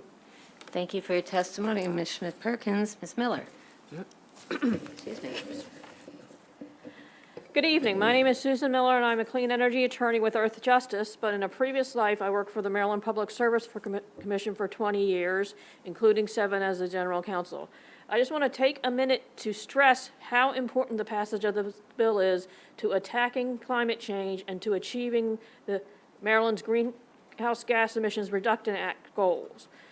The Greenhouse Gas Act has a goal of 40% reduction by 2030, and the Maryland Department of Environment's 2030 greenhouse gas plan suggests that a 50% goal. Maryland needs zero emission technology in the transportation sector to have any opportunity of meeting this goal. Transportation is now the largest source of greenhouse gas emissions in Maryland, and where reductions are needed most in the future. 42% of all greenhouse gas emissions come from transportation. Similarly, 54% of all NOx emissions also come from transportation. Transitioning to medium and heavy-duty EVs will be a key component of achieving additional reductions. Adoption of the Advanced Clean Truck Rule will go a long way towards slashing these harmful emissions. Accelerating electrification of trucks and buses is an essential step to achieve the deep emission reduction needed to avoid the worst consequences of climate change, protect the health of millions of Marylanders, and achieve Maryland's climate goals. And finally, I want to stress the importance of the date in that bill, the date of December 2022. It's important to note that the Federal Clean Air Act requires 2 years of lead time after adoption before you can start enforcing the act. So adopting it by December of this year means it would not be enforced until 2025, and that would be the 2026 manufacturing year. So every year it's late, even if months it's delayed, is a significant delay in achieving the objectives and achieving the emissions reductions that are needed. Thank you. And thank you for your career of public service. We are grateful. PSC is a really important agency. We have one more proponent, Senator Gallion. Can you just push pause for once? Do you mind? Let's have wonderful Ramon come on up. Ramon Palencia Calvo from the League of Conservation Voters, and then we'll take questions for the whole panel of proponents. Go ahead, Mr. Palencia Calvo. Madam Vice Chair, members of the committee, Ramon Palencia, Deputy Director, Maryland League of Conservation Voters. Thank you for this opportunity to testify in front of your committee today. Maryland LCV strongly supports Senate Bill 687. Maryland must continue to take bold steps to address pollution from the transportation sector, which has a devastating effect on human health. The burden from this pollution is not evenly shared among populations. In the Mid-Atlantic region, the average concentrations of exposure to particulate matter for Latinos are 75% higher than they are for white residents. For African Americans, the concentrations are 61% higher. If we want to improve air quality in Maryland and protect communities that disproportionately suffer from air pollution, we must commit to transitioning medium and heavy-duty vehicles from fossil fuels to zero-emission electric vehicles. Maryland LCV is especially invested in the inclusion of electric school buses in this legislation. Among children, asthma is the leading chronic disease. Black children are twice as likely to have asthma as white children and are 10 times more likely to die of complications from asthma. Latino children are 40% more likely to die from asthma than white kids. This bill will bring cleaner air to impacted communities while bringing zero-emission trucks and school buses to scale. The Advanced Clean Truck Rule will require school bus manufacturers to sell an increasing percentage of electric school buses through 2035. This ensures that there is a large supply of electric school buses that school districts can purchase. Additionally, this rule will also provide utilities, regulators, and companies with market clarity to shift strategies and investments towards the deployment of electric school buses rather than diesel buses. Finally, school buses offer a promising opportunity to move quickly, as over 90% of school bus routes can be served with today's electrification technology. This can be a catalyst for further medium and heavy-duty electrification goals. This bill is a priority for Maryland LCB, and we urge a favorable report. Thank you. Thank you, Mr. Palencio Calvo. Senator Gallion? Thank you, Madam Vice Chair. Senator Young, good to see you. Was there any discussion brought up with this bill about doing an exemption for agricultural use vehicles? I believe they are exempted. Yes, they're not included in this. They're not included. I'm sorry, there you go. Yeah, they're not included in the bill. They are exempted. Because I just, I question, I appreciate your testimony about some of the technology, how this is coming on, but now you're even getting down to even a lower GVW.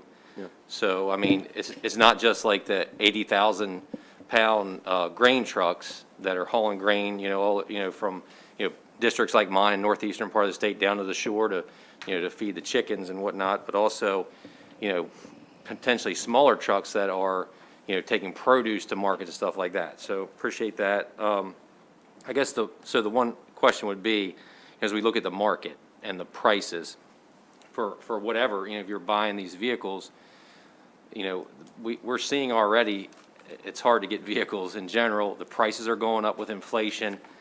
Can you help assuage my concerns about the price of these being much higher? And if you're in a business and you're trying to do a business, and instead of paying $80,000 for a vehicle, potentially you're going to have to pay, $150,000. And they're already struggling now. So can you help me with that one? Yeah, I think that, one, the prices are coming down, and two, the savings on the gasoline and all, if you take it out over the life of the vehicle, it's actually less expensive.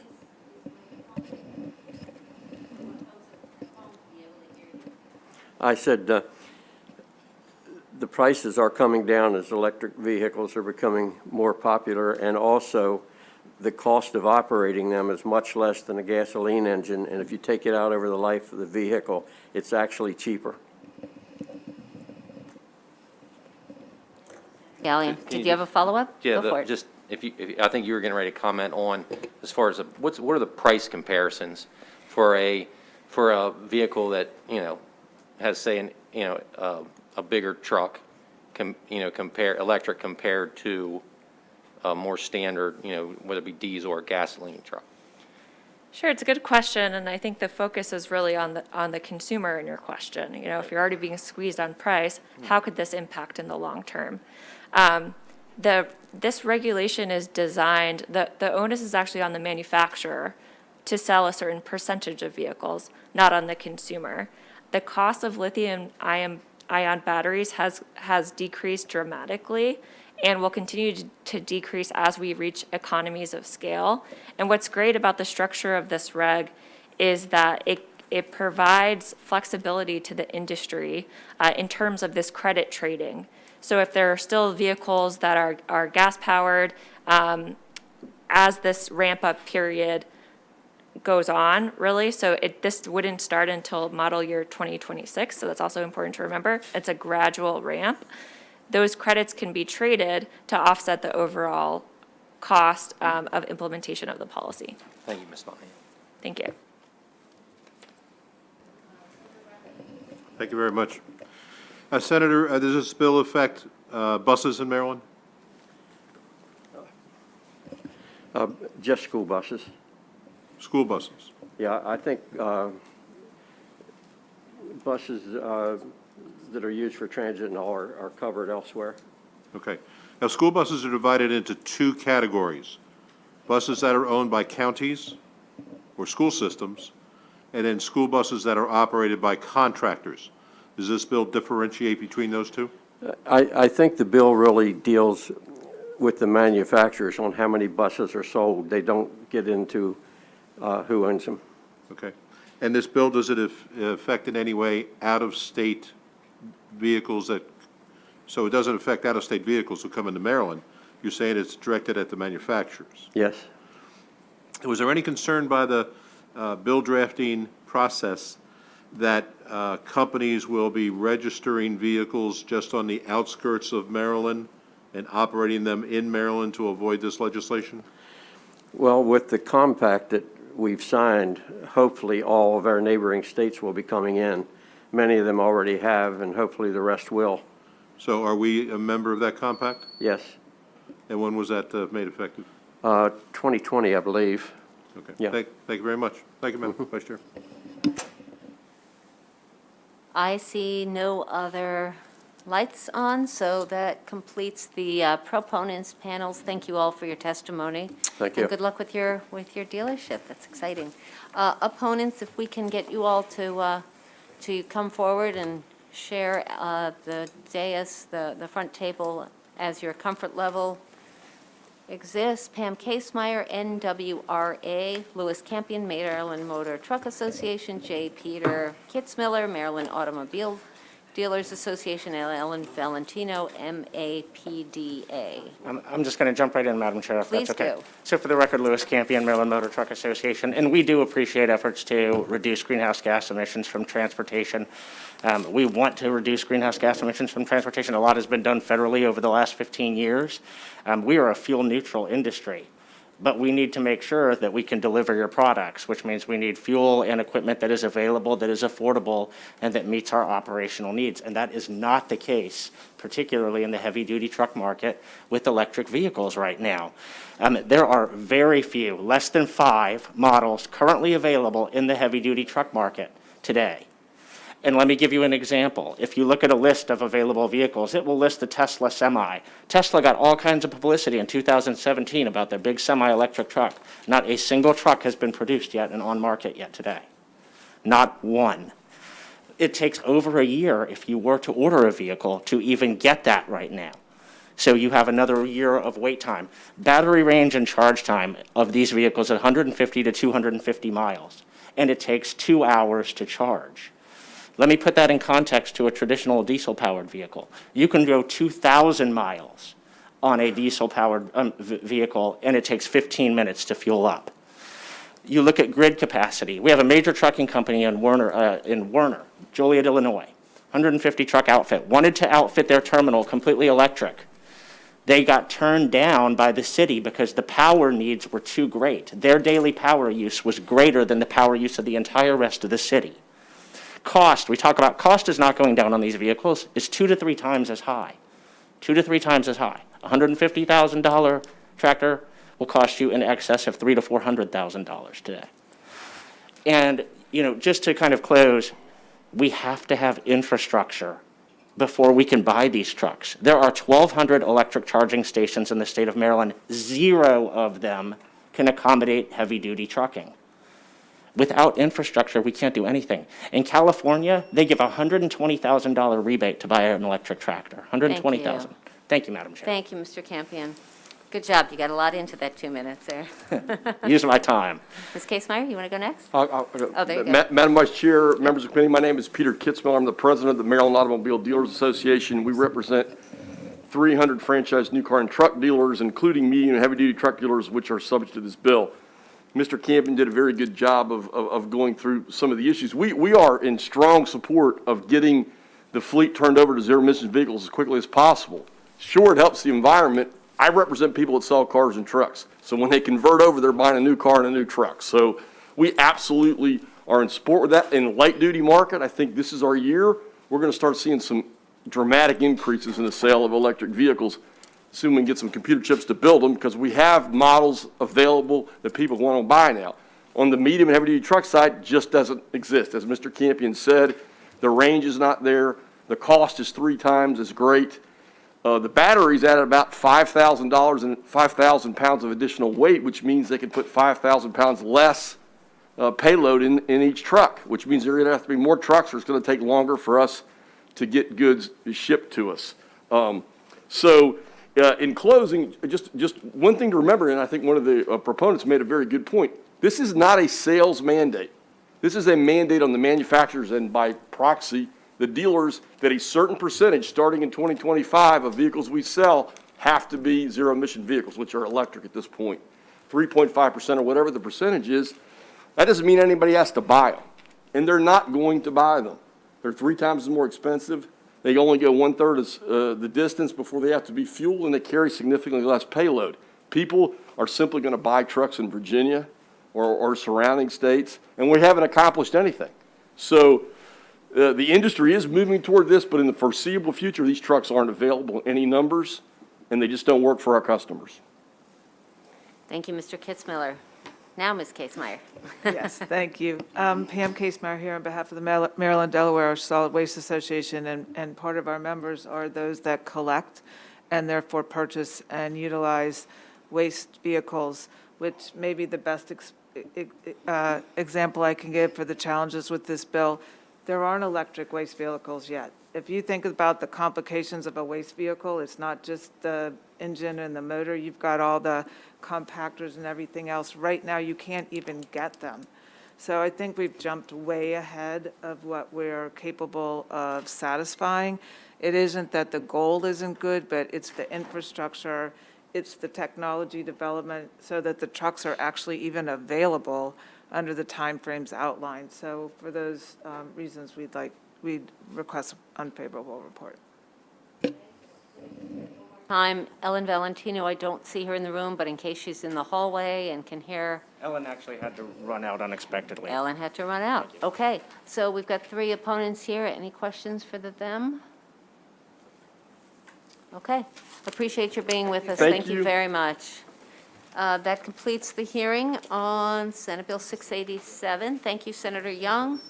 And now we go to the last bill of the day. Back to Senator Hester. Senate Bill 630. Senator Hester in the room.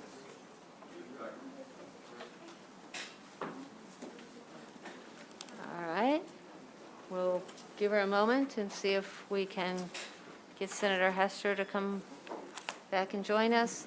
This 630 is the Maryland Department of Emergency Management, Office of Resilience.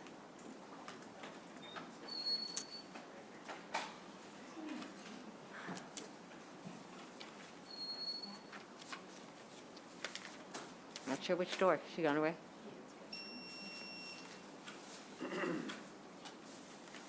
Let's just give her a moment. This is our last bill, and colleagues, as you heard me say before, the chair wants to start voting at 6. So we may or may not get much of a break here. She busy? Okay.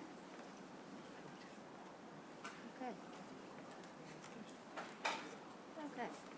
All right, so colleagues, here's what I'm going to suggest. Senator Hester is not available to present her bill right now, and since we are supposed to be reconvening at 6, I'm going to suggest that we take a quick break now, come back. The chair has offered 5 minutes. I'm a pushover. I'm going to say 10 minutes.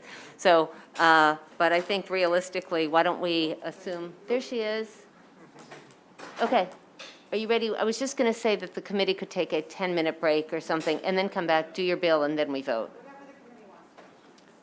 Colleagues, we are live streaming, but we'll be live streaming the vote too. But it's a different thing. All right, let's just roll through it. Senator Hester, you okay? Take a deep breath. Come on back. All right. We've already called the bill. This is Senate Bill 630, Senator Hester, Maryland Department of Emergency Management, MDEM, Office of Resilience. And if Dominic Butchko wants to join Senator Hester, as well as Josh Kurtz and Chris Parts. And you guys can either all be in the front row or with Senator Hester, as is your pleasure. Let's just, all right. Senator Hester, I know you've been working on this bill for a long time, so we're eager to hear the details. Thank you, Madam Vice Chair. Members of the committee, I know it's been a long day. Thank you for your attention to Senate Bill 630. For the record, Senator Katie Fry Hester, pleased to represent Howard and Carroll counties. Over the past 3 years, I've had the honor of serving as a senator for District 9, which includes Ellicott City. And as you know, Ellicott City has grappled with the issues of climate change and urban flooding. 2 years ago, my constituents experienced 2 separate 1,000-year floods that took the lives of 3 people and caused millions of dollars in property damage. However, as a coastal state with many inland tributaries, flooding is endemic to our communities. Annapolis, Baltimore, Ocean City, Ellicott City flood frequently, and other environmental, technological, and man-made hazards continue to present a threat to our safety. Under the leadership of our bold chair, Pinsky, this committee has passed climate change legislation in 2021, and we are working to do that again. It is absolutely critical that Maryland do our part to slow the heating of the planet and avoid irreversible damage. It is also true that only 6 states are less carbon intensive than us on a per capita basis. And even if Maryland achieved net zero emissions tomorrow, we would still be damaged by the emissions of countries like China, India, Russia, and so forth. Unfortunately, I feel we have to prepare for the worst while doing our best to prevent it. Our state is projected to face up to $19 billion worth of damage due to sea level rise and flooding. We are capable of preparing for and managing a threat of this magnitude, but doing so will require a great deal of forethought, coordination, and accountability. In 2020, the Senate unanimously passed my bill to establish a Chief Resilience Officer. And while that bill did not make it through the House, I have continued to work with Secretary Strickland and the Maryland Department of Emergency Management, as well as many other stakeholders, to expand the idea into a full office, as 14 other states have done. Senate Bill 630 is the result of this collaboration over the past 3 years. It will establish an Office of Resilience led by the Chief Resilience Officer within the Maryland Department of Emergency Management. This office will work to coordinate federal and state prevention, protection, mitigation, and recovery-focused programs, develop flood risk assessment tools for use by statewide programs and projects, administer other programs as directed by the CRO, the Chief Resilience Officer, and the Secretary of Emergency Management. It will have a strong emphasis on prioritizing vulnerable communities and ensuring investments are made with an environmental justice lens. It will conduct outreach and provide technical assistance to local jurisdictions to support the development of resiliency plans, and requires many of our agencies to designate a liaison to work with this office on specific goals. This model has worked well in 14 other states, especially in the Mid-Atlantic region. And I passed around a copy of my testimony on the last page. You'll see a map which shows where all of these, which states, including many of our neighbors, have adopted offices such as this. Last year, the Environmental Defense Fund and the National Emergency Management Association published a report on resilience officers, and this report has also been included in my testimony for the bill file. North Carolina established their equivalent in 2018 and has been able to leverage $140 million of federal and state funds to support local governments, businesses, and residents. Virginia similarly established this position in 2014 by executive order and codified this role in 2020. In summary, as we move forward to save our planet by reducing greenhouse gas emissions, we must simultaneously harden our state's defenses against a changing climate. By creating an Office of Resilience, we bring ourselves in line with a national trend. We establish a more efficient, more accountable process for saving lives and reducing the cost of natural, technological, and man-made hazards. I'd like to mention that there are 2 amendments you should have in your packet. There is one that replaces Marbidco with the Department of Agriculture at their request. And the second is from the Maryland Insurance Administration, who likes this bill so much they want to be written into it. I'd like to point out that in addition to the panel that you'll hear today, there are over 20 environmental and human rights organizations who have submitted favorable written testimony. Also in the packet is a letter of support from the Rural Maryland Council, the Food Resiliency Council, and the Maryland Municipal League in Mako and the City of Salisbury, Howard and Anne Arundel County, and the Alliance for National Community Resilience. There's also letters of information from the Maryland Department of Emergency Management and the Maryland Department of Environment. Now, while they can't take a favorable position, these are the most supportive letters of information I have ever seen. There's also a letter from the the Energy Administration, which points out that the Maryland Department of Labor should be written in instead of MCEC.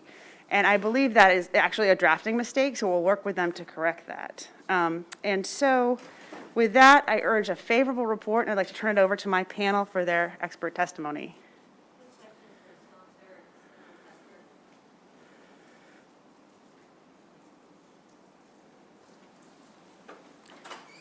Okay. Now, quick question for the sponsor, Senator Hester. You said that Marbitco is going to be substituting for MDA at their request. Is that at Marbitco's request or MDA? It's the other way around. Can you just clarify and just say which one there is? At whose request are we doing a switch? I believe Proposing a it, switch. I believe, hold on, 2 seconds, let me get this right. Okay, I just want to make sure that everybody's on the same page there. Amendment number 1 is strike the Maryland Agricultural Resource-Based Industry Development Corporation and substitute Department of Agriculture. Thank you. This is at the Department of Agriculture's request. Great, okay. And I just want to indicate that there is, the opponents, you guys, are 4 individuals who submitted no written testimony. They just signed up as unfavorable but gave us no reasons why. So if you want to keep that in mind as you think about the fact that we are starting a voting session in 8 minutes allegedly and haven't eaten. So, but this is a really important bill, so no pressure. Seriously, we are eager to hear from you. And Josh Kurtz, you are the lead witness. You get up to 5 minutes. Welcome back. Thank you very much. Thank you, Madam Vice Chair, members of the committee for having me today. I'm Josh Kurtz with the Chesapeake Bay Foundation, and I'm here in support of SB 630. When we think about resilience, and when you look up the word resilience, 2 things would seem like kind of opposing forces show up, and it's a concept of strength and the concept of pliability or flexibility. And what we're seeing is with much more difficult challenges, we need to be able to do both, right? We need to stand up to these challenges, and also sometimes we need to move out of the way. And what this bill does is it builds a framework of accountability.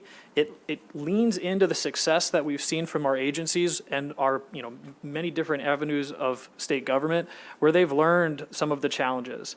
But what this bill does is it reflects the fact that these challenges are only going to get worse.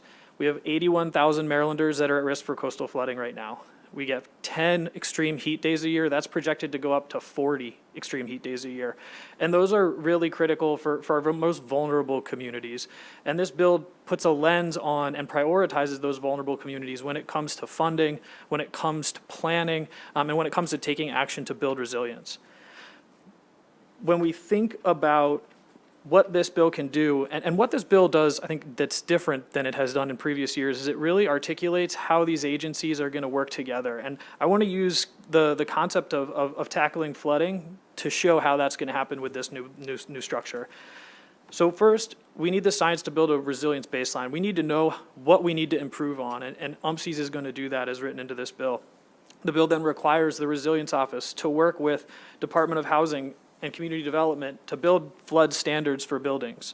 It requires the Maryland Environmental Service to design plans to rehabilitate structures and make sure that we're making our shorelines able to protect those houses that have now been updated for flooding. It has the Department of Labor educate those around the issues. It has DNR look at mitigation and migration corridors so that we're using our natural infrastructure to protect our communities and our natural communities. And by doing this, it's going to allow us to innovate and be highly competitive for federal funds. If you look at the Building Resilient Infrastructure Communities funding source through the Federal Emergency Management Agency, it's late, I'm sorry, that's a key piece where they're looking to see us have strong ties between our communities, our state agencies in order to get the funding. Those put out big dollars for big infrastructure projects, which is what we need to build resilience across the state of Maryland. I'd also point to the fact that the Adaptation and Resilience Working Group for the Maryland Commission on Climate this year recommended that we do everything we can to be able to tap into that program, as well as funding through NOAA and Army Corps to build resilience for our key infrastructure and communities. This bill brings in accountability, it brings in flexibility, and it also ties together all of the great work we've done at the local level in the state. And because of that, the Chesapeake Bay Foundation urges a favorable report. Thank you. Mr. Kurtz, good to have you back. Mr. Butchko, do you want to go next? From MACO, Maryland Association of Counties. Dominic Butchko, Maryland Association of Counties. I don't think I can add anything more than what everyone else has. This is a fantastic bill. MACO fully supports it and urges a favorable report. Thank you. Mr. Butchko, you are everybody's best friend right now. All right, let's see if the architects can do nearly as well. I'll do my best. No, it's all good, please. Chris Parts Chris with Parts. AIA Maryland, representing about 2,000 architects across the state of Maryland. And simply as a practicing architect, projects I've worked on in the last 10 years point to the importance of both addressing these issues locally and looking broadly across many jurisdictions to understand what an important impact they have. We see the Office of Resilience to help us work proactively, diminish the impact of projects that we design, primarily focused on greenhouse gas emissions, but also to be forward-thinking, not just meeting code minimum standards, but looking at stretch codes that we can exceed what's a code minimum. Planning for disaster, I helped to design a 300-bed shelter in Baltimore County that's designed to withstand hurricane-force winds. It met the needs of that county, but as someone who grew up in the Midwest that knows hurricanes or that tornadoes have a very long and straight path, what's available in one adjacent county might benefit their neighboring county if something goes through. So talking between jurisdictions and understanding how those things can provide value to adjacent jurisdictions, and then understanding risks and being prepared. And next, then we see the Office of Resilience helping us to be better prepared to act. I've designed projects where we've met the 100-year floodplain requirement, and we've seen 1,000-year flood, incidents. And how do we talk about what's the proper method to prepare? So I think it's understanding and looking at those. And then lastly, I completed the Design Safety Assessment Program where architects are now trained, and we have a memorandum of agreement with the Maryland Department of Emergency Management to be able to come in as inspectors to take a look at buildings after flood or other natural incidents so that we can make sure that buildings are occupiable. So we're one of many professions that can be tapped into to be able to respond to incidents. We believe the Office of Resilience is a necessary link to connect the dots and help us better understand how we can be better prepared. Thank you. Appreciate that, Mr. Parts. Wait, before you go, hold on, let's just, okay, yes, let's get the rest of the advocates, the proponents, and then we can take questions. Thank you, Senator Hester. Let's see, Ryan Kolker, Alliance for National and Community Resilience, Victoria Venable, Chesapeake Climate Action Network, Dave Namazi, UMCES, the University of Maryland Center for Environmental Science, and then a couple more after that. Why don't you go ahead and start? Thank you. I'm Ryan Kolker, Executive Director of the Alliance for National and Community Resilience, and I'm pleased to provide testimony in support of SB 630. Establishing a Chief Resilience Officer will position Maryland to effectively address the myriad social, economic, and environmental challenges before us. Governments have limited resources, both fiscal and technical, to address the increasing exposure to risk. Therefore, a holistic approach that can identify co-benefits from mitigation strategies, policy levers, and funding sources is necessary. Additionally, many of the risks and the solutions to address them are interrelated. Effectively advancing resilience requires a leader with the ability to look across community functions, to understand interdependencies, how they influence the resilience of each other, and how strategic cross-sector policies and programs can be deployed to address common challenges. In other words, a Chief Resilience Officer. Federal grant programs are increasingly looking to support pre-disaster mitigation at the state and local level. These funds are best used to support a coordinated strategy that looks across all community functions and state programs and identifies the areas of greatest need and biggest impact. A CRO with access to information from across state government, tools to effectively organize that information and monitor progress, and the mandate to enhance the resilience of the state is in the best position to prepare against the hazards ahead and leverage available funding to capture the significant cost savings resilience planning provides. Thank you. Thank you very much, Mr. Kolker. Ms. Venable?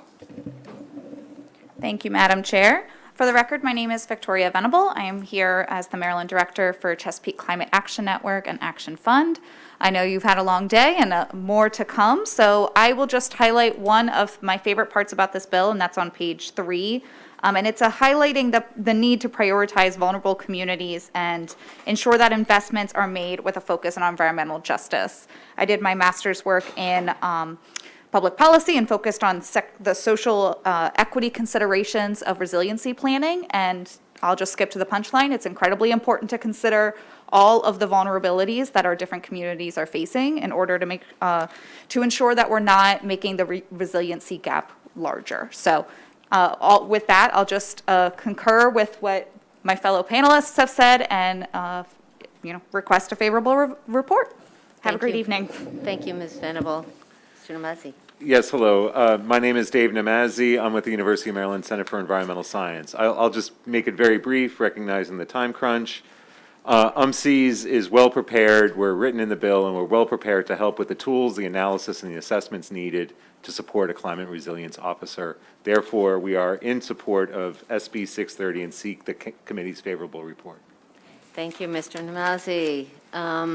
The last two proponents are Matt Johnston from Anne Arundel County and Michelle Dietz from the Nature Conservancy. You all can come up and share your testimony. Welcome to Annapolis, although Mr. Johnston probably didn't have to travel so far. Ms. Dietz, do you want to begin? Sure, thank you. Good evening, Chairwoman and members of the committee. Thank you for the opportunity to speak with you all today in support of Senate Bill 630. For the record, my name is Michelle Dietz. I'm the Director of Government Relations for the Maryland, D.C. chapter of the Nature Conservancy. The majority of what I was going to speak on today has been touched on by other panelists, so we'll just keep very brief. Maryland's a leader. Better, thanks. Maryland's a leader in climate resilience and adaptation, and this bill aims to take us a step further. This development, or creating an Office of Resilience and a Chief Resilience Officer, will increase our capacity to take a proactive approach to disaster mitigation. By working collaboratively, leveraging existing expertise, and targeting ongoing local challenges, this office and officer position will direct disaster mitigation and climate adaptation investments to the areas of greatest impact and need in the state. So for those reasons, and for what all the other panelists have said, TNC supports this bill, and we urge a favorable report on Senate Bill 630. Thank you for your time. Dietz. Mr. Johnston. Thank you so much, Vice Chair, members of the committee, and Senator Hester for bringing forward this bill. As you said, I'm Matt Johnston from Anne Arundel County. I did not have to travel far, and I am here to remind you, all of you do not have to travel far to see the 530 miles of shoreline that are being inundated more and more often. And I'm not going to go through all the details that you have in my written testimony, but obviously we are seeking resilient solutions, and one office to coordinate all that effort at the statewide level would be extremely helpful. So we strongly support this bill. Thank you. Before we shift to opponents, are there any questions from colleagues? Because I have just a couple of quick questions. I'll start with Senator Hester, and you can toss it to anyone else. First off, Atlas 14 data, I don't know what that is. Is that something that anyone here can explain? Sure, I'll give it a shot because we did this with stormwater a year or two ago. Atlas 14 is data on precipitation. You might hear that we have stormwater standards. That's based on the amount of rainfall we expect over a 24-hour period, and that comes from Atlas 14. Excellent.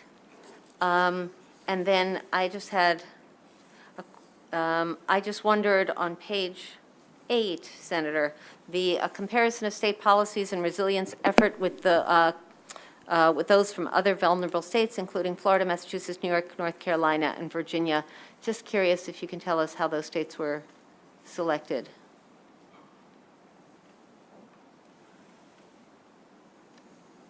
To the very bottom of the bill. Thank you very much. I would have to get back to you on the precise way we got those names, but I believe it's because that they have, these are offices that have been leading the way in the resilience effort, like as shown on the back of that report. This handout, the map on the back is really interesting there too.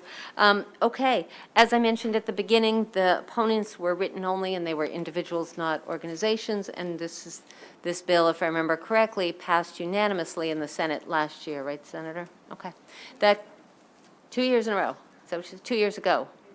Unanimously in 2020. Thank you. Okay. That completes the hearing on Senate Bill 630. That also then completes our hearing for the day, but we are not yet done. We want to hang out more together.